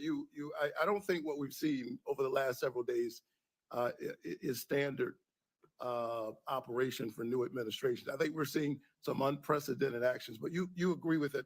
Last night, members of the CDC, along with other federal employees, were actually invited to resign, these buyouts. And I got text messages and folks I know work from the CDC, for the CDC, that do this important work, who got that note. And it's really important because my experience is that when you send out that kind of note, the folks who resign are the folks who you least likely want to see resign. They got other options. They're gifted folks. They got a lot of expertise. They have options. A lot of them are doing this work because of their patriotism, because of their commitment. Do you agree with the buyouts that were presented to CDC employees just last night? I agree. At the vast majority of the scientists and experts at CDC are patriots and good government servants. Can you tell me yes I don't or think no? anybody's going to resign who's committed to making America healthy Can you again. just answer yes? Okay, you agree with the buyouts. In our meeting, I asked you to confirm your support for the Affordable Care Act. You also mentioned that you and President Trump want to fix the ACA by making premiums more affordable. Can you answer me yes or no, as I don't have a lot of time? Did you know that tax credits that help families afford health insurance and save Georgians an average of $531 per month per person are set to expire at the end of the year? Did you know that? I do. We need to move on. Do you support Congress extending these tax credits so that Americans can continue to afford health care? Congress has to make its own decisions about that. My instructions from Mr. President Chairman, Trump you're saying I'm running is out to of make time, but I'm having a lot of trouble getting the witness to answer yes or no to a yes or no question. And Well, I've got one more question. you're almost at 9 minutes. sir. Well, I need him to answer yes or no. Yes or no? Do you I'm not going support? to answer yes or no to a question that's not susceptible to an honest yes or no Okay, I answer. can't We get an need to answer. move on. I think that the fact that you find it difficult to answer basic questions is deeply troubling for me as you present yourself as a nominee to run HHS. Thank you so very much. Senator Smith. I've been in courts all over the country and prosecutors. Mr. Chairman, you told me I'm out of time and the witness continues to filibuster even after I said I'm done. Senator Smith. Mr. Chair, thank you. Thank you, Mr. Chair and Ranking Member, and welcome, Mr. Kennedy. So, Mr. Kennedy, I don't have a question for you on abortion. I think that my colleagues on both sides of the aisle have covered this, but I want to say I can respect people who have different views than mine on this issue, but it's hard for me to respect people who won't give a straight answer to what they think on this issue in particular. Mr. Chair, I just want to note that I understand that anti-choice advocates have said that in these hearings, they were looking to hear Mr. Kennedy provide some reassurance that he is on their side, and I'm not hearing that. And I think most Americans are looking for some hint that the decisions that people make about abortion should be personal and private, and they should be free to make those decisions without government interference. And I'm not hearing that either. To make it worse, the answers that you have given tell me that the Trump administration is more than willing to restrict or even ban medication abortion without a single act of Congress, and even in states where abortion is legal. And what is clear to me is that you and President Trump are dangerous to women's access to mifepristone. So having said that, I want to move to a different topic. Mr. Kennedy, I appreciate Senator Cornyn's questions about mental and behavioral health, something that I care a lot about. I know that you and your family have had personal experience with mental health challenges, as have I. And I agree that the mental health crisis in this country is a crisis. So let me ask you, in an interview in 2023 and again in 2024, you blamed school shootings on antidepressants. You said, and this is a quote, "There is no time in American history or human history that kids were going to shoot schools and shooting their classmates. It really started happening coterminous with the introduction of these drugs, with Prozac and with other drugs." So do you believe, as you've said, that antidepressants cause school shootings? This should be a simple question. I don't think anybody can answer that question, and I didn't answer that question. I said it So should your be answer studied. is, I said it should be studied along with other potential culprits so like they may cause. social media. But I don't know. I would never make, because there's no science on that. Well, Senator. there is, Senator. There is, Mr. Kennedy. Thank you for the promotion. The science shows that there is no link between school shootings and antidepressants. And in fact, most school shooters were not even treated with antidepressants. And of those that were, there was no evidence of association. You know, I don't think you my can question say that, is, Senator, because of HIPAA rules, nobody knows. Well, that is, Mr. Kennedy, do you think that people who take antidepressants are dangerous? I think, listen, I'm not going into HHS if I'm privileged to be confirmed with any. So you can't say that people To who- impose any preconceived. Okay, for those of you that don't understand HIPAA law, nobody can come up to me and ask me what medications I'm on. That is a private matter between my doctor and myself. Nobody has the right to ask me or force me to tell them what medications I'm on. So any of these Congress people that are like, well, we did this study, then if you got the answer that you wanted, then you violated these people's HIPAA law. You violated their rights. This is personal for me. When I was a young woman and I was struggling with depression, thankfully, I had the resources to help me get through it, including a new generation of SSRI uptake inhibitors, which helped to clear my mind, get me back on track to being a mom and a wife and a productive, happy person. And I'm really grateful for that therapy. So I have some experience. Oh, with this, here we and I go think with the that magic everyone little happy should have pill. access to that care. Instead of And just your dealing with the job as problems. secretary is Oh, to I can't expand deal with access being to a care, mom not to spread and lies everything. and misinformation. So And the things that you I'm going say, to take a Mr. magic Kennedy, little happy they live pill. on. They have impact. And, we're having this conversation at the same moment that my Republican colleagues are looking to try to figure out how to save money any way they can. And so they want to cut Medicaid. Let's just think about this for a minute, because you're going to be, should you be confirmed, you would be responsible for CMS, which provides mental and behavioral health care to millions of Americans. Close to 40% of folks on Medicaid have a behavioral health condition. And you would be part of this administration that would be looking to cut Medicaid. So, Mr. Kennedy, these statements that you've made linking antidepressants to school shootings, they reinforce the stigma that people who experience mental health every day face every single day. And I'm very concerned that this is another example of your record of sharing false and misleading information that actually really hurts people. Senator, you're Thank you, Mr. mischaracterizing my statements. I am only putting into the record what you have said, Mr. You're Kennedy. mischaracterizing my statements, and I'm happy that you had a good experience on SSRIs. Many Americans have very good experience on it. Others have That not. would be an issue between them and their physicians, and not for And the future exactly. head of HHS to be just putting out misinformation Exactly. about the dangers of SSRIs and other antidepressant medication, spreading the stigma and the fear that we're actually trying to overcome. Do you think physicians, when There's dangers to everything. Say I walk out my front door. Well, there's a trip hazard. It's called the threshold. If I don't step over the threshold, I could possibly trip and fall. Period. There's dangers to every single medication that I take. It's called side effects. These people are wanting to think that these drugs are little magic pills. Everything has a danger to it.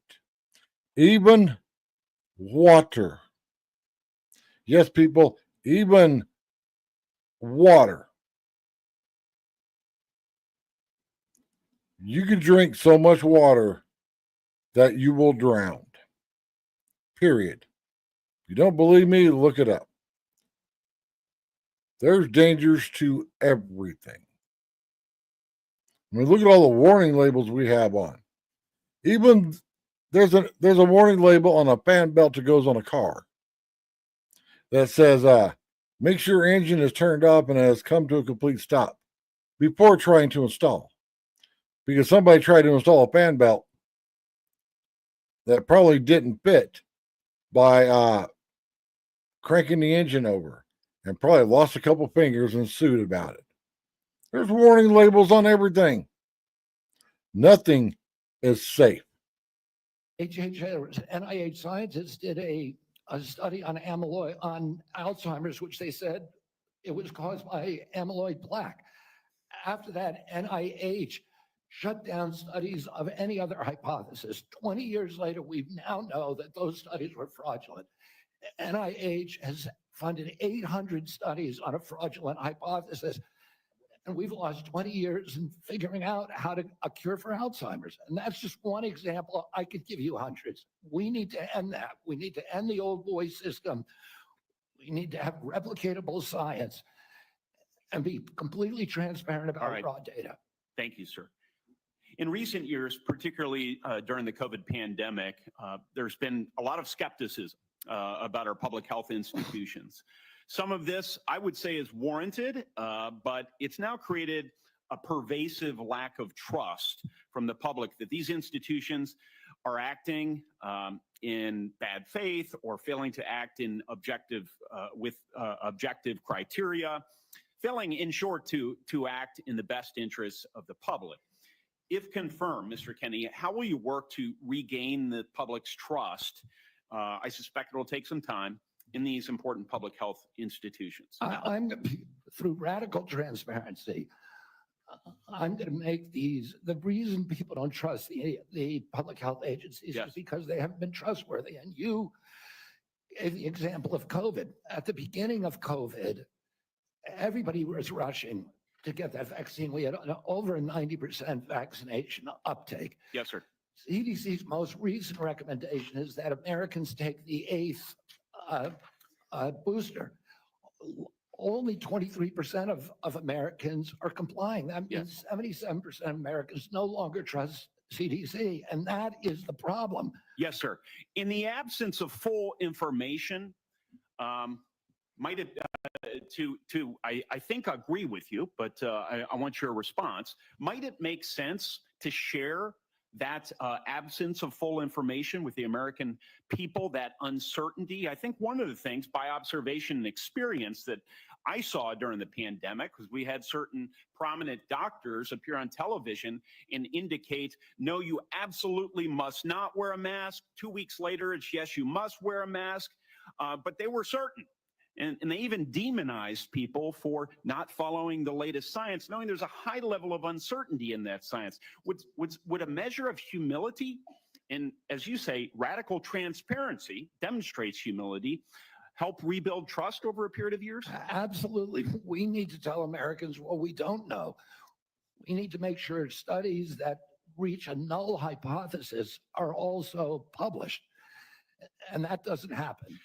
Sir, I think you are right about why healthcare costs are so high in the first place. The answer is indeed chronic disease. 90% of our healthcare spending goes towards managing it, as you say in your open statement. It's not in the main because of waste, fraud, and abuse, although we know some exist. It's not in the main because we have greedy executives at innovative world-class companies. It's not in the main because we haven't yet adopted an unsustainable Medicare for all scheme. It's because of this. So I'm encouraged that you intend to make that a point of emphasis as it pertains to your future leadership. I will say, with respect to COVID, it's not over for a lot of Americans. It's not over. I know the mission accomplished banner was convenient for the last administration, but as we continue to navigate the ongoing impacts of the COVID pandemic, we have many individuals here in the United States and around the world who are suffering from long-term health effects that significantly impact their quality of life, work, and daily activities, and they've been largely ignored. Funding for long COVID research was appropriated by Congress in December of 2020, followed by additional funding directed by the Biden administration in February 2024. Patient groups and industry publications have criticized the slow pace of clinical trial design and enrollment. If confirmed, will you collaborate with healthcare providers, researchers, and effective communities to better understand and mitigate long COVID's impact? Yes or no, please? Absolutely, Senator. There's 16 million Americans. Will you commit to prioritizing long COVID research and integrate this work into broader healthcare policies? Yes or no, please? Yes. Patient groups, experts, and industry publications have raised concerns around existing long COVID funding being spent on observational research. In particular, criticism was directed towards recover funding being used to duplicate existing findings instead of funding trials for potential treatments or diagnostics. If confirmed, Mr. Kennedy, will you work with Congress so that going forward, long COVID funding will be directed primarily towards trial or novel research directions and not replicating existing observational research? Yes or no? Absolutely, Senator, with enthusiasm. Thank you so much. If confirmed, how will you create a balance between your personal priorities of chronic disease and healthy lifestyle and the ongoing critical work of the department in areas that are focused on incentivizing and advancing innovation in modern medicine and pharmaceutical discovery? I think innovation is going to be the key to public health. And we have a unique opportunity now in history because of AI, because of telemedicine, and because of the quality of people that are now coming to HHS to actually save public health. But it's all going to rely on innovation. And I don't want to do anything that inhibits or impairs the pace of innovation. That's encouraging. From approving AI algorithms to determining Medicare coverage, we certainly need more innovation, and we need good people in the department to assist with that effort. So I'll follow up with a question about how you're going to attract and retain good people. Thank you, Chairman. Sorry to shut you down a little faster than I did the others, Senator. And we are up against a vote deadline here, and we have one more senator who gets his full time. I hope you'll keep it as close to 5 minutes as you can, Senator Welch. And then I've promised Senator Wyden, 5 more minutes? To be divided 1 minute with my colleagues getting 1 minute. And then if we can do that, we can get over to vote before they call the vote on the floor. Thank you very much. Thank you, Mr. Kennedy. And as you know, I'm a big, have great reverence for your family from Massachusetts. When I got out of college, I was in the first class of Robert Kennedy Fellows, the memorial created by your family to honor the service of your father. I do community organizing in. All right, bro. You were just the told you got like west side 5 of minutes. Chicago. Short, sweet, to the And point. I certainly admire your energy. You want to talk about all this buddy, what happened in the past stuff? Do it on your own There's a time. couple of things that are really important. Short, here. sweet, to the point. This is not just about a debate on vaccines. It's a debate about qualifications, experience, and priorities as to the person that will head Health and Human Services. And it's not just about what your answers are today or what the questions are. It obviously has a lot to do with your whole record and your whole history. Ask the question. You know, your sister in her letter, or pardon me, your cousin in her letter said, you've always been charismatic. Ask the question. able to attract others through the strength of your personality, willingness to take risk and break rules. Ask the question. That's, I guess, an attribute, but it can be a danger. The question I fundamentally have is whether your willingness to disrupt and maybe break rules is going to be dangerous and destructive. The character questions we didn't go into here, but there's some sketchy things. You've acknowledged your history with heroin. You've gotten over that. But there's incidents that do, I think, concern the question of whether the stability is there to be in charge of this major organization. And that's compounded by my concern that you don't have any experience managing a large organization, that you don't have any experience in government. So those are things that have to be taken into account. But the issue for me is also priorities. A lot of your engagement in health has been on vaccines, big important issue. You actually disagreed, as I understand it, with President Trump about Operation Warp Speed. I think President Trump deserves a lot of credit for Operation Warp Speed. He knew we had to get a vaccine. And these other issues about a mask and whether you should wear it, whether when you got your groceries, the bag had to be left outside. Remember that in the very beginning?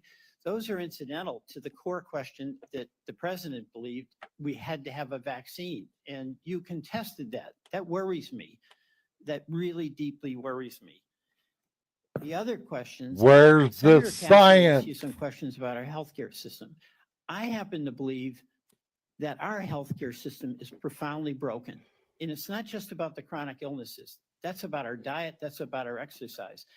But we are getting premium increases in Vermont of 20% a year, 25% a year.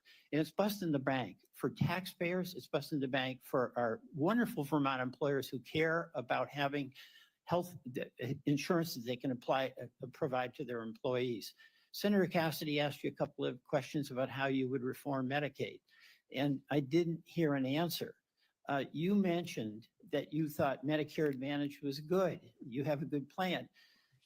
No focus on what an incredible ripoff was reported in the Wall Street Journal by United Healthcare, which was marketing Medicare Advantage and then paying doctors and nurses where they had assignments essentially to diagnose illnesses that didn't exist. So they made billions and billions of dollars. And I've seen nothing coming out of the Trump administration, and I've seen nothing coming out of your advocacy that is going after what is a rampant abuse by the insurance companies and overcharging people and not doing the job. And by the way, the United Healthcare people, when they did that, they overdiagnosed. When the person really got sick, they dumped them.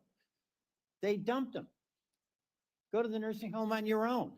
That's a broken healthcare system. We spend the most and get the least. And I think there should be collective anger about this on both sides because all of our people are dependent on that healthcare system. And you're going to be working for a president who's on a lawless rampage right now, okay?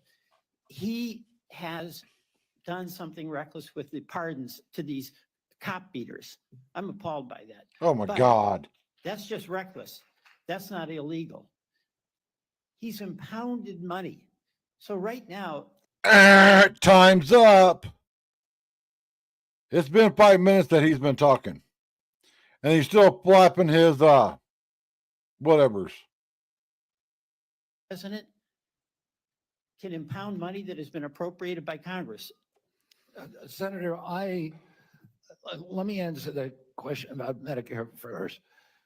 I have never defended that. All right. Do these people not listen to the other guy that just talked? That we're on a time deadline? I will offer my services. Give me a fucking bullhorn where I can push a button and it goes, and a stopwatch. But also, maybe we need to have a digital clock up there that when they say you got 5 minutes, click, time starts. And if you can't say what you got to say in the 5 minutes, siren goes off, your mic goes silent.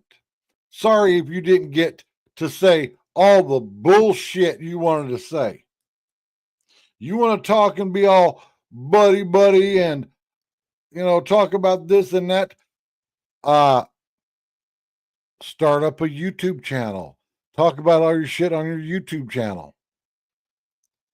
But this shit pisses me off.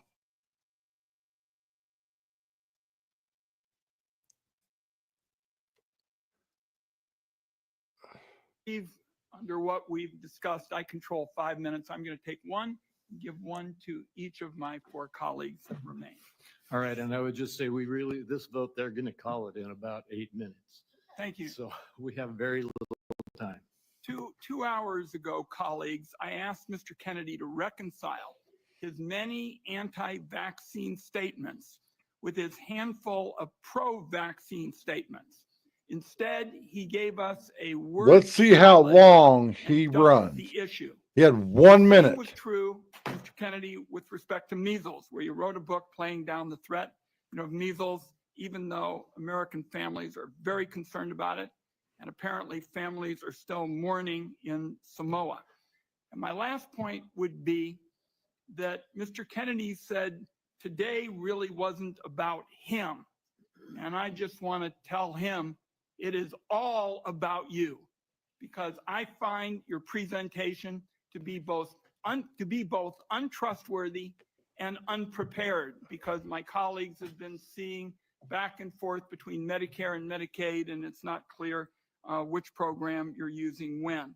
So I want colleagues to know there is time's a lot up. more information to learn about Mr. Kennedy before we vote. I'm going to urge that to my colleagues on both sides of the aisle to not make decisions on the basis of this session. I thank you for the additional time. And I guess my next minute is Senator Whitehouse, Senator Warren, and Senator Smith. And again, 1 minute There's- each, please. Senator Warnock, There's been a excuse me. lot of conversation about late-term abortions here, and I just want to make clear what Rhode Island OBGYN doctors describe as what is almost always happening when a late-term abortion is needed. It is a childbirth gone wrong. The family has painted the room. It has bought the crib, maybe even decided on the baby's name, and has gone to the hospital to welcome the new baby into their family in what is supposed to be a happy event. And then things went wrong. Then the alarm started pinging. The lights started flashing. The medical professionals started rushing in. And the question became, who lives and who dies? The mom's life is often at risk, and she may have other children she needs to care for. The baby's life may be at risk, and one or both may die. In that environment, the doctors and the family own that decision. Government has no place in that room at that point. And I think we need to understand when this late-term abortion gets bandied about, what you're dealing with is a tragedy that is happening to a family who wanted that child and have suddenly been confronted with a moment in which they have to make what is probably going to be the worst decision of their lives. And to All right. Well, how about the numerous women that, they were in a happy relationship. They were going to bring a new person into the world. And then something happens in that relationship at the 6, 7, 8 month mark. And, now the woman doesn't want it because it's a sad reminder of her failed relationship. And she just wants to end it so she can go on to another man with a clean slate. The nurses get charged with manslaughter, but vaccination rates go down. I asked you about this in my office. You told me flatly that your visit to Samoa had nothing to do. Oh, here we go about the with Samoa vaccinations. shit. We now know that's not true. I have the documentation. You met with the prime minister. You talked about vaccinations. You met with an anti-vaccine. Remember, we had influencer 8 who minutes, thought guys. the meeting We was, had quote, 8 minutes till they make that profoundly vote. monumental for this movement. So what happens? Vaccinations go down. There's a measles outbreak and children start dying. But you double down. You didn't give up. Just 4 days after the prime minister declared a state of emergency, 16 people already dead. You sent a letter to him promoting the idea that the children had died not from measles, but from, quote, defective vaccine. You launched the idea that a measles vaccine caused these deaths. You are a very influential man. In fact, you are called the leader of the disinformation dozen. UNICEF and WHO, the World Health Organization, investigated this. They say the claims are false. It is not biologically possible what you claimed.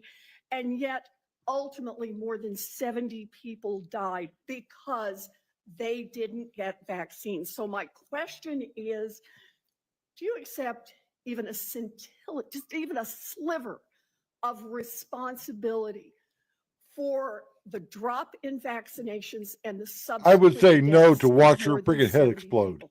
Anything you do differently? No, absolutely not. There were two incidents in which children died in 2015 and again in 2015, it was from the measles vaccine. That's what the New Zealand General Hospital found. The government of Samoa banned the measles vaccine after the 2018. I arrived in July of the next year after the ban had been in place for a year.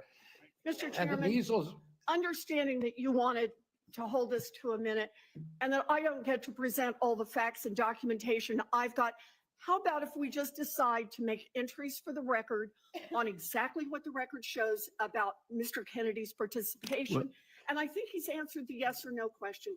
He takes no responsibility. Senator Warren, we will to do that. And Mr. Kennedy, and to all the senators, every senator knows that following this hearing, they will be able to ask you questions off the record and you will be able to put answers. But they don't want to ask questions can't off the give that record answer. because I they're not on the apologize to record Ruth and they're not Cheney. on We're camera. giving a full response right now. Senator Smith, and thank we you. are way over time. Thank you, Mr. Chair. So, Mr. Kennedy, you have said that you want to give infectious diseases a break for about 8 years. You spoke about this with Senator Cantwell. My question to you has to do with avian flu. Over 100 million birds culled. The disease has spread to dairy cows, and there are now 67 confirmed human cases and 1 death. So, Mr. Kennedy, do you intend to give research on bird flu a break? no, I intend to devote the appropriate resources to preventing pandemics. That's an essential part of my job. What do you think is causing the avian influenza? I think the H5N1 virus is. So that's good to hear, because in a recent book, I will submit this for the record because we don't have that much time. Mr. Kennedy has questioned the scientific basis for germs causing disease and the power of vaccines and antibiotics. to I've help never cure questioned disease. that, Senator. Well, I will submit that for the record. Thank you. Senator Warnock, 1 minute. I like the way you said that to the Baptist preacher. Thank you so much, Mr. Kennedy. Based on our conversations, it's my understanding that you support work requirements in Medicaid. In Remember, we had 2020, 8 minutes. President Trump approved a proposal 8 minutes. from Georgia state leaders requiring Georgians to jump through a number of onerous bureaucratic hoops and fill out even more paperwork to verify work and get access to health care. I ask this as someone who represents a state that has not expanded Medicaid. Federal government, because of this waiver, spent $70 million on Georgia's Medicaid waiver. 82% of that went to administrative costs. The point that I'm making is that the folks that they're insisting need to work, 90% of those folks are working.